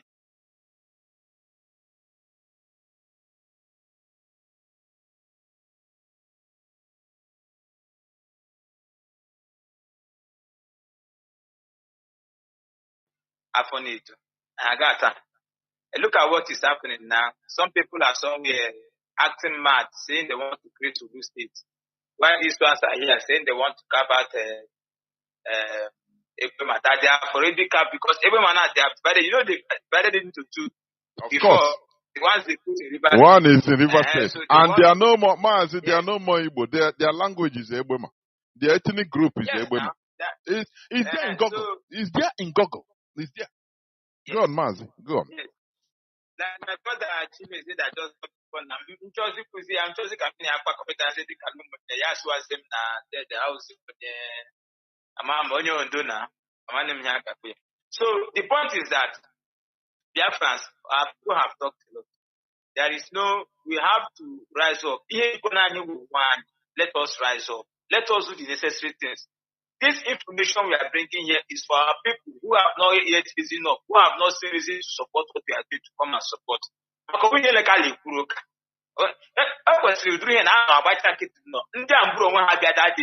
them, no one will go. Then this is the kind of thing that we are supposed to be doing now. Maybe Chineke nyaka is not to be through Habia, allowing him to do all of them. Now that's yes, no, we say because this nonsense cannot continue.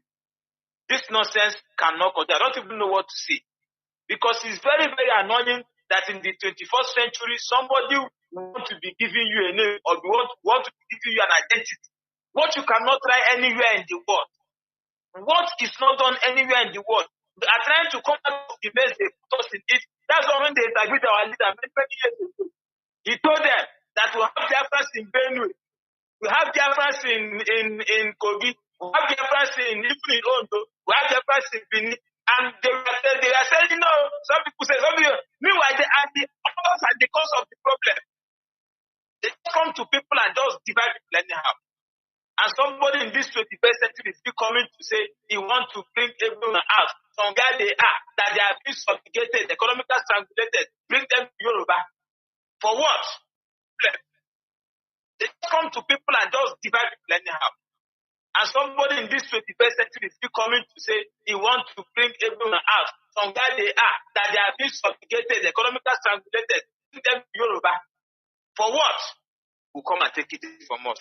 But Biafrans, the ball is always, like I say, is in our hand. We must rise up to fight against every policy that tends to undermine our people, our race, our value, and our existence as a people. We must rise up against it. And then lastly, what I want to say is every Biafran, anywhere you are, I can see what is happening. Nobody is going to create any state in Biafra land. And nobody is going to take away any place in Biafra to anywhere. This is our land, this is our people. We have to protect them out of the land. How to do that is by supporting IPOB. Support ESN through your finance in anywhere you are. We support through our IPOB units, IPOB zones, through our PayPal, www.ipob.org, or through any other means that's approved by HODDOS, in the form of fundraising and other means. We must continue to support this struggle because it can never ever work. Not in our time.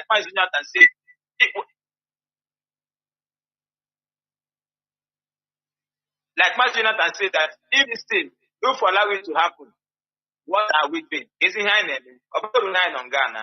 So it will never ever happen in our time.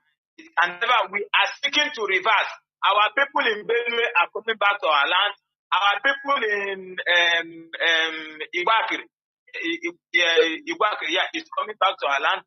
Our people in what is it called now? Is coming back. Even Makati Peninsula, one of God I just mentioned. We are going to recover our people anywhere they have come at our land, and our people, we are going to take it. Our leader has made it very clear to them. We are going to take all the things they are doing is rubbish. We are going to recover our people anywhere. So, and our land that they have taken, we must take everything back. That is certain. And that is it.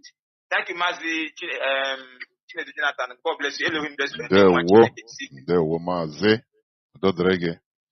There were.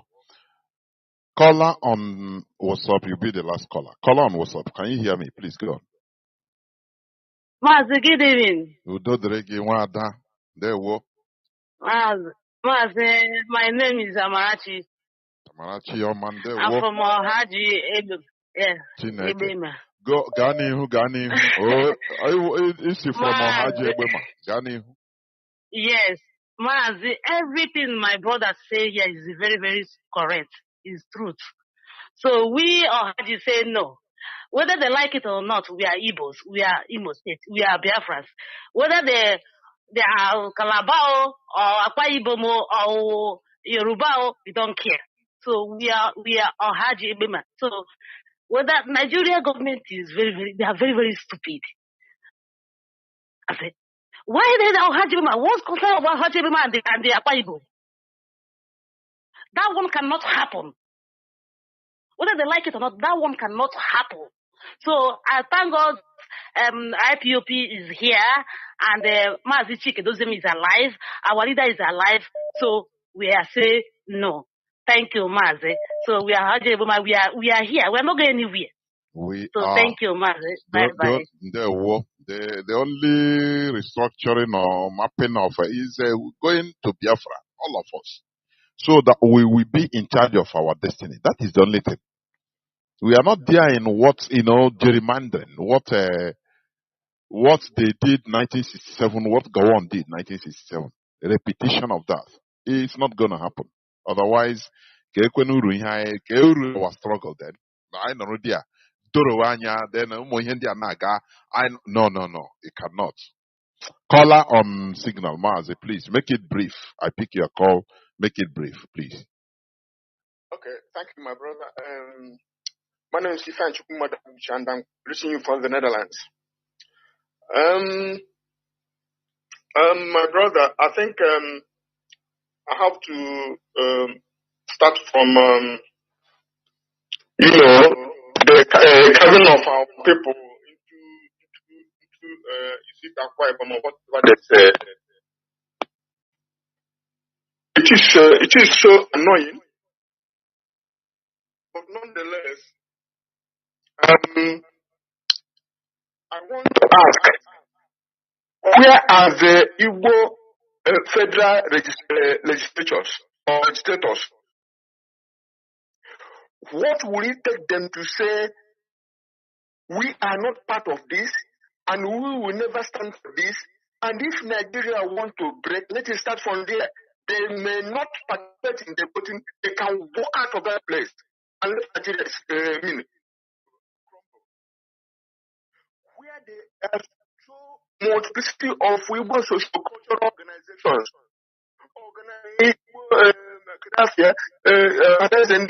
Igbo Congress, Imezi, Imobi, all those organizations, we are not hearing them. And I will talk as an Igbo man, as a Biafran, as an African, and as a citizen of this world.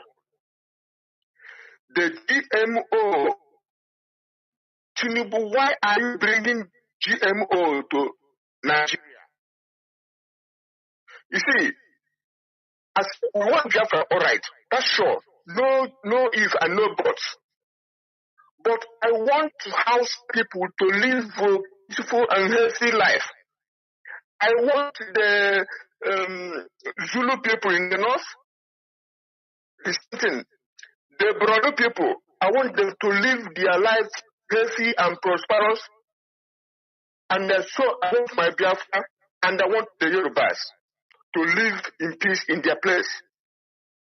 So what I'm asking now is, does it mean that the National Security Advisor of Tinubu does not know what is GMO and its implication? Does it mean that Nigerian military intelligence, who are renowned to be smart and wise, do they mean that they don't know the implication of GMO in Nigeria? And you talk about this DSS. So, and you talk about Femi Gbajabiamila, the chief of staff. He is culpable and complicit in this crime because the poison of our people is a crime, and they should advise the president if he doesn't know the better. See, this is our problem, and we want to know who is the secretary of the federal government of Nigeria, because he is the one who is signing the presidential fiat that they are using to commit the crime all over the place in the name of the president. And what I want to say is that why the continuous killings, disappearing, disruption of our people's means of livelihood by blocking our markets and arbitrary and extrajudicial arrests. Why? Why they commit crime in Okwama, in Zombe, or in Abba? Oh, the president and the presidency and all the armed forces, oh, we come for peacekeeping. What peace are you keeping on Biafra Remembrance Day where everybody was at home? It was like it can never be more peaceful in Biafra on that day. That will tell you that this was a covert and false flag operation. That's what they're doing. They're telling you cock and bull story. The chief of army staff of Nigeria, General Musa, he said they are engaged in asymmetrical, that is, guerrilla warfare in Biafra. That is the whole eastern region. And he said that in that case, there is nobody who is innocent. This is the presidential fiat again, or authority, which Nigerian armed forces received from Tinubu after the dastardly and condemnable killing of 5 army officers by the Nigerian false flag and covert operation against their own military personnel. They are using all this to continue the genocidal war on Biafra. Since our leader Mazi Chinasa and IPOB have refused to drop the request and demand for Biafra. Do we know that those murderous Fulani terrorists in the guise of herdsmen have residential permit to live in army barracks, so they can commit all sorts of crime, kill, rape, kidnap, etc., and then run into army barracks. They are also reported to be receiving ransoms for kidnappers. Biafrans, we must support the Directorate of State, the DOS. We must support Eastern Security Network, the ESN. We must support and join IPOB movement that is fighting to restore Biafra. And we must restore Biafra. God bless Biafra. Thank you, my brother. Good night. There were Mazi. Thank you very much. And this is where I'm going to stop picking calls, please. Calls are still coming, but I'm no more speaking, please. Time is gone. Dear friends and lovers of freedom, let me start by what Mazi, the last caller, asked. Thank you very much. And this is where I'm going to stop picking calls, please. Calls are still coming, but I'm no more speaking, please. Time is gone. Dear friends and lovers of freedom, let me start by what Mazi, the last caller, asked.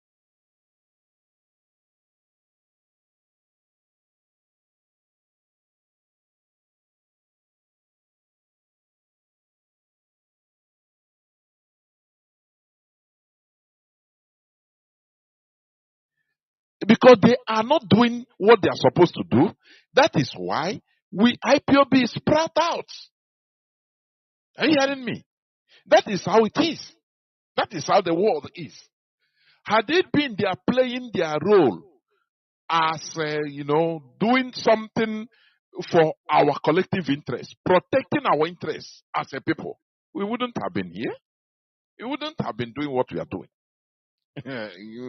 Let us understand that. It's as clear as crystal.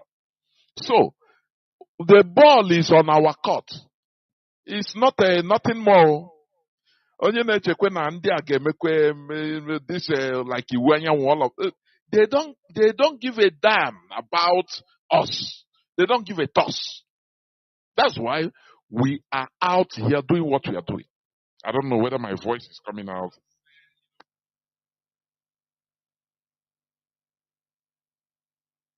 Yes, my voice is coming out. So, what am I trying to say? Let us learn to deal with this issue. We are the people that are, here now for us. IPOB is the only genuine movement that is fighting for the injustice in order to correct and resist the injustice that has been ongoing against us. That is the only thing. The politicians you are calling, is he the one that if you look at, look at Hope Uzodimma. When you look at Hope Uzodimma, you are seeing him as an individual. But there are people that facilitated his coming to power. And the Wanyan is one of them. A very big one of them. Are they the people we are going to continue depending on? Oh, let them come and reply. Let them come and fight so that Ohaji Ebema will not be carved into south, so to say. Is it these people? The people that look at how Hope Uzodimma is killing. As you say, what matters to them? Very primitive mentality. As our brother said, he said Hope Uzodimma is have cleared the place where they will build maybe governor's house as a governor of Olo State. What they look for, they are not broad in their in their vision. It's a pity to say it, but what we are suffering this disease is mostly Igbo Biafrans. I am telling you. It is IPOB that is trying to change the status quo. I have taken my time to observe right from the onset. Igbo politicians, they don't have broader view of issues. As long as something that, they feel that they will control it, they feel that they are in charge of it, their vision is highly myopic. Politically, our people are not found in judgment. Politically. I can defend this till tomorrow. Most of our people, and it starts with the mentality of the people. It's not only politicians. It is not only politicians. It is the character, the average character of a people. From the people, you produce the type of politicians, the type of elites that portrays the people. That is the reality. We should not shy away from all these realities. Okay, you're talking about politicians. What about ordinary people that small coins enter his hand, or Igbo man? Hey, yeah, challenge everybody. Nana, chief, just small thing. Ya na-akọ nonsense a non-entity because money misroad ya na-akọ ihe ọ na-akọ inwere isi a na-eto ya ya wụrụ ya na-aba nsha na-eto ya. That is the character. Until we remove this pride, this type of character, it is killing us. That kind of person, once he ascends into political hierarchy, he will exaggerate more. Look at the ordinary seller. Look at ordinary seller. Just serve somebody or in their own way. Kubana chief priest. He feels that he is now on top of the world. Tomorrow they will carry that kind of and put him to be a governor or a senator in our land. What do you expect? What will you expect then? That kind. Let us reason things right from grassroots. Not only hey, what is our elders elites do it? No. Start from the people itself. How they behave. You start from it. Start from your neighbor. Start from where you are. Start from people that are, abound everywhere. Come and support IPOB, what we are doing. They don't think about the broader view. They are thinking of themselves. Nnamdi Biafra, Memegodun. Biafra. That is the character. They don't want to lend hand, but they want results. That is it. It's a primitive character. I continue saying it. It's a very primitive character. And we need to change from it. We must change from it. They will become governor. Before they become governor, they will make them sign swear oath, blood oath that there are no go areas in our land. All those places, core places that have some, crude oil and all the rest, they will tell you, don't touch that side. It is exclusively for the federal government to deal with. Once you say yes, they now put you there. And the people will now be thinking that, no, it is you. But because of the person's greed, otherwise, he wouldn't agree. Or even if agree, he will come to the television and tell the people. Do you see that? But they will not do it. Because they are afraid of their lives.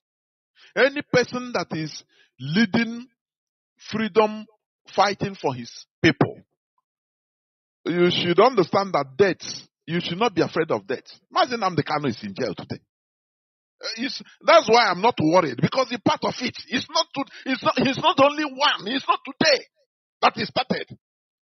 Many people paid for their life. So when you engage as a freedom fighter, go in and talk, know that it has consequences. That is the thing. Can you with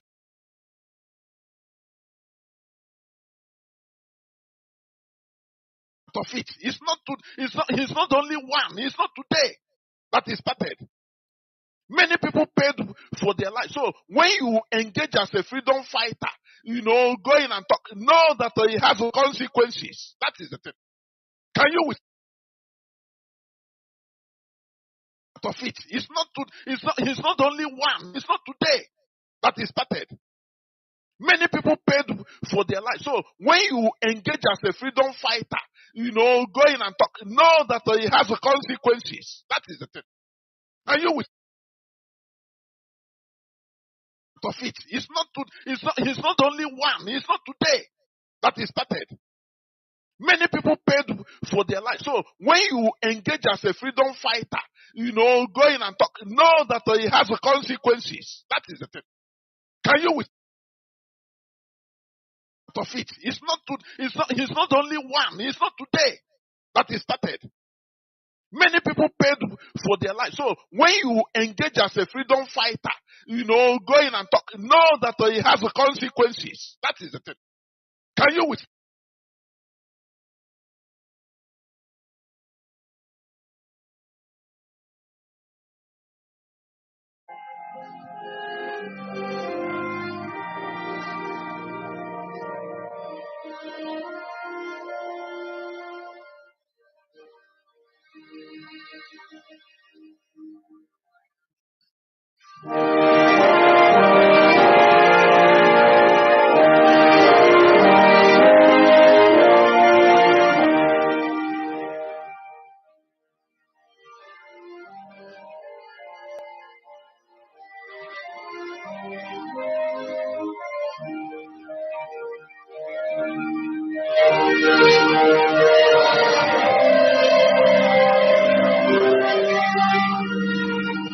Nigerian Army headquarters have begun a sensitization of mass enrollment of Igbo youth into the Nigerian Army, echoing the importance and motivating Igbo youth to join the Nigerian Army. Please don't join the army that kills your youth.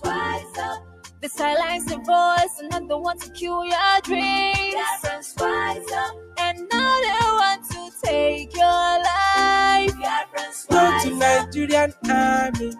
Go to Nigerian slavery. Biafrans rise up. Don't die for the people and country that hate you now. Biafrans rise up. Say no to oppression.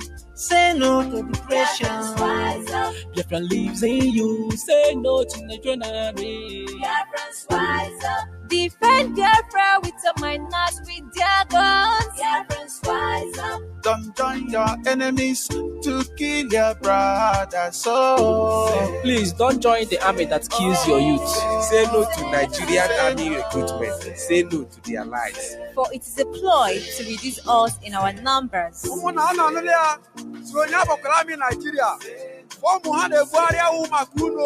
Please, brothers and sisters, their newest recruitment is a deceit of the century. Don't join Nigerian army because they are made up of terrorists. They will definitely send you to a place where they will kill you.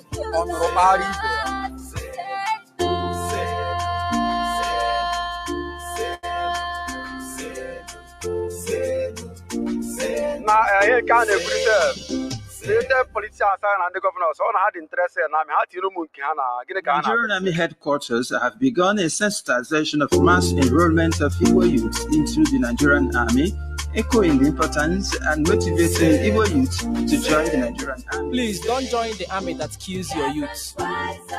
They silence the voice and not the one to kill your dreams. Biafrans rise up, and now they want to take your life. Biafrans Go to Nigerian army. Go to Nigerian slavery. Biafrans rise up. Don't die for the people and country that hate you now. Biafrans rise up. Say no to oppression. Say no to depression. Biafran lives in you. Say no to Nigerian army. Biafrans rise up. Defend Biafra with your mind, not with their guns. Biafrans rise up. Don't join your enemies to kill your brothers. So please don't join the army that kills your youth. Say no to Nigerian army recruitment. Say no to their lies. For it is a ploy to reduce us in our numbers.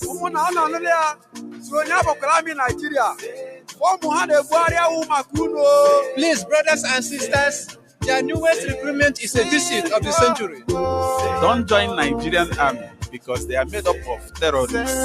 They will definitely send you to a place where they will kill you.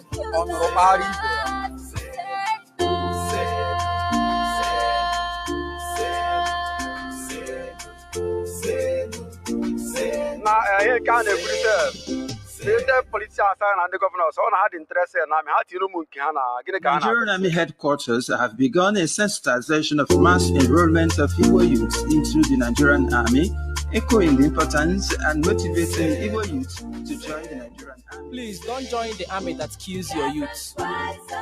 They silence the voice and not the one to kill your dreams. Biafrans rise up, and now they want to take your life. Biafrans Go rise to Nigerian army. Go to Nigerian slavery. Biafrans rise up. Don't die for the people and country that hate you now. Biafrans rise up. Say no to oppression. Say no to depression. Biafrans rise up. Biafran lives in you. Say no to Nigerian army. Biafrans rise up. Defend Biafra with your miners with their guns. Biafrans rise up. Don't join your enemies to kill your brothers. So please don't join the army that kills your youth. Say no to Nigerian army recruitment. Say no to their lies. For it is a ploy to reduce us in our numbers.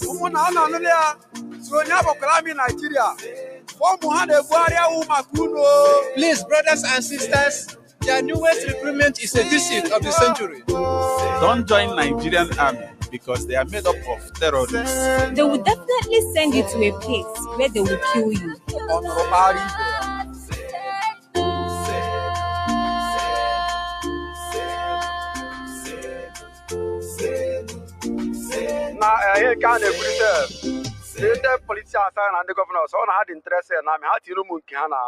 Nigerian Army headquarters have begun a sensitization of mass enrollment of Igbo youth into the Nigerian Army, echoing the importance and motivating Igbo youth to join the Nigerian Army. Please don't join the army that kills your youth. They silence the voice and not the one to kill your dreams. Biafrans rise up, and now they want to take your life. Biafrans Go rise to up. Nigerian army. Go to Nigerian slavery. Biafrans rise up. Don't die for the people and country that hate you now. Biafrans rise up. Say no to oppression.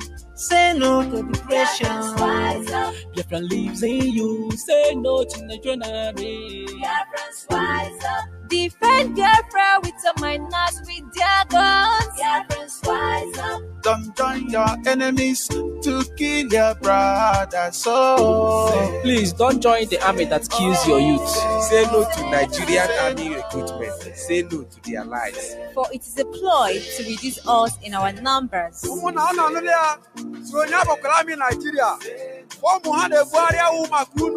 Please, brothers and sisters, the newest recruitment is a deceit of the century. Don't join Nigerian army because they are made up of terrorists.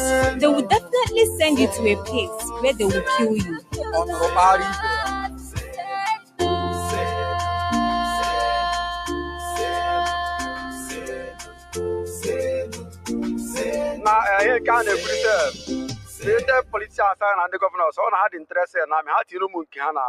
Nigerian Army headquarters have begun a sensitization of mass enrollment of Igbo youth into the Nigerian Army, echoing the importance and motivating Igbo youth to join the Nigerian Army. Please don't join the army that kills your youth.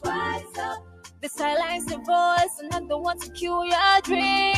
Biafrans rise up, and now they want to take your life. Biafrans Go rise to up. Nigerian army. Go to Nigerian slavery. Biafrans rise up. Don't die for the people and country that hate you now. Biafrans rise up. Say no to oppression.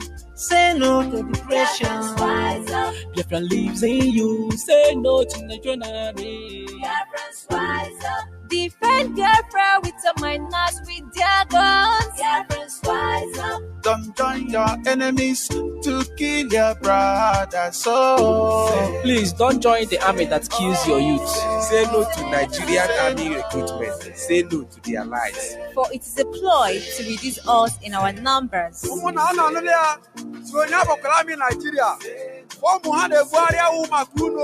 Please, brothers and sisters, the newest recruitment is a deceit of the century. Don't join Nigerian army because they are made up of terrorists. They will definitely send you to a place where they will kill you.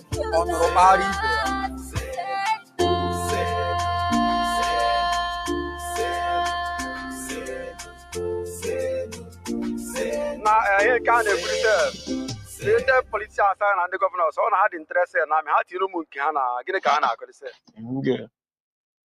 As soon as I have hacking, I struggled for 2 days to restore my WhatsApp. So I had a measure. Oh, yeah. Keko wachede. Ọ dị mma. Ihugonu ka obodo ghasara. Onye kwa nsogbu. Kedu unu abụ ndị nọ na corridors of power? Kedu solution unu? Ọmụ ka ị na-ajụ ya bụ ajụjụ a. Kedu ihe onye m ga-ajụ ya oge ma bụ nwanne m nwere? Onye mụ na ya na-ekwurịta. Kedu ihe a ga-eme? Ọha na eze melụ a retreat ha mere on the 27th of May. Last year. They titled it Akọbụ Ije. Wee kpọọ Alụsị Madụeke as chairman. Invited all the governors of the Igbo-speaking states.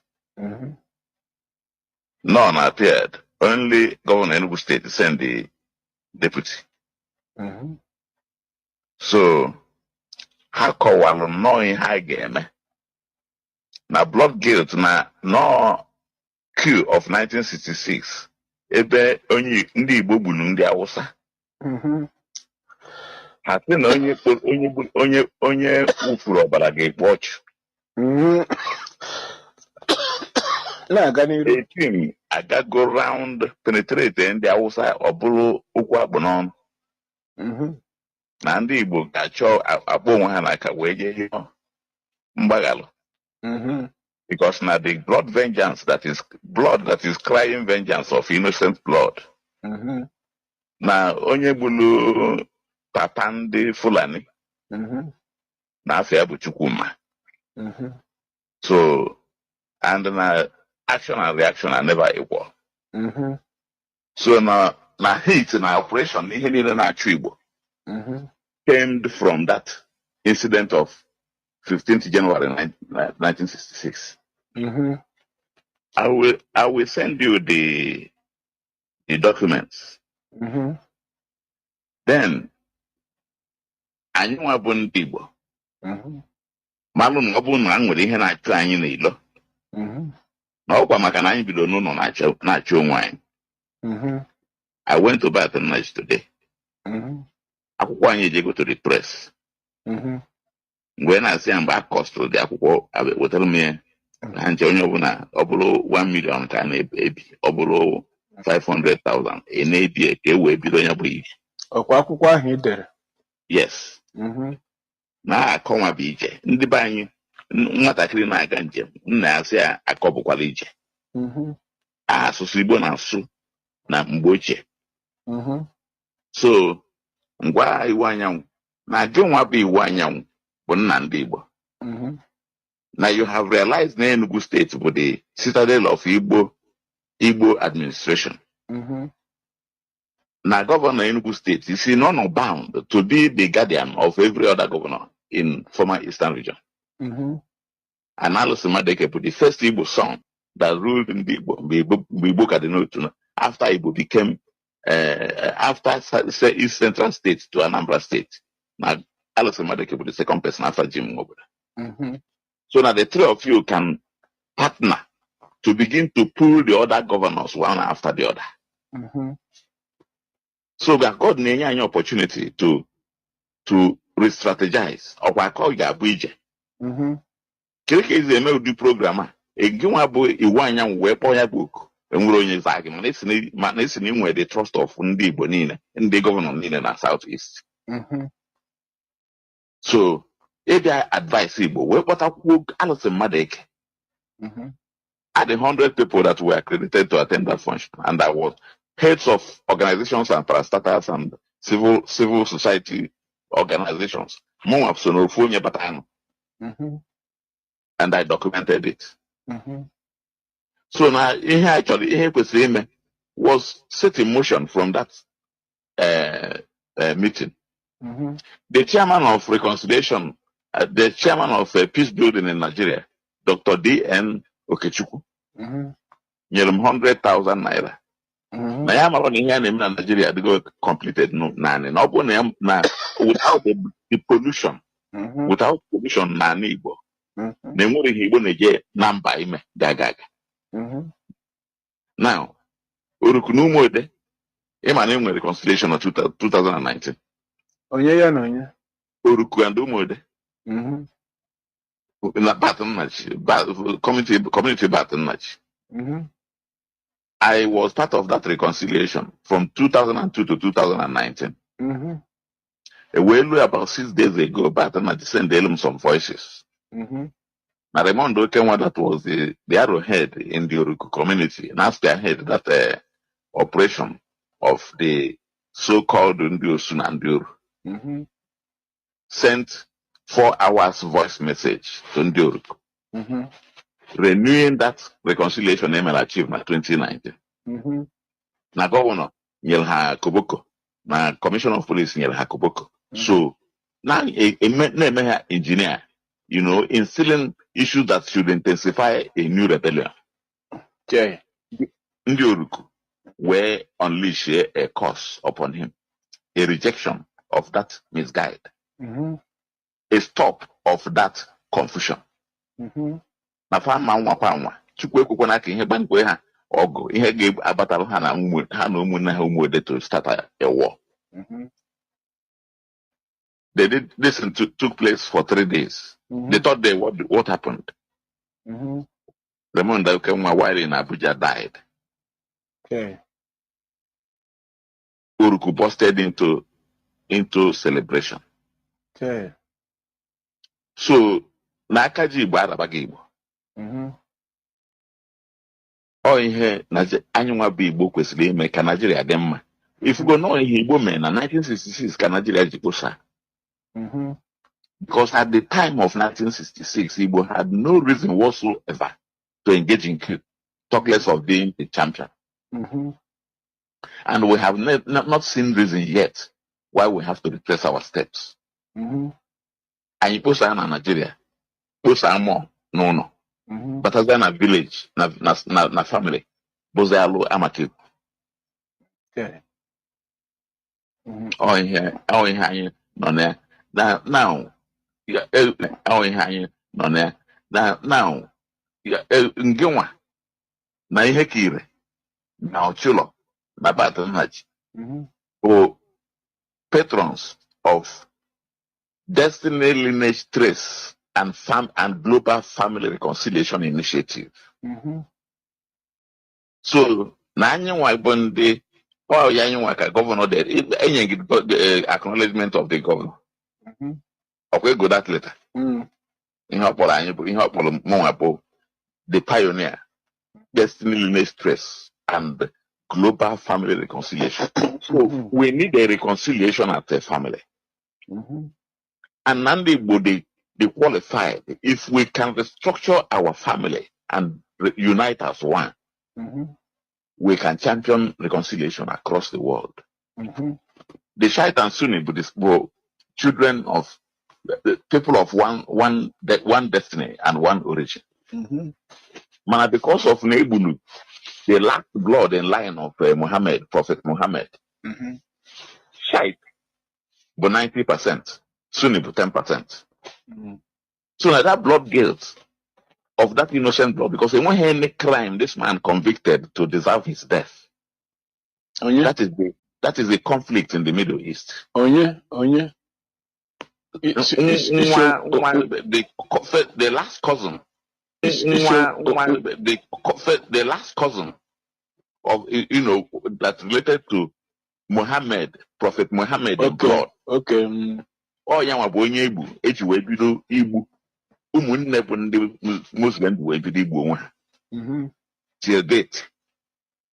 So now that Ali, one cousin Muhammad, Prophet Muhammad, or can put a crime or committee, eji wee.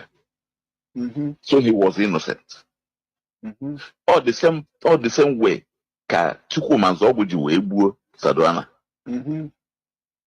Ndị Fulani wee na-avenge his death till date. So, kedu ogene ka ndị Agụlere na Ụmụlere mee? Ha ncha ha na ụmụnne ha over the years wee n'ọgụ ha nọ. Na-egbu onwe ha. Okay. So this is what we are supposed to do. And until we rise to do it, nobody preach, I say yes. Not here with him. So our book has gone to the press. Oh, it was the costing. Formatting can name now. How many pages are the when we get cost oil? I cost oil. I was going back yesterday. Say, now I can make you go there. No, you know, you go 100,000.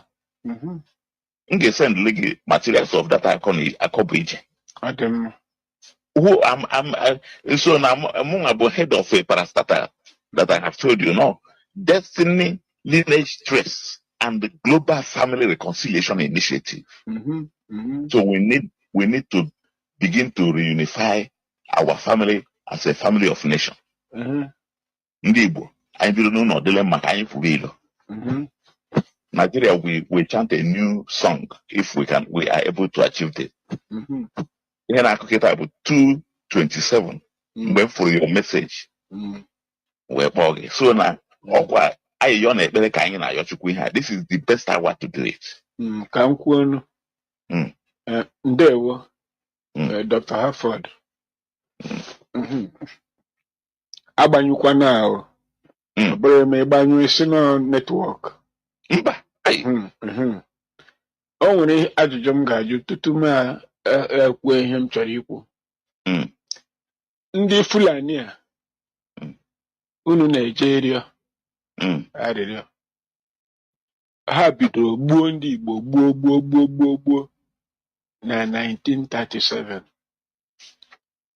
Ha bịakwa gbuo ndị Igbo 1945.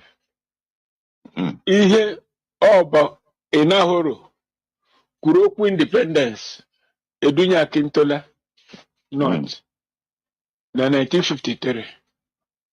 Arapụ ịnahụrụ na ndị Yoruba bụ Akintola ndị na-ekwu independence gbuo ndị Igbo na 1953. Gbuchacha nke ọma. Taa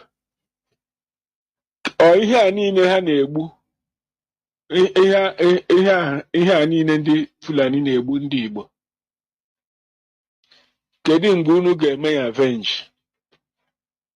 Unu wabụ ndị Igbo. Ajụjụ ka m jụrụ. Chere ka m bịa. Eze ndị Fulani abụ Amadu Bello egburu. Unu na-aga ịrịọ maka ya. Ma abalị wee gburu eze ndị eze onye ozi Amadu Bello. Ndị Fulani ha abịago mee plead rịọ arịrịọ maka ndị Yoruba edunyere Balewa quelling the weighty riots in Western region. Egbukata ndị Yoruba bụ ihe ogbugbu a na-egbu. Esi na ya bịa na-egbu ndị TV Muhammadu Bello gbukata ndị TV Middle Belt a na-egbu. Bụ ihe wetara ndị a niile mere ku anwa. Ma treasonable fellow na-eji tụọ agbolowo nga ọ na-egbu. Amadu Bello a na Balewa a bụ ndị chọrọ igboro ọchịchị Nigeria by force na 17 January. Bụ ebe Ademoye ga ma Nzogbu ma ndị chọpụtara kwụsị mezie precipitate coup d'etat na January 15th to stop them taking over Nigeria finally. Mere Nigeria ji made to survive today. Ma ọ bụrụ coup of 15 January, there will be no Nigeria by this time. If Amadu Bello and Balewa have been allowed to carry out their own coup, that was to take place after Amadu Bello had returned from Lesser Hajj. So, unu emego ndị a niile avenge. Unu wabụ ndị Igbo ma ọhaneze. Lee ihe m na-agwa gị. Ị ga-agwa ka unu dị bụrụ ọhaneze ahụ na ndị na-eme ndị. Unu gaa n'iru were inyere chakol na-ete ndị Igbo n'iru. Unu gaa n'iru tewe ndị Igbo. Unu gaa n'iru. Ọkwụrụ na ha eme mitin. O nwere eso unu na-eme mitin. O nwere onye na-eso unu. Bat nna ji ama m ya mụ na ala azụ Sorry, all network. I mean, credit him. Kedu ebe m kwurutere okwu? Esi anyị nwa na-eje na-akpọ meeting. Ndị one ka anyị na-akpọ ma ejebe ime meeting ahụ. Ọ bụ ihe m jụrụ unu. Yes. Ọ bụ ka unu si bụrụ ndị na-amarọ ihe ọbụla na-eme na Naịjirịa, ihe ọbụla na-eme ndị Igbo, ihe ndị niile ndị arụrụ ala niile ndị Fulani na-arụ. Ọ ndị na-ekwuchitere Fulani okwu bụ unu nwa niile bụ ndị na-eje meeting ahụ. Unu adịghị akpọ Igbo ọzọ ndị ga-agwa unu ihe a m na-ekwu.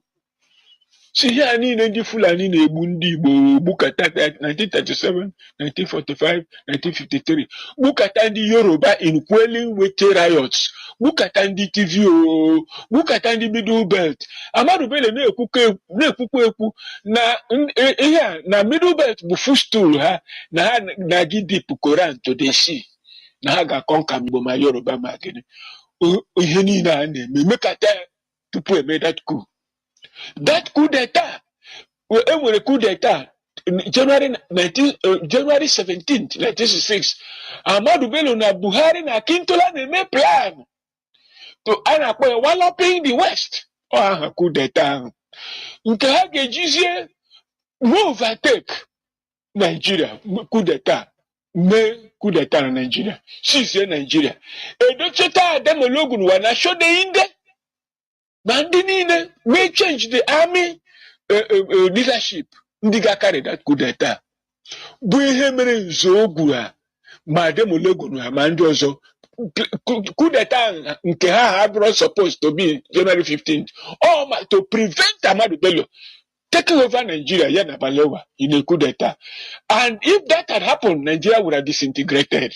It is that 15th January that saved the Yoruba, that saved the Igbo, that saved the Middle Belt, that saved the TV, that stopped the Iwete campaign in West. Oh, Yama, and preserve Nigeria. Oh, today, India was no. Amadu Bello. Not that nobody wants killing, but they Fulani want killing. They want that is killing is their business. Now, till today, the Indi Fulani na Hausa biligo nije. Unu abundi Igbo. Were mma kọtụrụ history, ebe history unu bidoro bụ January 15 na-egburu eze ndị Fulani.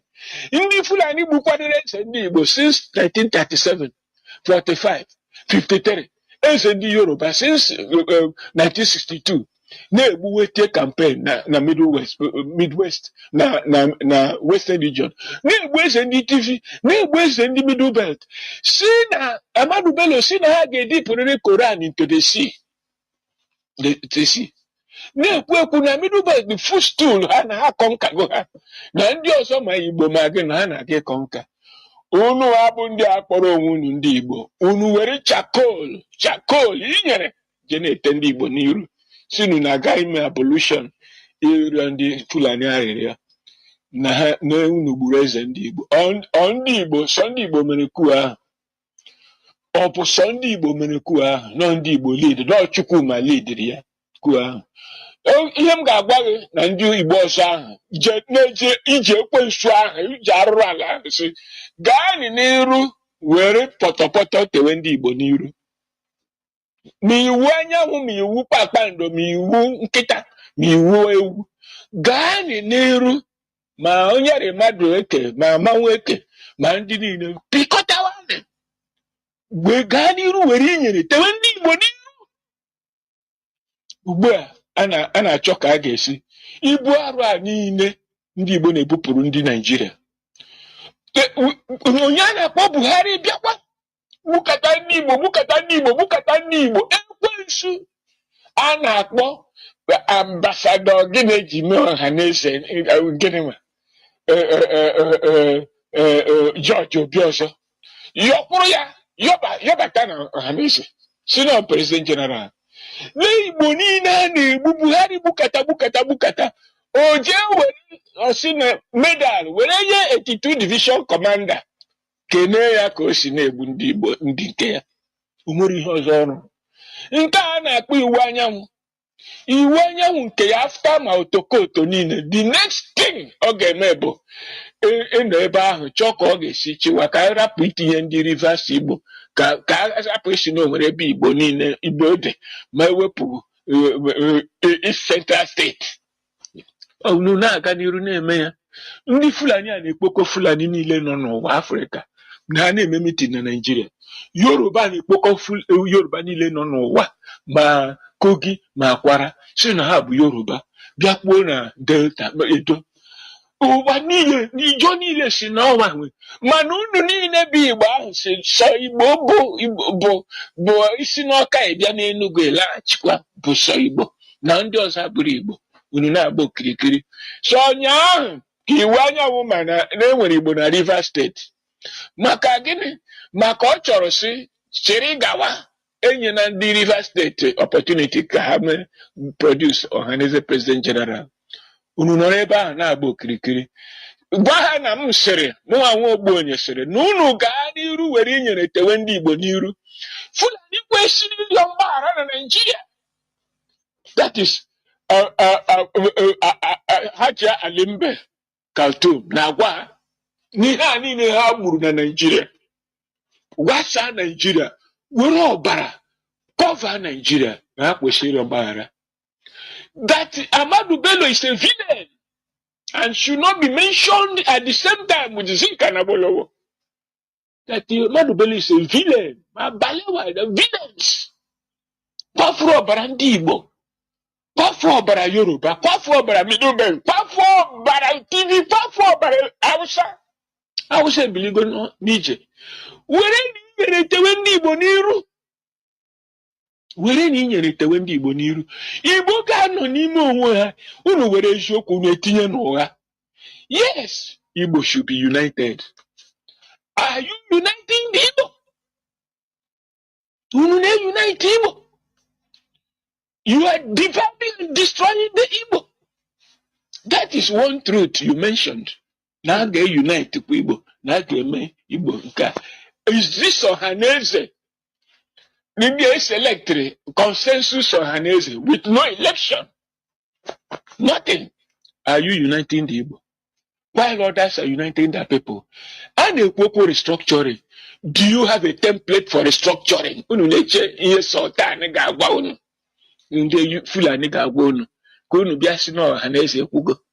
That is what you are waiting for.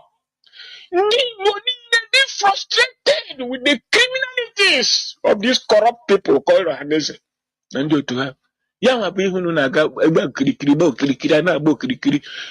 the next evil, ije on the Fulani area. Kowanile no ma be guilty. No burese ndi Fulani, no criminal. Bloodthirsty dog, hound. Not that anybody wanted to. Okay, Bonageri Ahmadu Bello na Balewa.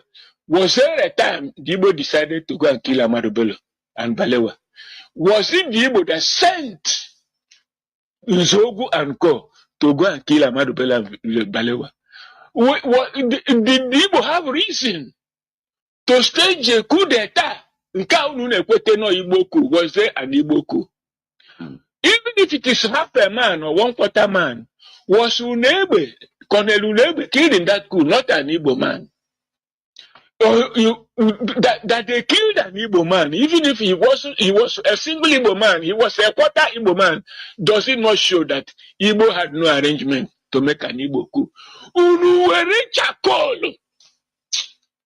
Chineke kendi bagari soputandi Igbo na kunu. Soputandi Igbo na Nigeria. Soputandi Igbo no wa. We are for restructuring Nigeria. Can Nigeria buresibo obodo? Onye obula get develop them. Do you have a template for restructuring? You Igbo going round. Unu na on the Fulani area. This Fulani killing Nimbo. Was it Ahmadu Bello? The killing of Ahmadu Bello that caused the Fulani to be killing. This in the 82 division. Fulani obuleti in the 82 division. Ono katosino name when a war. The ESN Bidogo war insurgency. Okay, whereas there is no war in Igbo land. No insurgency anywhere. These dinosaurs, organization, dance to the script of India, the Fulani. Organizers have even issued a statement condemning those killings. Have you issued a statement? Oh, yeah, is it because of Ahmadu Bello that Fulani are killing Nigerians?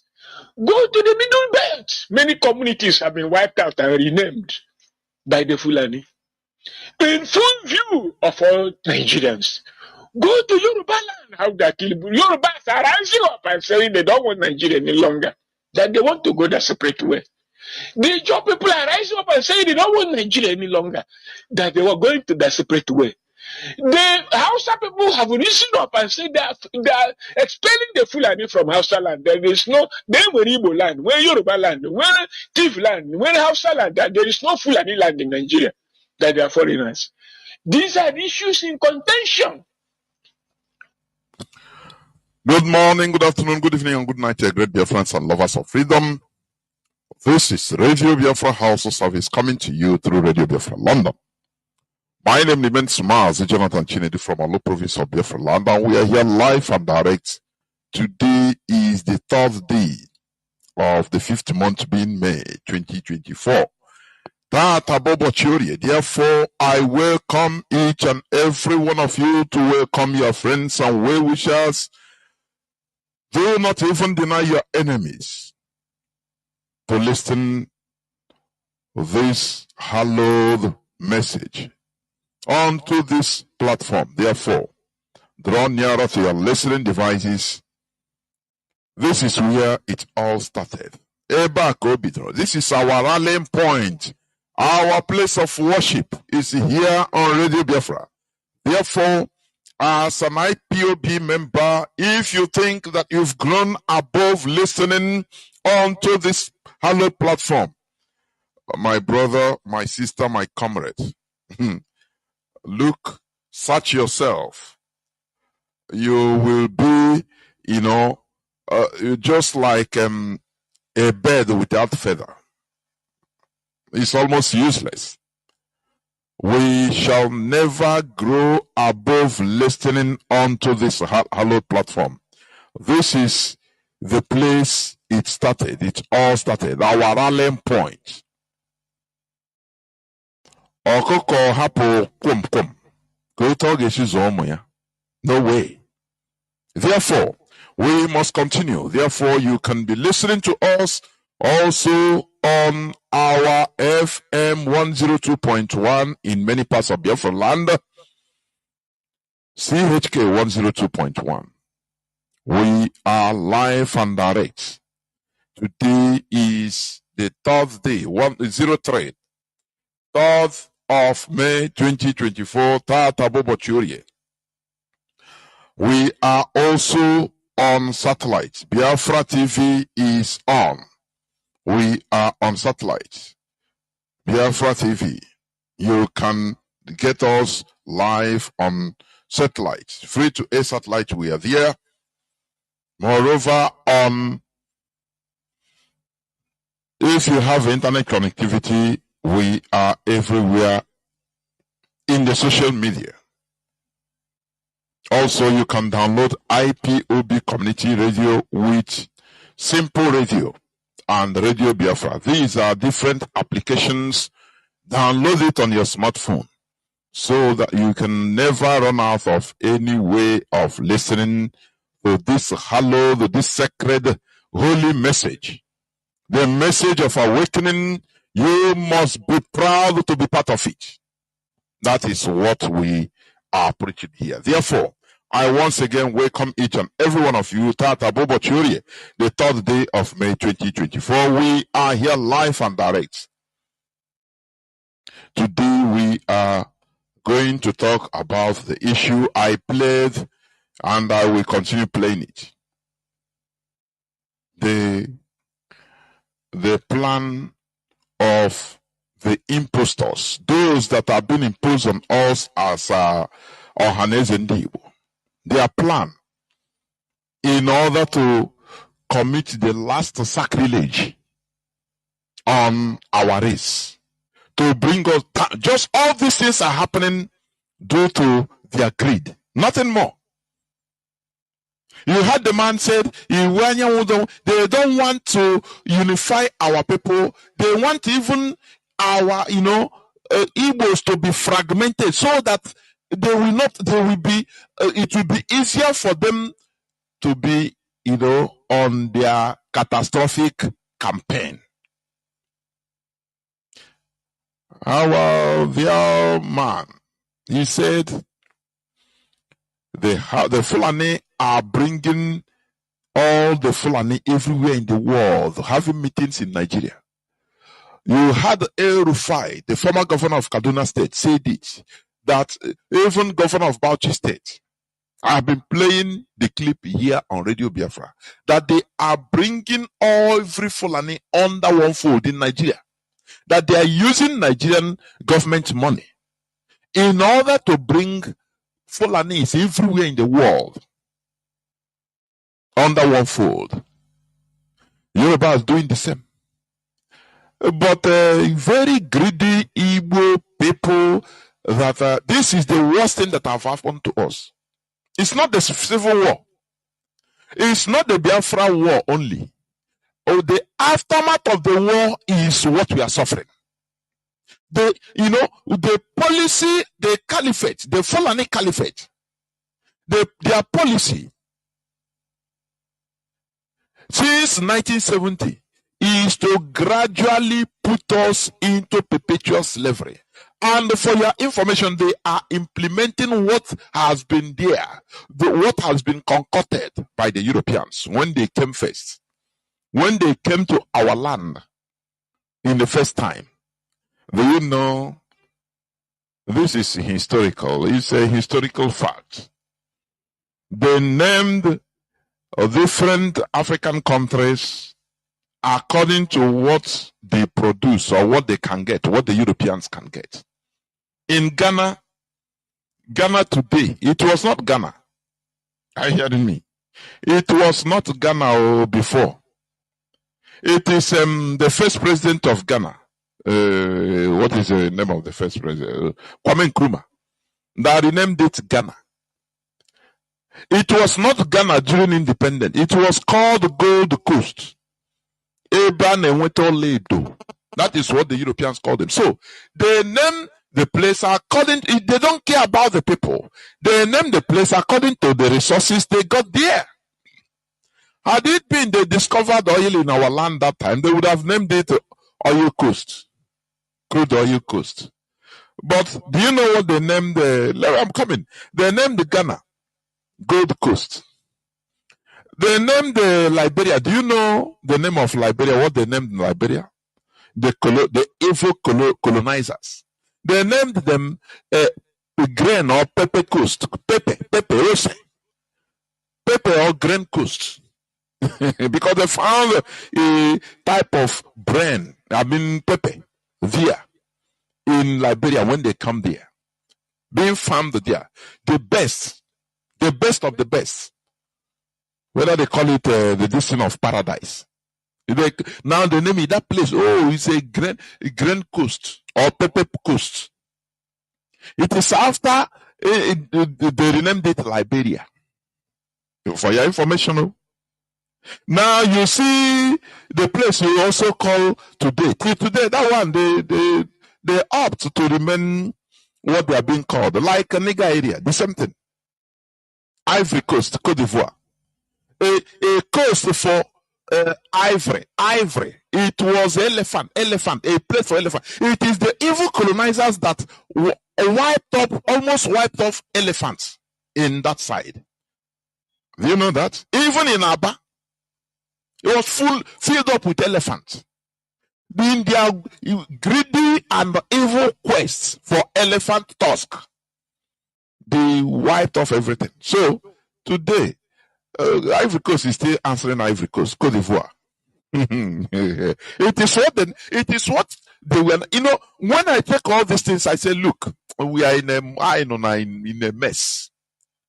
Answering the names we are given, The colonizers, they detected our borders for us. Nothing is natural for us. Sometimes I want to become frustrated, honestly.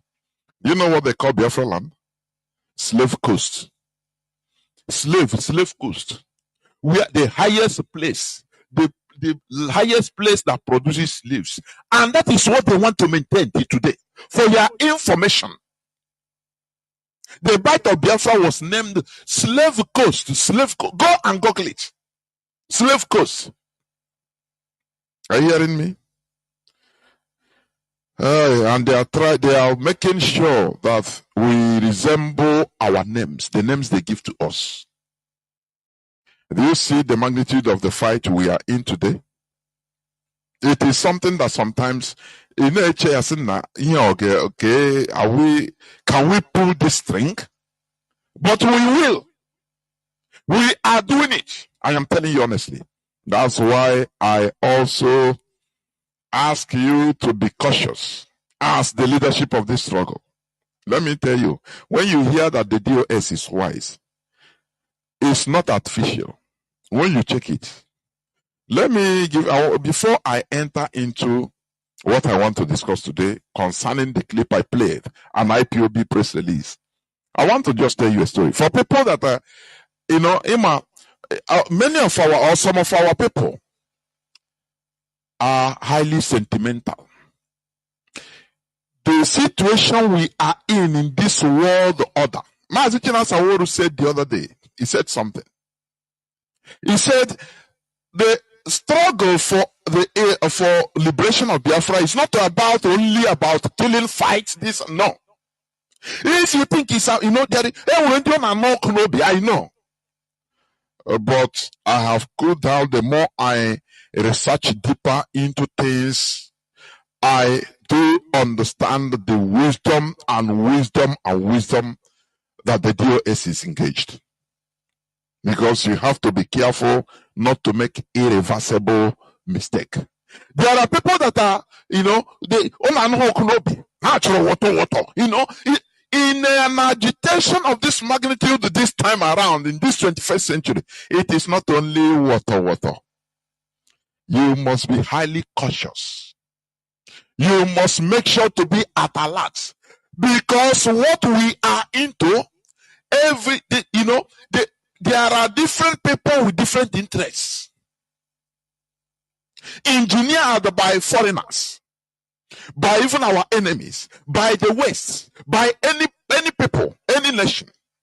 You will think that you are with you, that they do to what? Let me tell you this story about Syria. Do you know the reason why? Listen attentively, please. Because we should be what we are.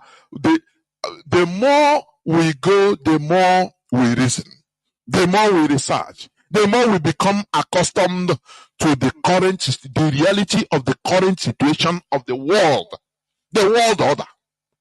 If you don't play along in a way that, you know, that makes you, that benefits you, you fall a victim of what you don't want, and it will become irreversible. Let me tell you this story about the Syria revolution. For you to understand that it is not every popular revolution that produces positive. Example is Egypt. I will come to Syria as I was talking. Egypt, they enter during Arab Spring. They don't want dictatorship, blah, blah, blah, blah, you know, we are instigated. Because they want water. Everybody want, but not every water or popular revolution that needs violence or, no. Brain, this time around, it will check more than anything water. No. Everything is involved, but Uche takes more percentage. Otherwise, you make an irreversible mistake. I will tell you, I will prove to you. Egypt, wow, they did revolution, and with sentiment. Because Hosni Mubarak, the same with the former president of Tunisia, imprisoned all the jihadists. It's a Muslim, they are Muslim majority countries, but they know them. You cannot run a successful country with these people outside. It's impossible. But with sentiment, the Egyptians brought down Mubarak. And with sentiments, they voted for Islamic Brotherhood. That they promised them heaven and earth. Oh, they were this. Oh, they were water. They took over power. Are you hearing me? Mohamed Morsi, they voted him in power with 52% vote in Egypt. Not knowing that he is an active terrorist supporter and facilitator. Direct. He is dead. He died in prison. But it's the revolution that brought him. People want liberation. Be careful where you are running to. That is the problem. That is what IPOB leadership is highly careful. If things come to us, the road become misty. They tell everybody, stop. Let us gather ourselves to know, to watch where we are going. Because there are many hyena, lion, everything is into play. Hey, agitation. You don't know what is happening. Egyptians used by fast lane, they entered into one chance. They voted the terrorists into power in the name of revolution. They put him into power. Ahmed Morsi. He now called directly the president of Arab Republic of Egypt.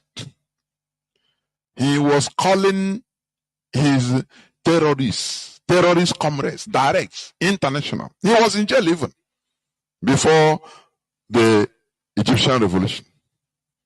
He was calling them to come, that they are now in power in Egypt.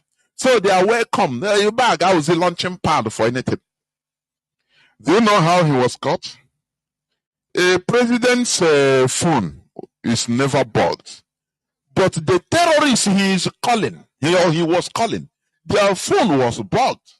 So, some countries' intelligence services listen, and while listening to the calls of all those terrorists, they detected that, look, the person talking to this internationally wanted terrorist is Egyptian president.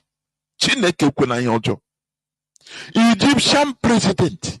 A president of a country, a sovereign country that is enjoying Westphalian sovereignty agreement, is calling internationally wanted terrorists. No.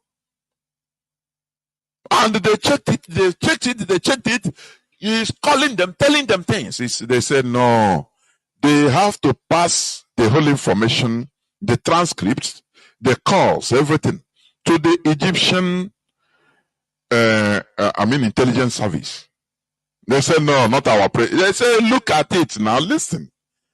When they listened, they were shocked.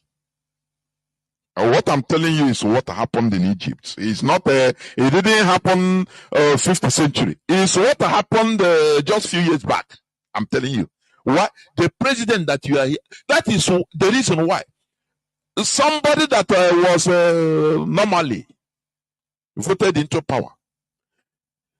The Egyptian military, upon receiving this critical information, and you know that time, the time of Mohamed Morsi in power, many bombings, Copts Christians were slaughtered everywhere. Terrorist bombing in Egypt. To announce that he is here. Now the Egyptian military, once they got this information, now what they did, they issued an ultimatum to the president to either organize early election or to resign immediately.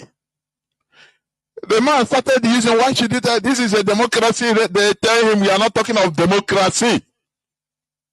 They use a forward on democracy, you are democracy. You have to resign immediately.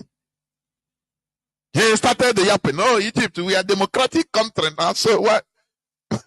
Before you know, they staged a military coup. They deposed him and arrested him. Say you are a rat. They deposed him and put him in jail. Charged him to court for treason. And he was in the court in jail until he died. I think last year, 2 years or something like that. That was Egypt, though. Now, let me come to Syria. Do you know why the Syrian president survived the so-called revolution, Western revolution? Because when he come, just like what Mazi Chinasa Nworu said the other day. When you see a country, a state that is talking about anything about you, about us, or anything, don't go in a hurry to conclude. We are in a world of chase. If you play, you watch, yeah. Your opponent will play, you play your card. Nobody loves you.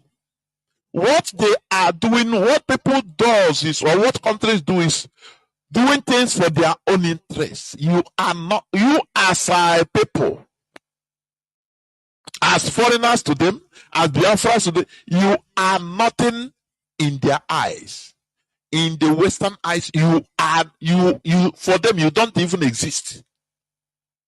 So when they talk about it, don't be in a haste to conclude. You understand? Be conservative. Reason. Because they are not doing it for your interest. They are just doing everything for their interest. That is the world we are in. So in the case of Syria, everybody is fighting for their interest. The West is fighting for their interest to remove Assad of Ba'ath Party. Are you hearing me? Because they want the oil pipeline from Kuwait to pass through. And he refused to Europe. But and now they instigated. Oh, he's this. That time they know he's a dictator, this and that. They know how to play all these games. Oh, he's quelling on, cracking down on protesters. He's this. But today, America is cracking down on protesters in America. Oh, wow. This world itself, sometimes I will stay like this, I will be laughing. United States of America, where there is a free speech, they are clamping down on students that are on peaceful protests because their protest is not to America. The American government is not their interest. They are supporting free Palestine. So it's not their order. It's not the world order the way they want it. So they have to crack down on it. Who is talking on them? Imagine that it is their perceived enemy country doing this. Oil will break loose now everywhere. Or now just everywhere. Just imagine what will happen. Before you know, sanctions are sanctions. Now who will sanction America? That is the world we are in. It's not a world of law. Order or justice. It is a world of power. Are you hearing me? Power. When you hear power. Power in the barrels of gun, in the barrels of missiles, in nuclear weapons. Once you have all these things, go and sit down now. Any person that talks, you tell them, say, shut up. And who be law? Now we be law. Who is justice? Now we be justice. This thing I have, and I be justice. Do you see how the world works? That's why we need to work hard. Do you know, working hard for us to develop and have that power? That is where the secret of this world lies. Power. P-O-W-E-R. Is nothing. Money cannot buy power. In our case, no. After all, Buhari made a statement and your naira, your billions and trillions of naira become useless in your hand. Just one small thing, one small pronunciation. You see people, you now start bringing out the money you hid. Do you see power?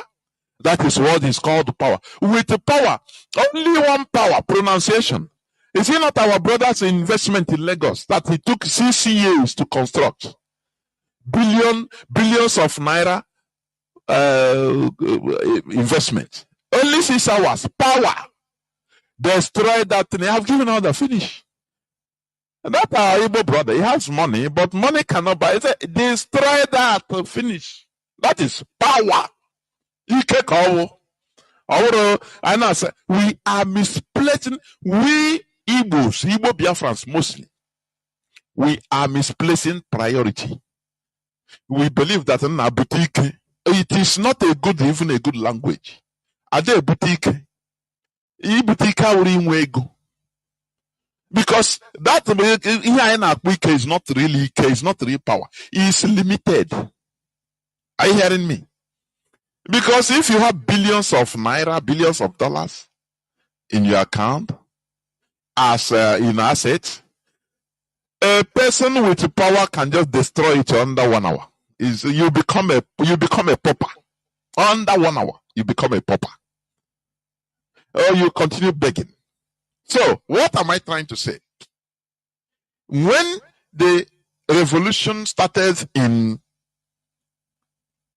Syria, people started protesting legally, legitimately, protesting little by little, without arms, without any violence. And that would have been the highest arm. You see, that revolution without violence, people will gather, the more people gather, because once you start killing them, you continue killing them. People will die, yes, but it will now fall back to the power. It doesn't matter how long it takes. Are you hearing me? Are you hearing what I'm saying?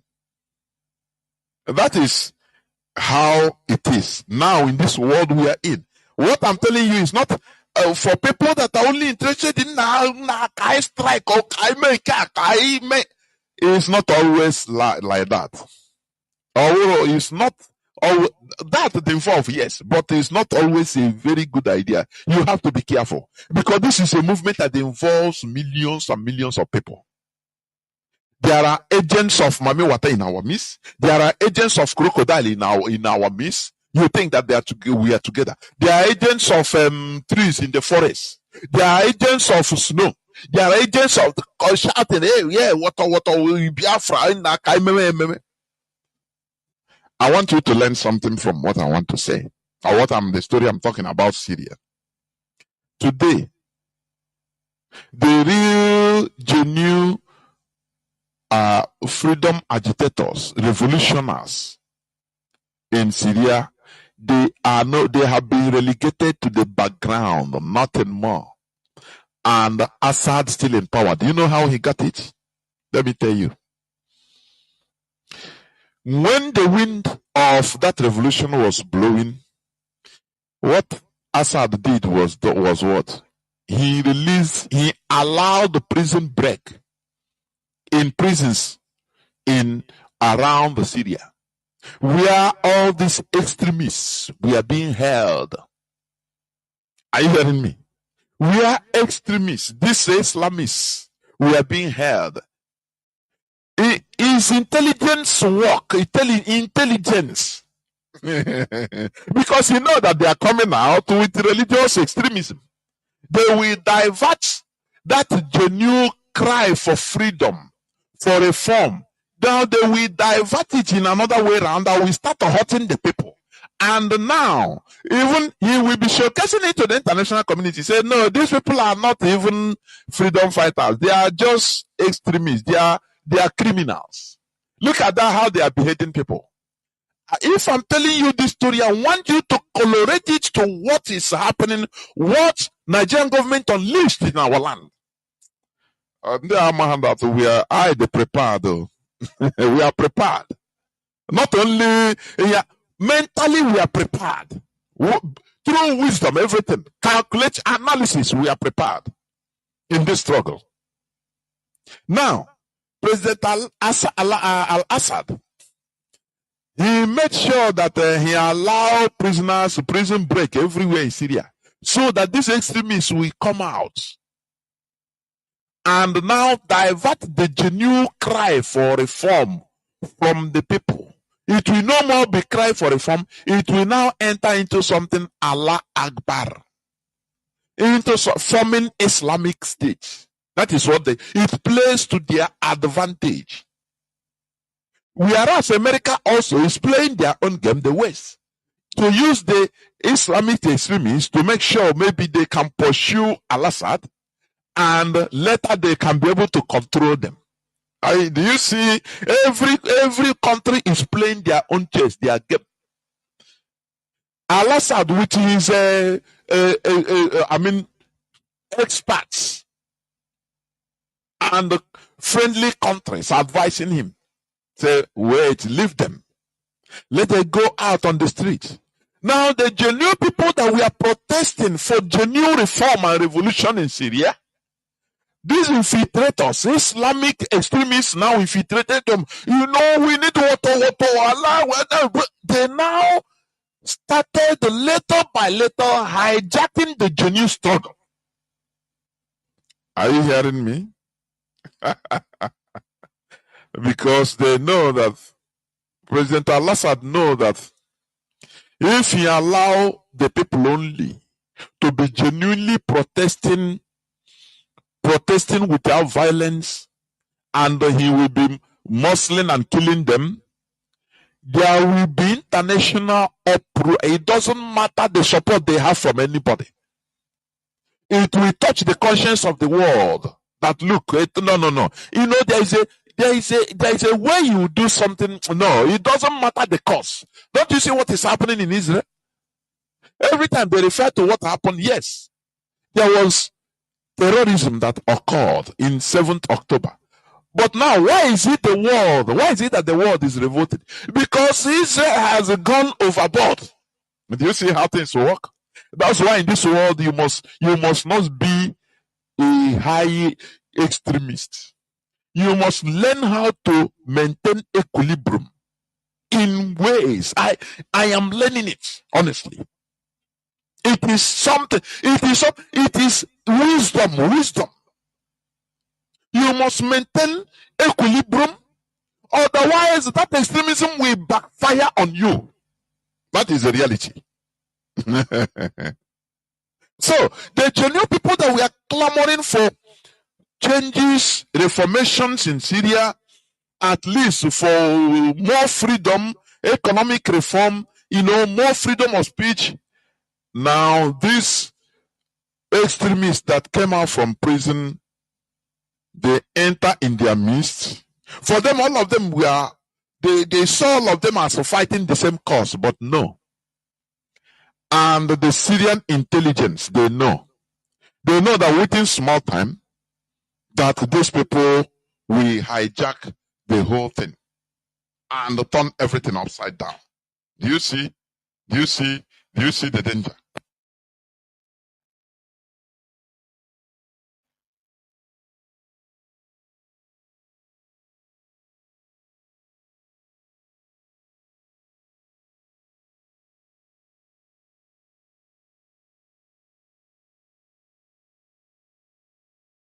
Just hold on, I'll just in a jiffy.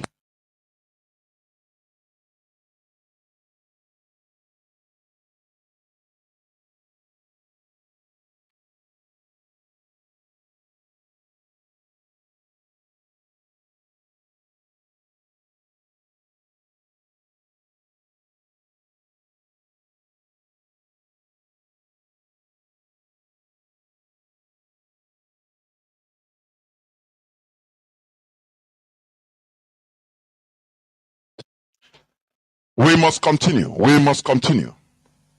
As I was saying, please, I want us to learn from things that are happening.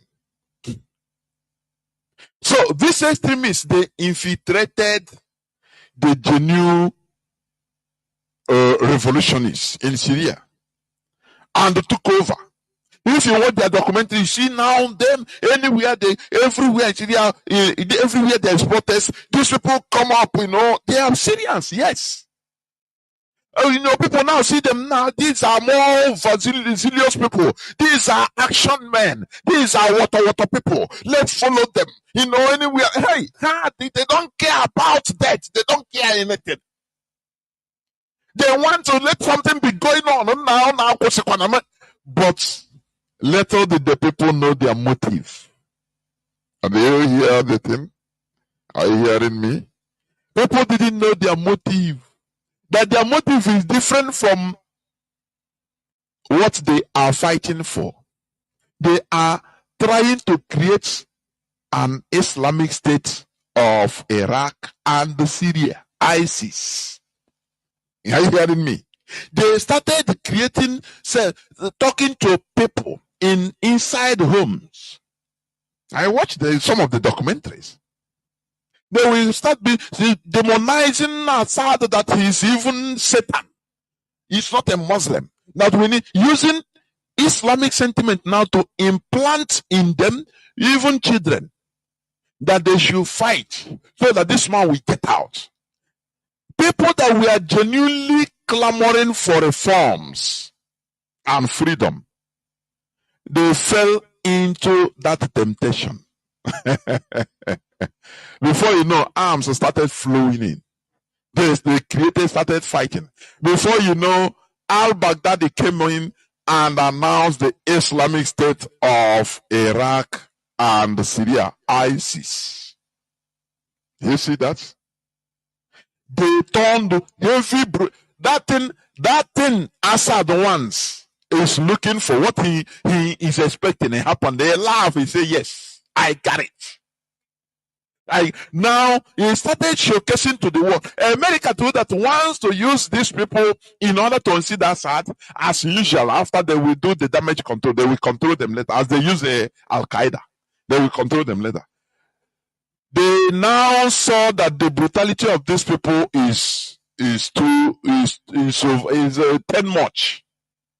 That they cannot wait and start, because the world will say, wow, where America?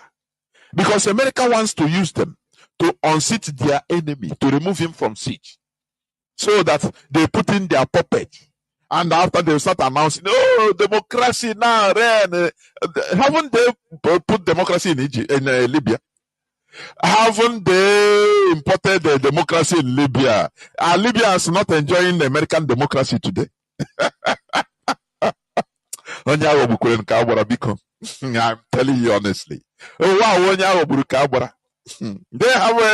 have imported their democracy in Egypt. I mean in Libya.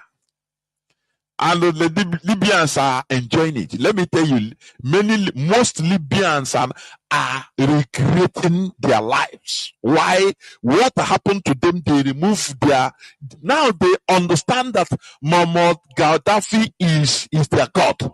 I am telling you. People that are in Libya are listening to me. When the lines are open, you can call to say, no, man, what you say is lie. What I'm telling you is true. Because of sentiment. Be careful of hormone, this sentiment, adrenaline. Be careful. Be careful. That is why I am very happy that our people have mutated from highly sentimental people to moderacy. But we have to take hold of our sentiment. If it comes like this, hold it, bring it down. Try to use that wisdom, use wisdom against sentiment. Subjugate it. Do you hear me? Otherwise, enemies will use that sentiment, and before you know, you will commit irreparable harm to our real motive. Now, they formed the Free Syria military. For many of them, they thought that that is their motive. They are fighting, to free themselves from the grip of Al-Assad and reform. They convince them to carry arms. Say no, because this man is killing you, so you have to carry arms. Otherwise, not knowing that they are falling into the hands of their enemies the more. Now the extremists took over, and it became a reign of terror. The people that they are controlling, they saw Shege. They behave the people like they kill innocent people. They burn children. The people now we are shouting, say, please. If even 10 President Al-Assad is more better than these people. Just bring President Al-Assad into 10 places. They prefer him. Do you see? Do you see what the Nigerian government wanted to do with this infiltrator? Killing our people? Burning our people's houses? So that, so people will start saying, of which they have started it. Now, we are not part of Biafra. Let us be careful before we commit irreparable loss. That's why I am of the opinion, convinced, that the leadership of this struggle is divine. I am telling you. The time you want to do it, wait, one wait. And now watch it, because enemy is full everywhere. You know what they call us? Do you know what the West named us? Do you know what the evil colonialists named us? Slave coast. That place, slave coast, that we're supposed to remain slaves.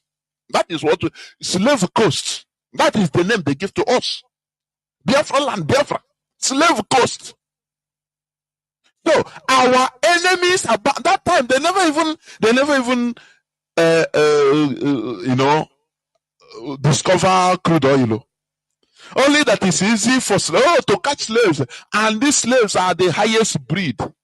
People that can walk, people that are highly healthy. They can walk. Biafran slaves are sought for everywhere. Go and make your researches.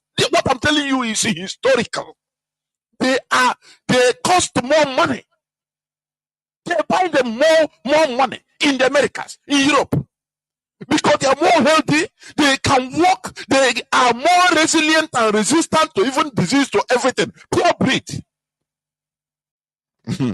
So, what we are fighting is too much.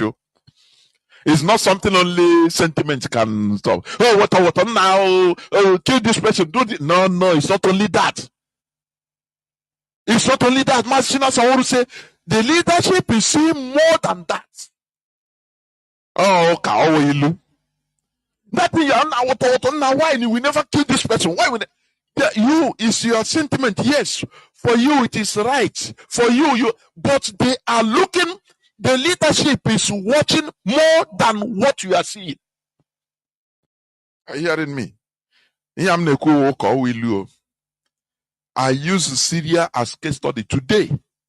Before the real genuine freedom fighters of Syria, free Syrian military, before they can understand it, ISIS has taken over everywhere. They become the minority. Today they are nowhere to be found. That is why Al-Assad is still there. He defeated them, all of them.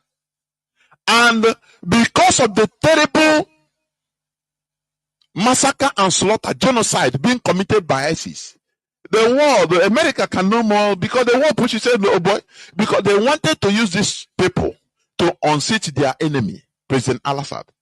But their crime, their criminal act, their terror became too much to the world. If America didn't do anything, even people, the whole world will turn against America. They know it. They grudgingly started dislodging them, bombing them, and today they are nowhere to be found. Al-Baghdadi was killed. All of them. Are you hearing me? So the whole so-called revolution flopped. And what they wanted to achieve, nothing. Only fractions now in Syria. They call themselves. I watch a documentary. One person, whether he say he's a fighter, they are relegated in villages, interior deserts. Whether they are up to 200 men, free Syrian army, that they are genuine fighting for democracy. Who will hear them again? They have been dislodged with brain. Because that time they were engaged in water without minding some other people that championing that water. They don't know that they have another motive. But the government knows, and they want them to be more extreme. In this world today, you have to be balanced. You have to be balanced. You don't have to be high extreme to the extreme, and you don't have to be, lower. You have to be maintain equilibrium, as I say. So I